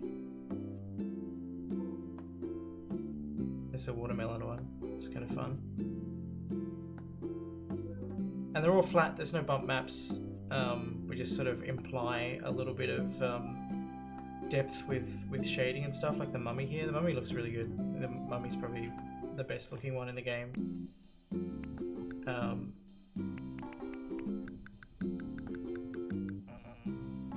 Let's make it big. Yeah, there's no displacement of geometry here.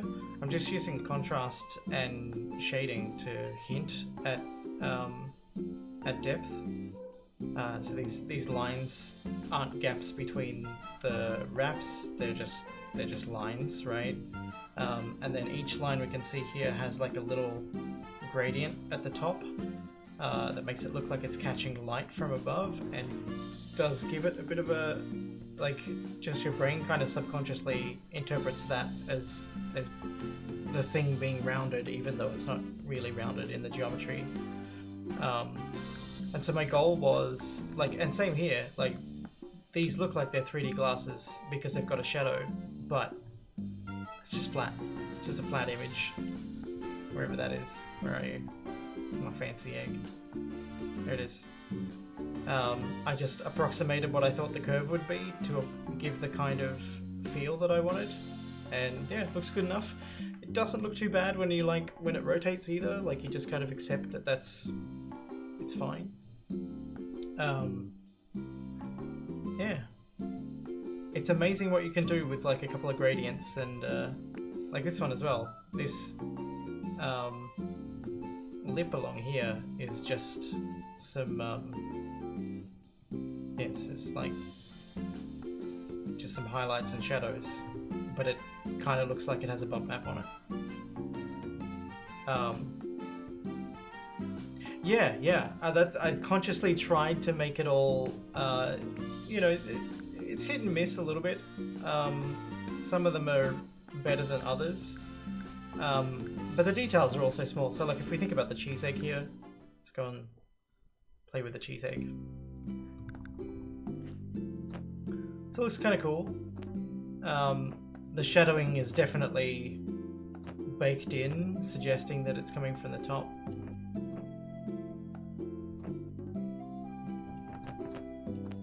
But if we hang, the shadowing doesn't change, but you kind of don't even notice.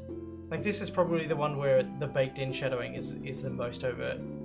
and I don't feel like it really detracts too much from what's going on here. Maybe I should flip it. I feel like this side's much stronger. And you're generally traveling right instead of left. I don't know. No, it's fine. It's fine.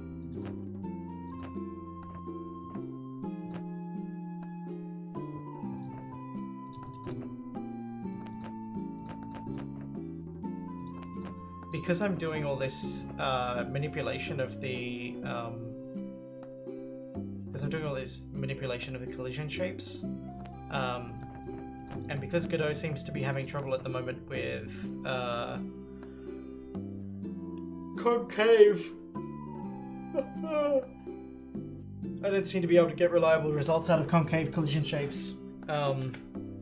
And because I'm doing lots of some manipulation of the collision shapes, I can't have multiple collision shapes without writing a whole bunch of extra code. And I can't have a mesh that has several parts to it. So I never ended up putting collision on the stems of the mushrooms. Is it going to be mobile? No.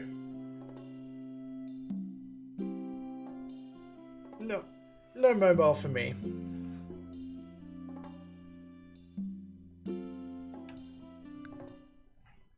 But yeah, so with the game, I'm gonna ship some kind of example skin, which I have. I have a wireframe test somewhere, or I assume I do. Maybe I didn't. Maybe I didn't save it. Is it in dev stuff? Doesn't look like it. No. Maybe I lost it. That'd be embarrassing. Oh, here it is. So this has got a wireframe on it showing what the mesh looks like. And then if you go into your home folder,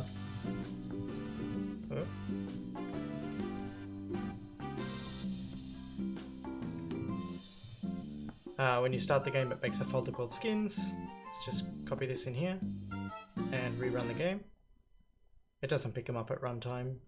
I guess I could make it do that, but I'm kind of lazy. I say lazy. Lazy isn't the right word. I am thoughtful about where I apply my my time, and there you go. So you just drop files in here, and it'll do it for you, which is kind of nice.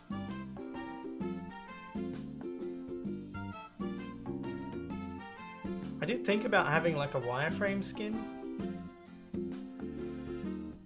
but I couldn't find a way to make it work that I was happy with, so I didn't.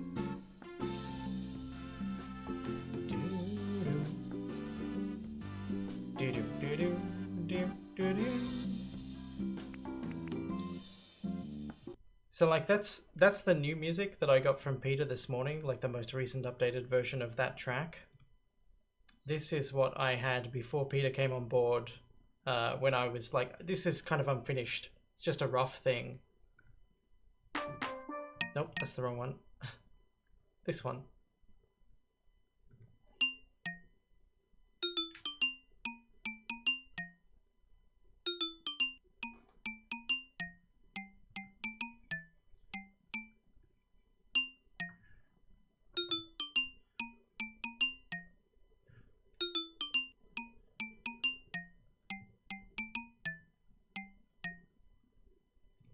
So Peter took my I like that melody, and I kind of like the idea of doing something that sort of felt or had the same kind of feeling of what's that song called? Is it Heart and Soul? I think. The people always play on the piano because it's the one song they know, and people are always excited when they play it. They're like, I can play the thing, I can play the thing, I'm playing the thing. And it sounds nothing like it's meant to sound like. or it just sounds nothing like the original version of the song, but it has this kind of energy to it that I really like, and it's kind of this clumsy earnestness. So it goes ba ba ba ba da ba da ba da ba ba ba ba da ba da ba da ba ba ba da ba da ba ba. Is sort of how people play it when they play it on the piano. It doesn't sound like that in the sort of original recording of that piece. It's like a jazz piece, but I do love that energy that it has, and so that's something that I was trying to get with the melody, and then Peter built on top of that, and we got this, which sounds amazing.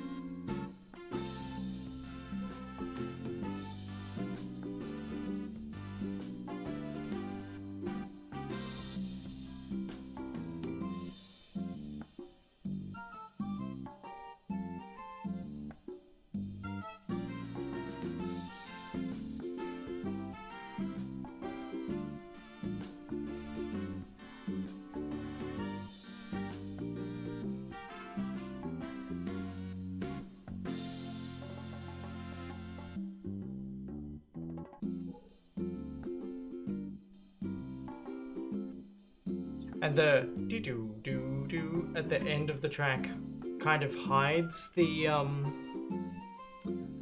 loop. So it's the bass line leading into the start of the track that you don't hear the first time you play it. It's a nice clever little way of obscuring loops to people who are listening for them. Of course, the song kind of does feel like it's got a built-in stopping point just before that, so it is kind of noticeable in this track. But in some of the other tracks during the levels, Peter uses the same trick to make the looping feel a little bit less prominent. But yeah, it's rad. I dig it.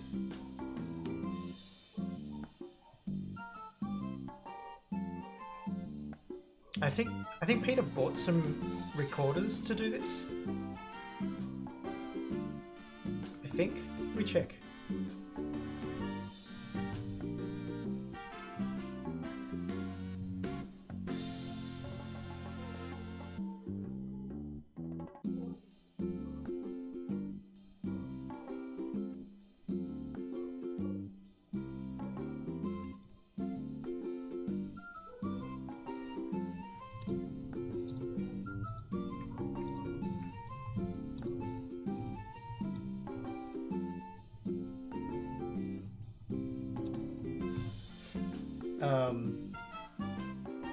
Yeah. I have a message. He says, "Can I expense like a recorder for this project if it ends up, if the idea that he wants to do ends up working with it?" He's like, "I might be setting myself up for a world of hurt if I haven't played the recorder. Since I haven't replayed the. I might be setting myself up for a world of hurt as I haven't played the recorder since I was about 6 years old, but have an idea for incorporating that instrument that might lend the soundtrack some of that innocent or optimistic quality that we were talking about." So, yeah, that's pretty good. Yeah, Heart and Soul. That's the song. I don't know. Let's. I actually don't want to listen to it because I was going to upload an archive of this stream at some point. So I don't want to listen to it on stream, but let me see if I can find.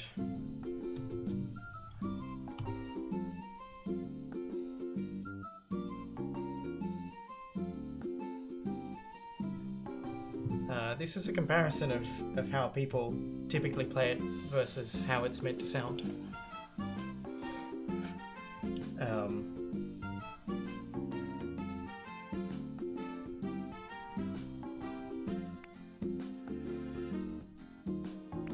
Anyway, we still haven't gotten it to do the thing, so what I was going to do...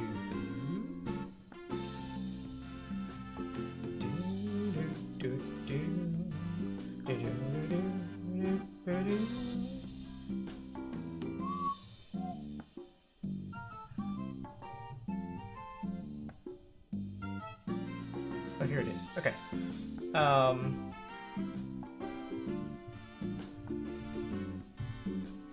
That's what I want to do. I just like stick hatchlings on every level. That's going to make it a lot easier for us to hit this breakpoint. I just have to remember to turn that off.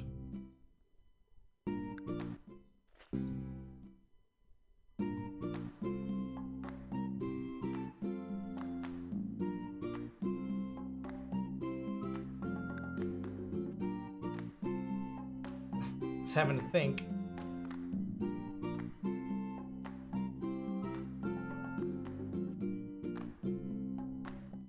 There it is.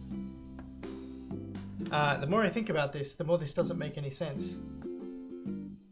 Oh, cheers.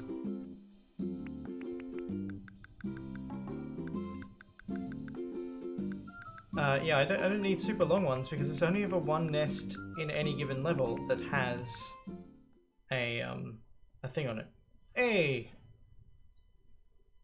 Oh. Haha. I was like, hey, we hit the breakpoint, but we didn't. It's not start on zone 1, because zone 1, first level, has no nests.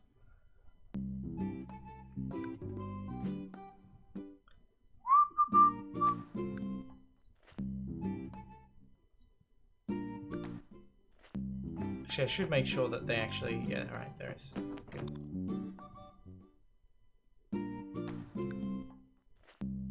Ah, we've got a little dude! I love you, little dude! Alright, let's get you to the end, and we'll bring your friend.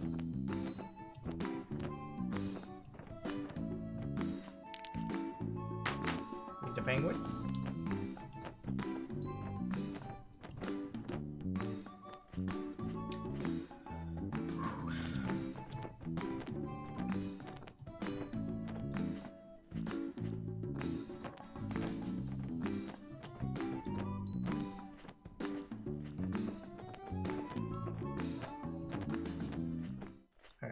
We got them safely to the end.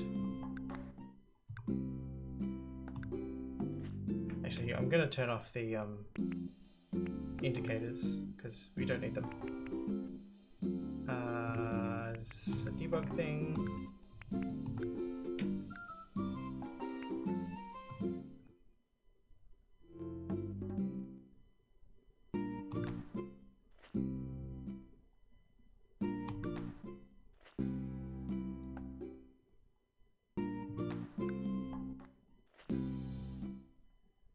Was the version that you shared, Soundspeed, was that anything like what was in that the video that I shared?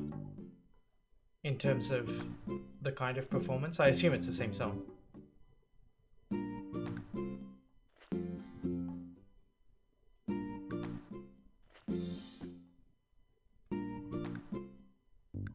I was really hoping that we'd easily get one on a vertical level, but I guess we're culling them out too often.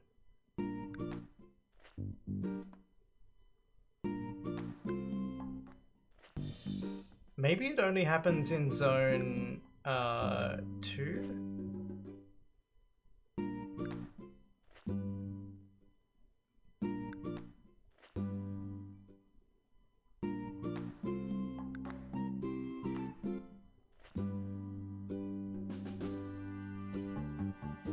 You don't often hear this version because the story mode finishes before here.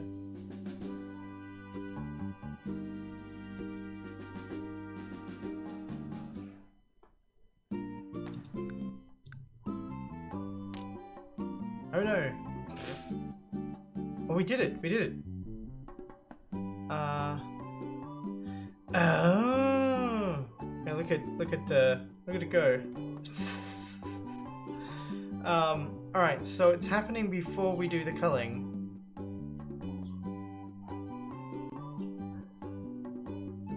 Right, because we yield. Alright, well in that case, let's just do this.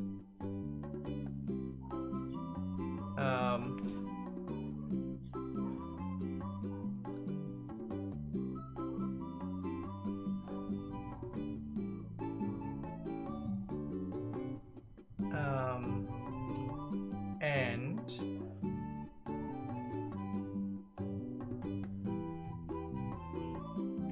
is it set disabled? Yeah, disable collisions.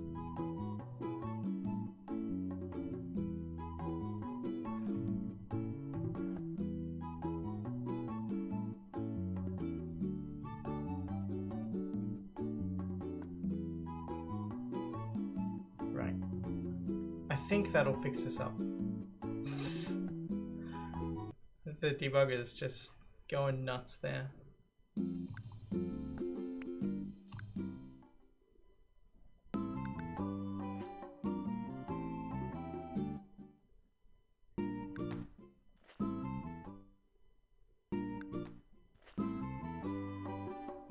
Oh, did I restart? I think I did, but do I still have a breakpoint? I don't have a relevant breakpoint anymore.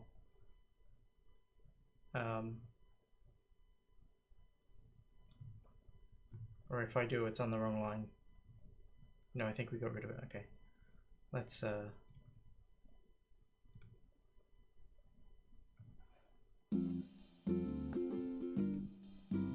we yielded already? We have. Alright, let's not do it there then. That's not going to be good enough. We have to do it back here.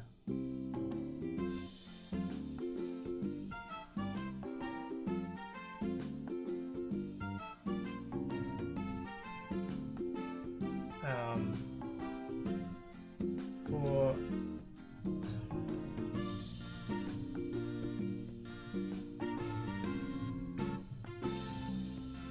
I think that's what it is.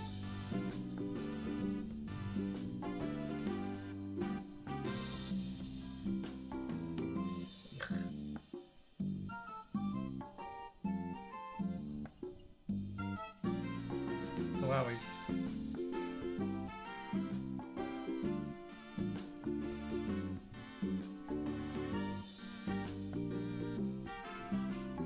where even was I doing it? What's here? But we still yield a couple of frames before doing it, so I think it's still gonna happen.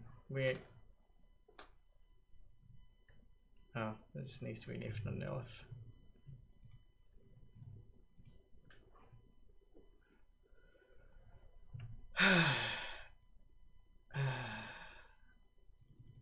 That's frustrating. Okay. Well, what we could also do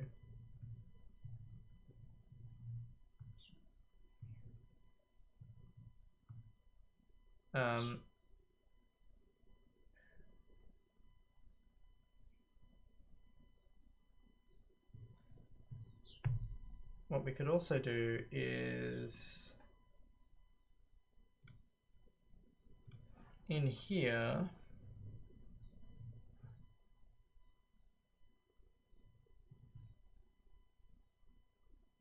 well, actually no, it's not in here, it's in Hatchable.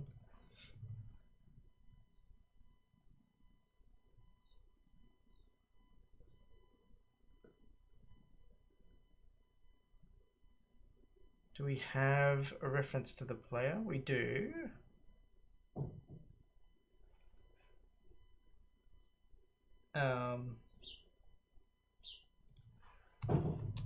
Attached.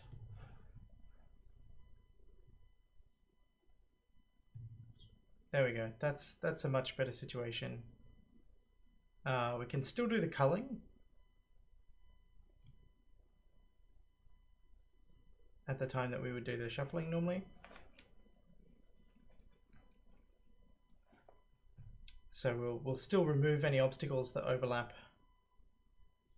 a oh, you know what? We can probably come back to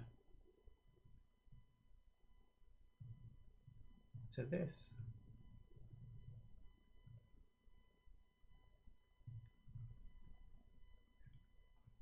All right, let's try that.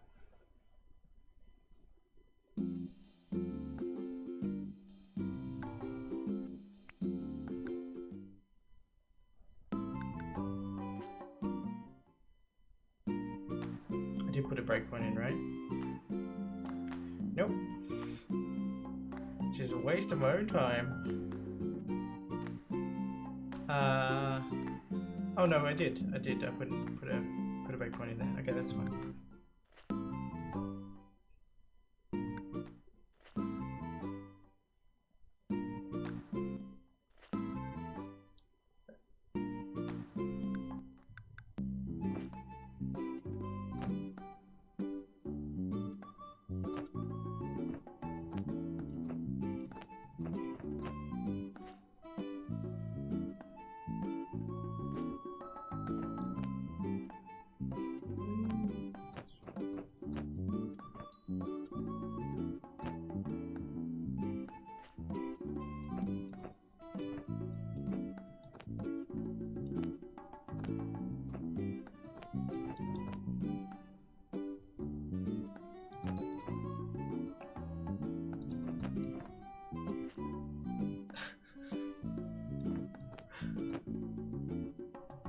There was a blackbird that just came up to the window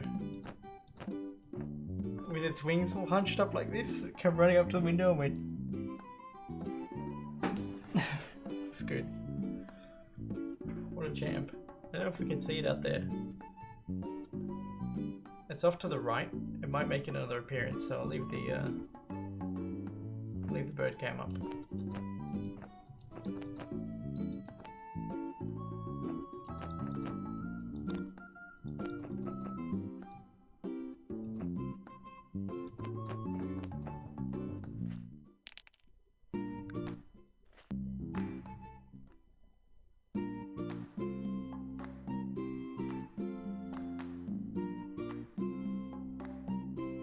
Might be coming into view. Ah, so close. You can see its tail down in the bottom corner. Ah, it's my fat friend is here as well. Are you two chasing each other?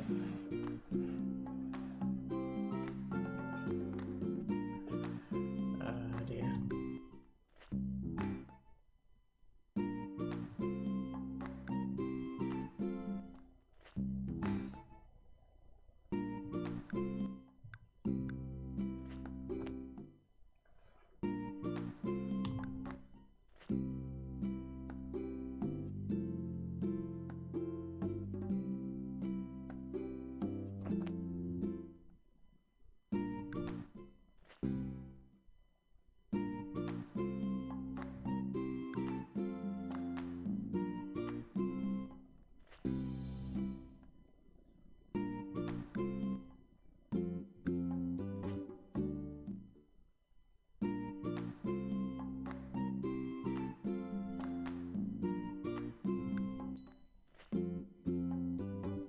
Well, that was odd. I guess it put a token here that I picked up. We just got an A. Yeah. I mean, that's fine. I don't mind.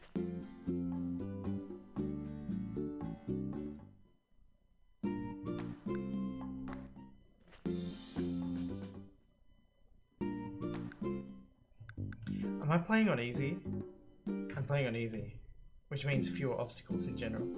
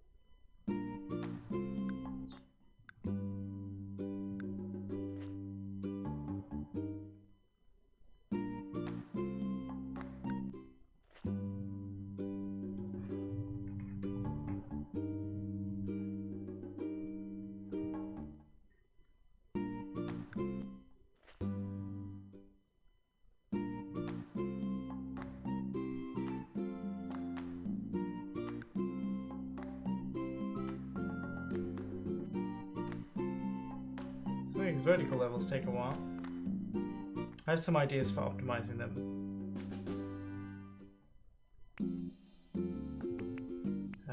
But in terms of optimizing our time here, let's just pull this back to level 2.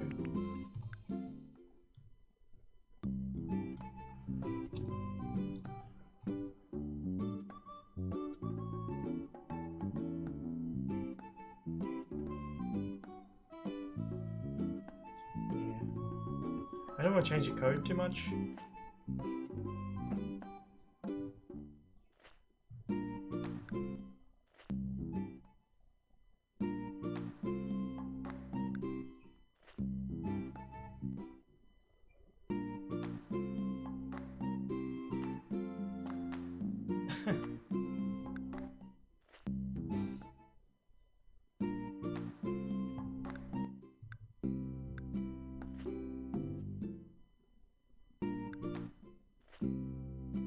You know what I should do?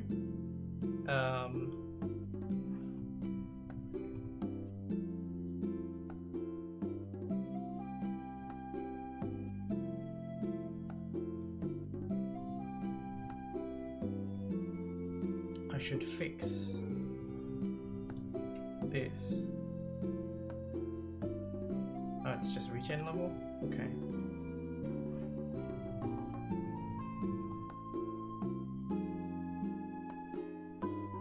Level, start player immediately. Yes. So now, hey, look at that, first time. So let's check and see if it.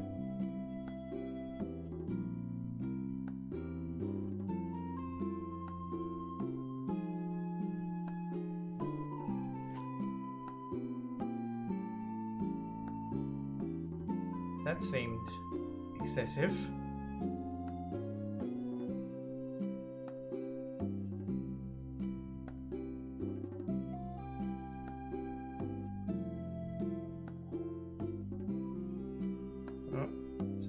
Someone's doing the horny territorial stuff.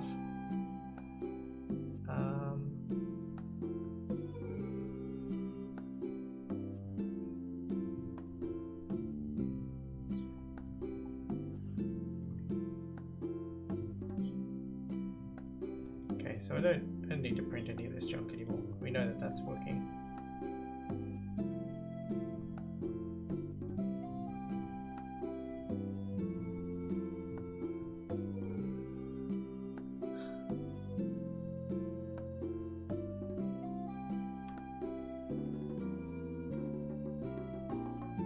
You know what? I think the debugger got confused. I don't think I...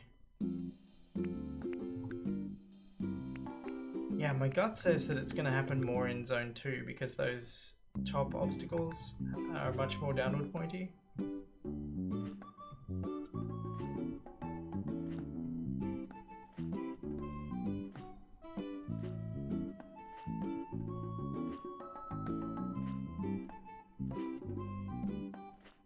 I kind of want to put more seeds out for this dove friend here, but I know that the moment that I step outside it'll get scared and run away.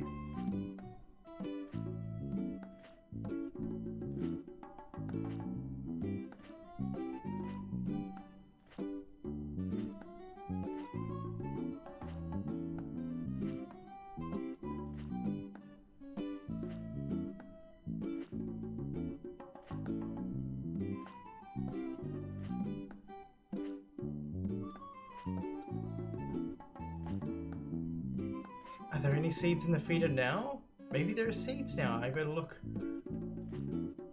Are there seeds? There could be seeds. I want to get down there. I'm not sure how. They do a thing. Some of them haven't worked out how to get into the feeder, and so they just walk off the edge until they slide off, and then they're flying, and then they fly in. But they do this kind of anxious wandering around on the top first because they're not sure how to get down there. And then eventually it'll just walk too far and slide off like this. Hey, there we go.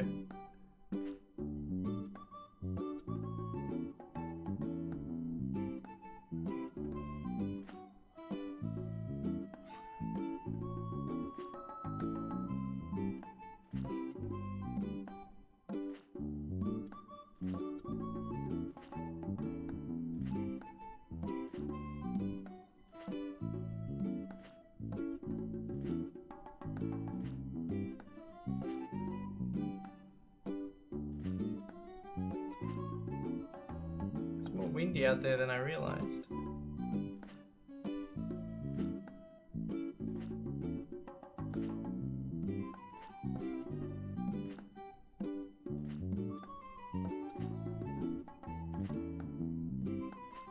Speaking of things that aren't necessarily a good use of my time,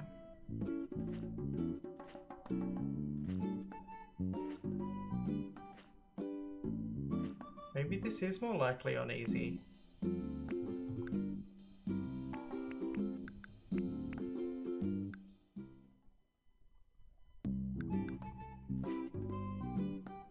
Because there are fewer like overlapping obstacles in general.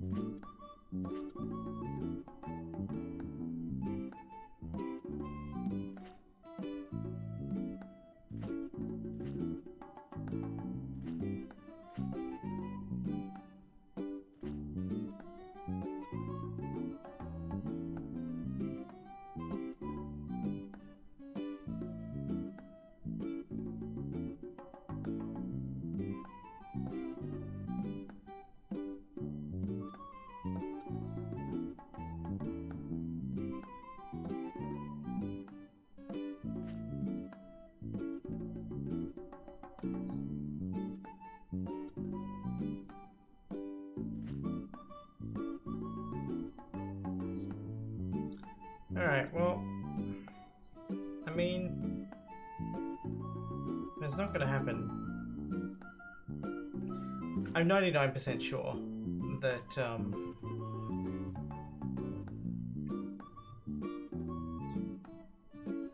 I'm like 99% sure that it's fine. So let's just assume that it's fine. Huh, alright, Oh, not this one, this one. Spawned obstacles kill hatchables before it's been collected. That has been resolved with 2 checks. One is that we don't ever have the hatchable. We don't ever have the hatchable die if it's not attached to a person, or person is not attached to a bag. So if we come back here, we should just make sure that we can actually still attach to it. You know, that would be good.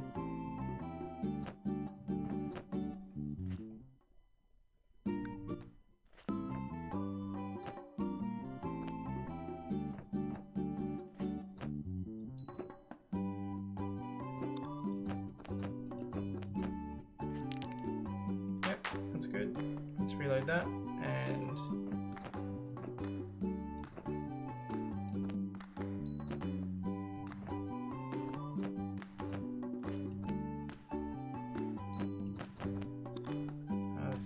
very sad about this, but yeah, okay, cool. Solved. How long have we been going for? Nearly 5 hours. I think that's probably enough for today. Unless anybody wants to see anything cool or different or new that I haven't already shown off. I'm gonna call that a done stream for today. Get some other things done, but yeah, we're running out of stuff to do on the to-do list.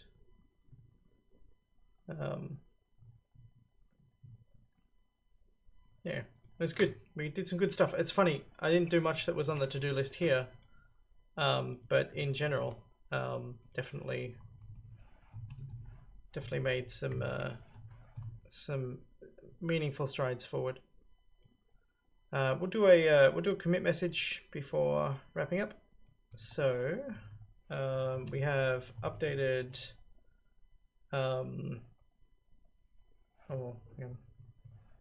Removed extra reverb from claps in zone 3.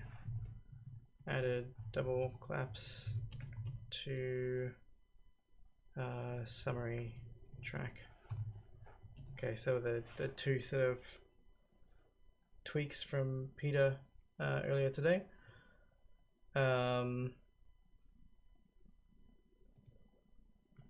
Updated read 2 to have less bonkers grass.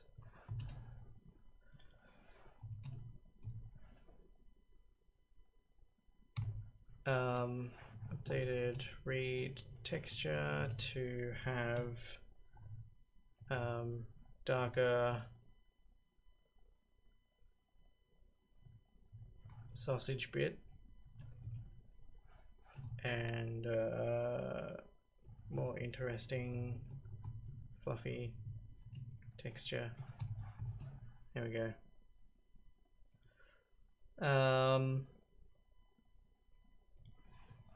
Fixed ending track name in family mode defs. Added height min and height max. Oh yeah, cheers.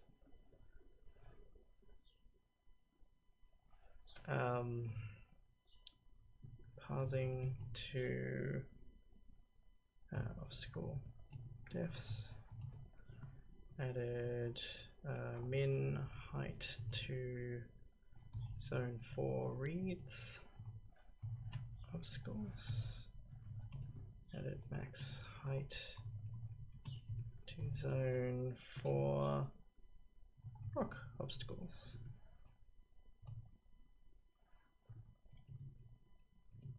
Oh, yeah. Okay.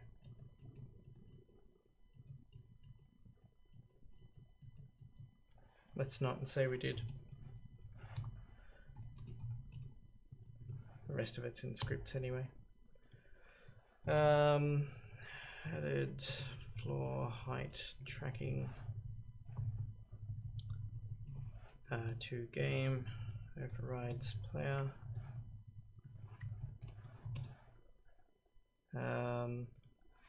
Updated get random.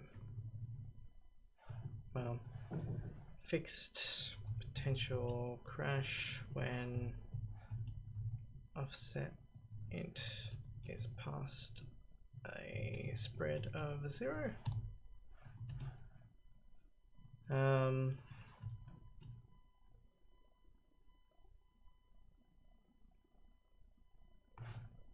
Fixed hatchable getting smashed by extended obstacle margins during culling. I mean, I don't even think we need to actually cull. Hang on, let me have a look at the rest proxy.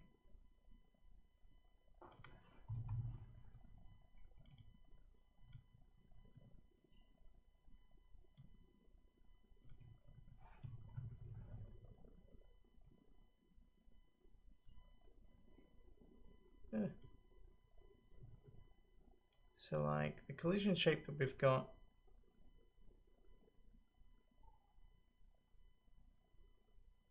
guarantees that that's safe. So like, you know what? I think, I don't want to save that, get out of here.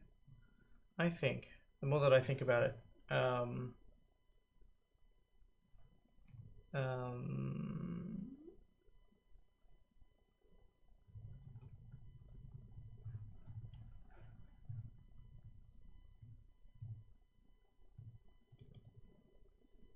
I don't even think we need to do this. And I don't even think we need to do this anymore either. Right? We can keep it. If it's close and it's overlapping, whatever, who cares? If it's touching the nest, that's bad. Oh, touching the branch, sorry, that's bad. But we've already addressed that, so that's fine. By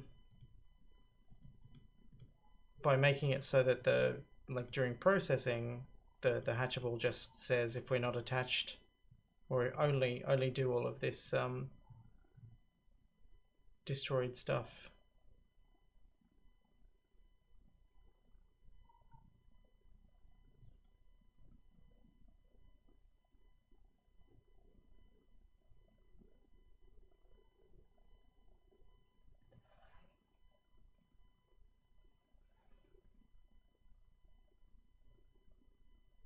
Yeah, because like that's the only time that dying equals true, right?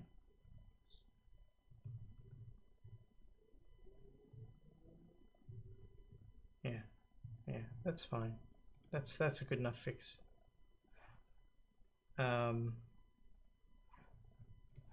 We fixed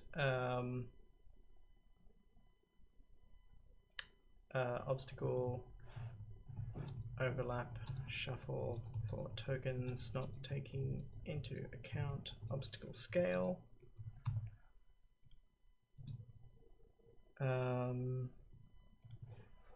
We heavily refactored make obstacle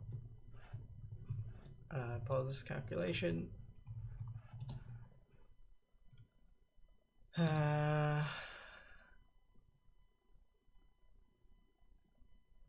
And fixed possible crash when hatchling sequence offset is bigger than sequence list.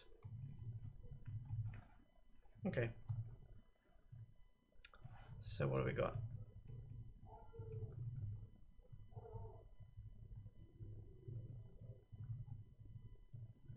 Refactored, remove, fixed, added, updated. So what do we got?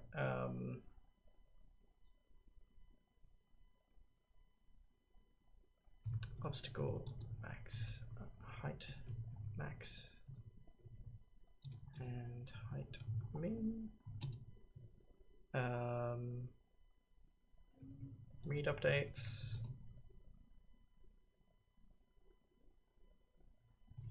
Hatchable collisions at generation fix. Misc stuff. Gotta have stuff in your commit log. Alright, builds of that will be up in a few minutes. Have a good one. Thanks for dropping by. Hope it's been an interesting stream, and I will leave you with the credits music, I guess. There we go. Alright, thanks for watching.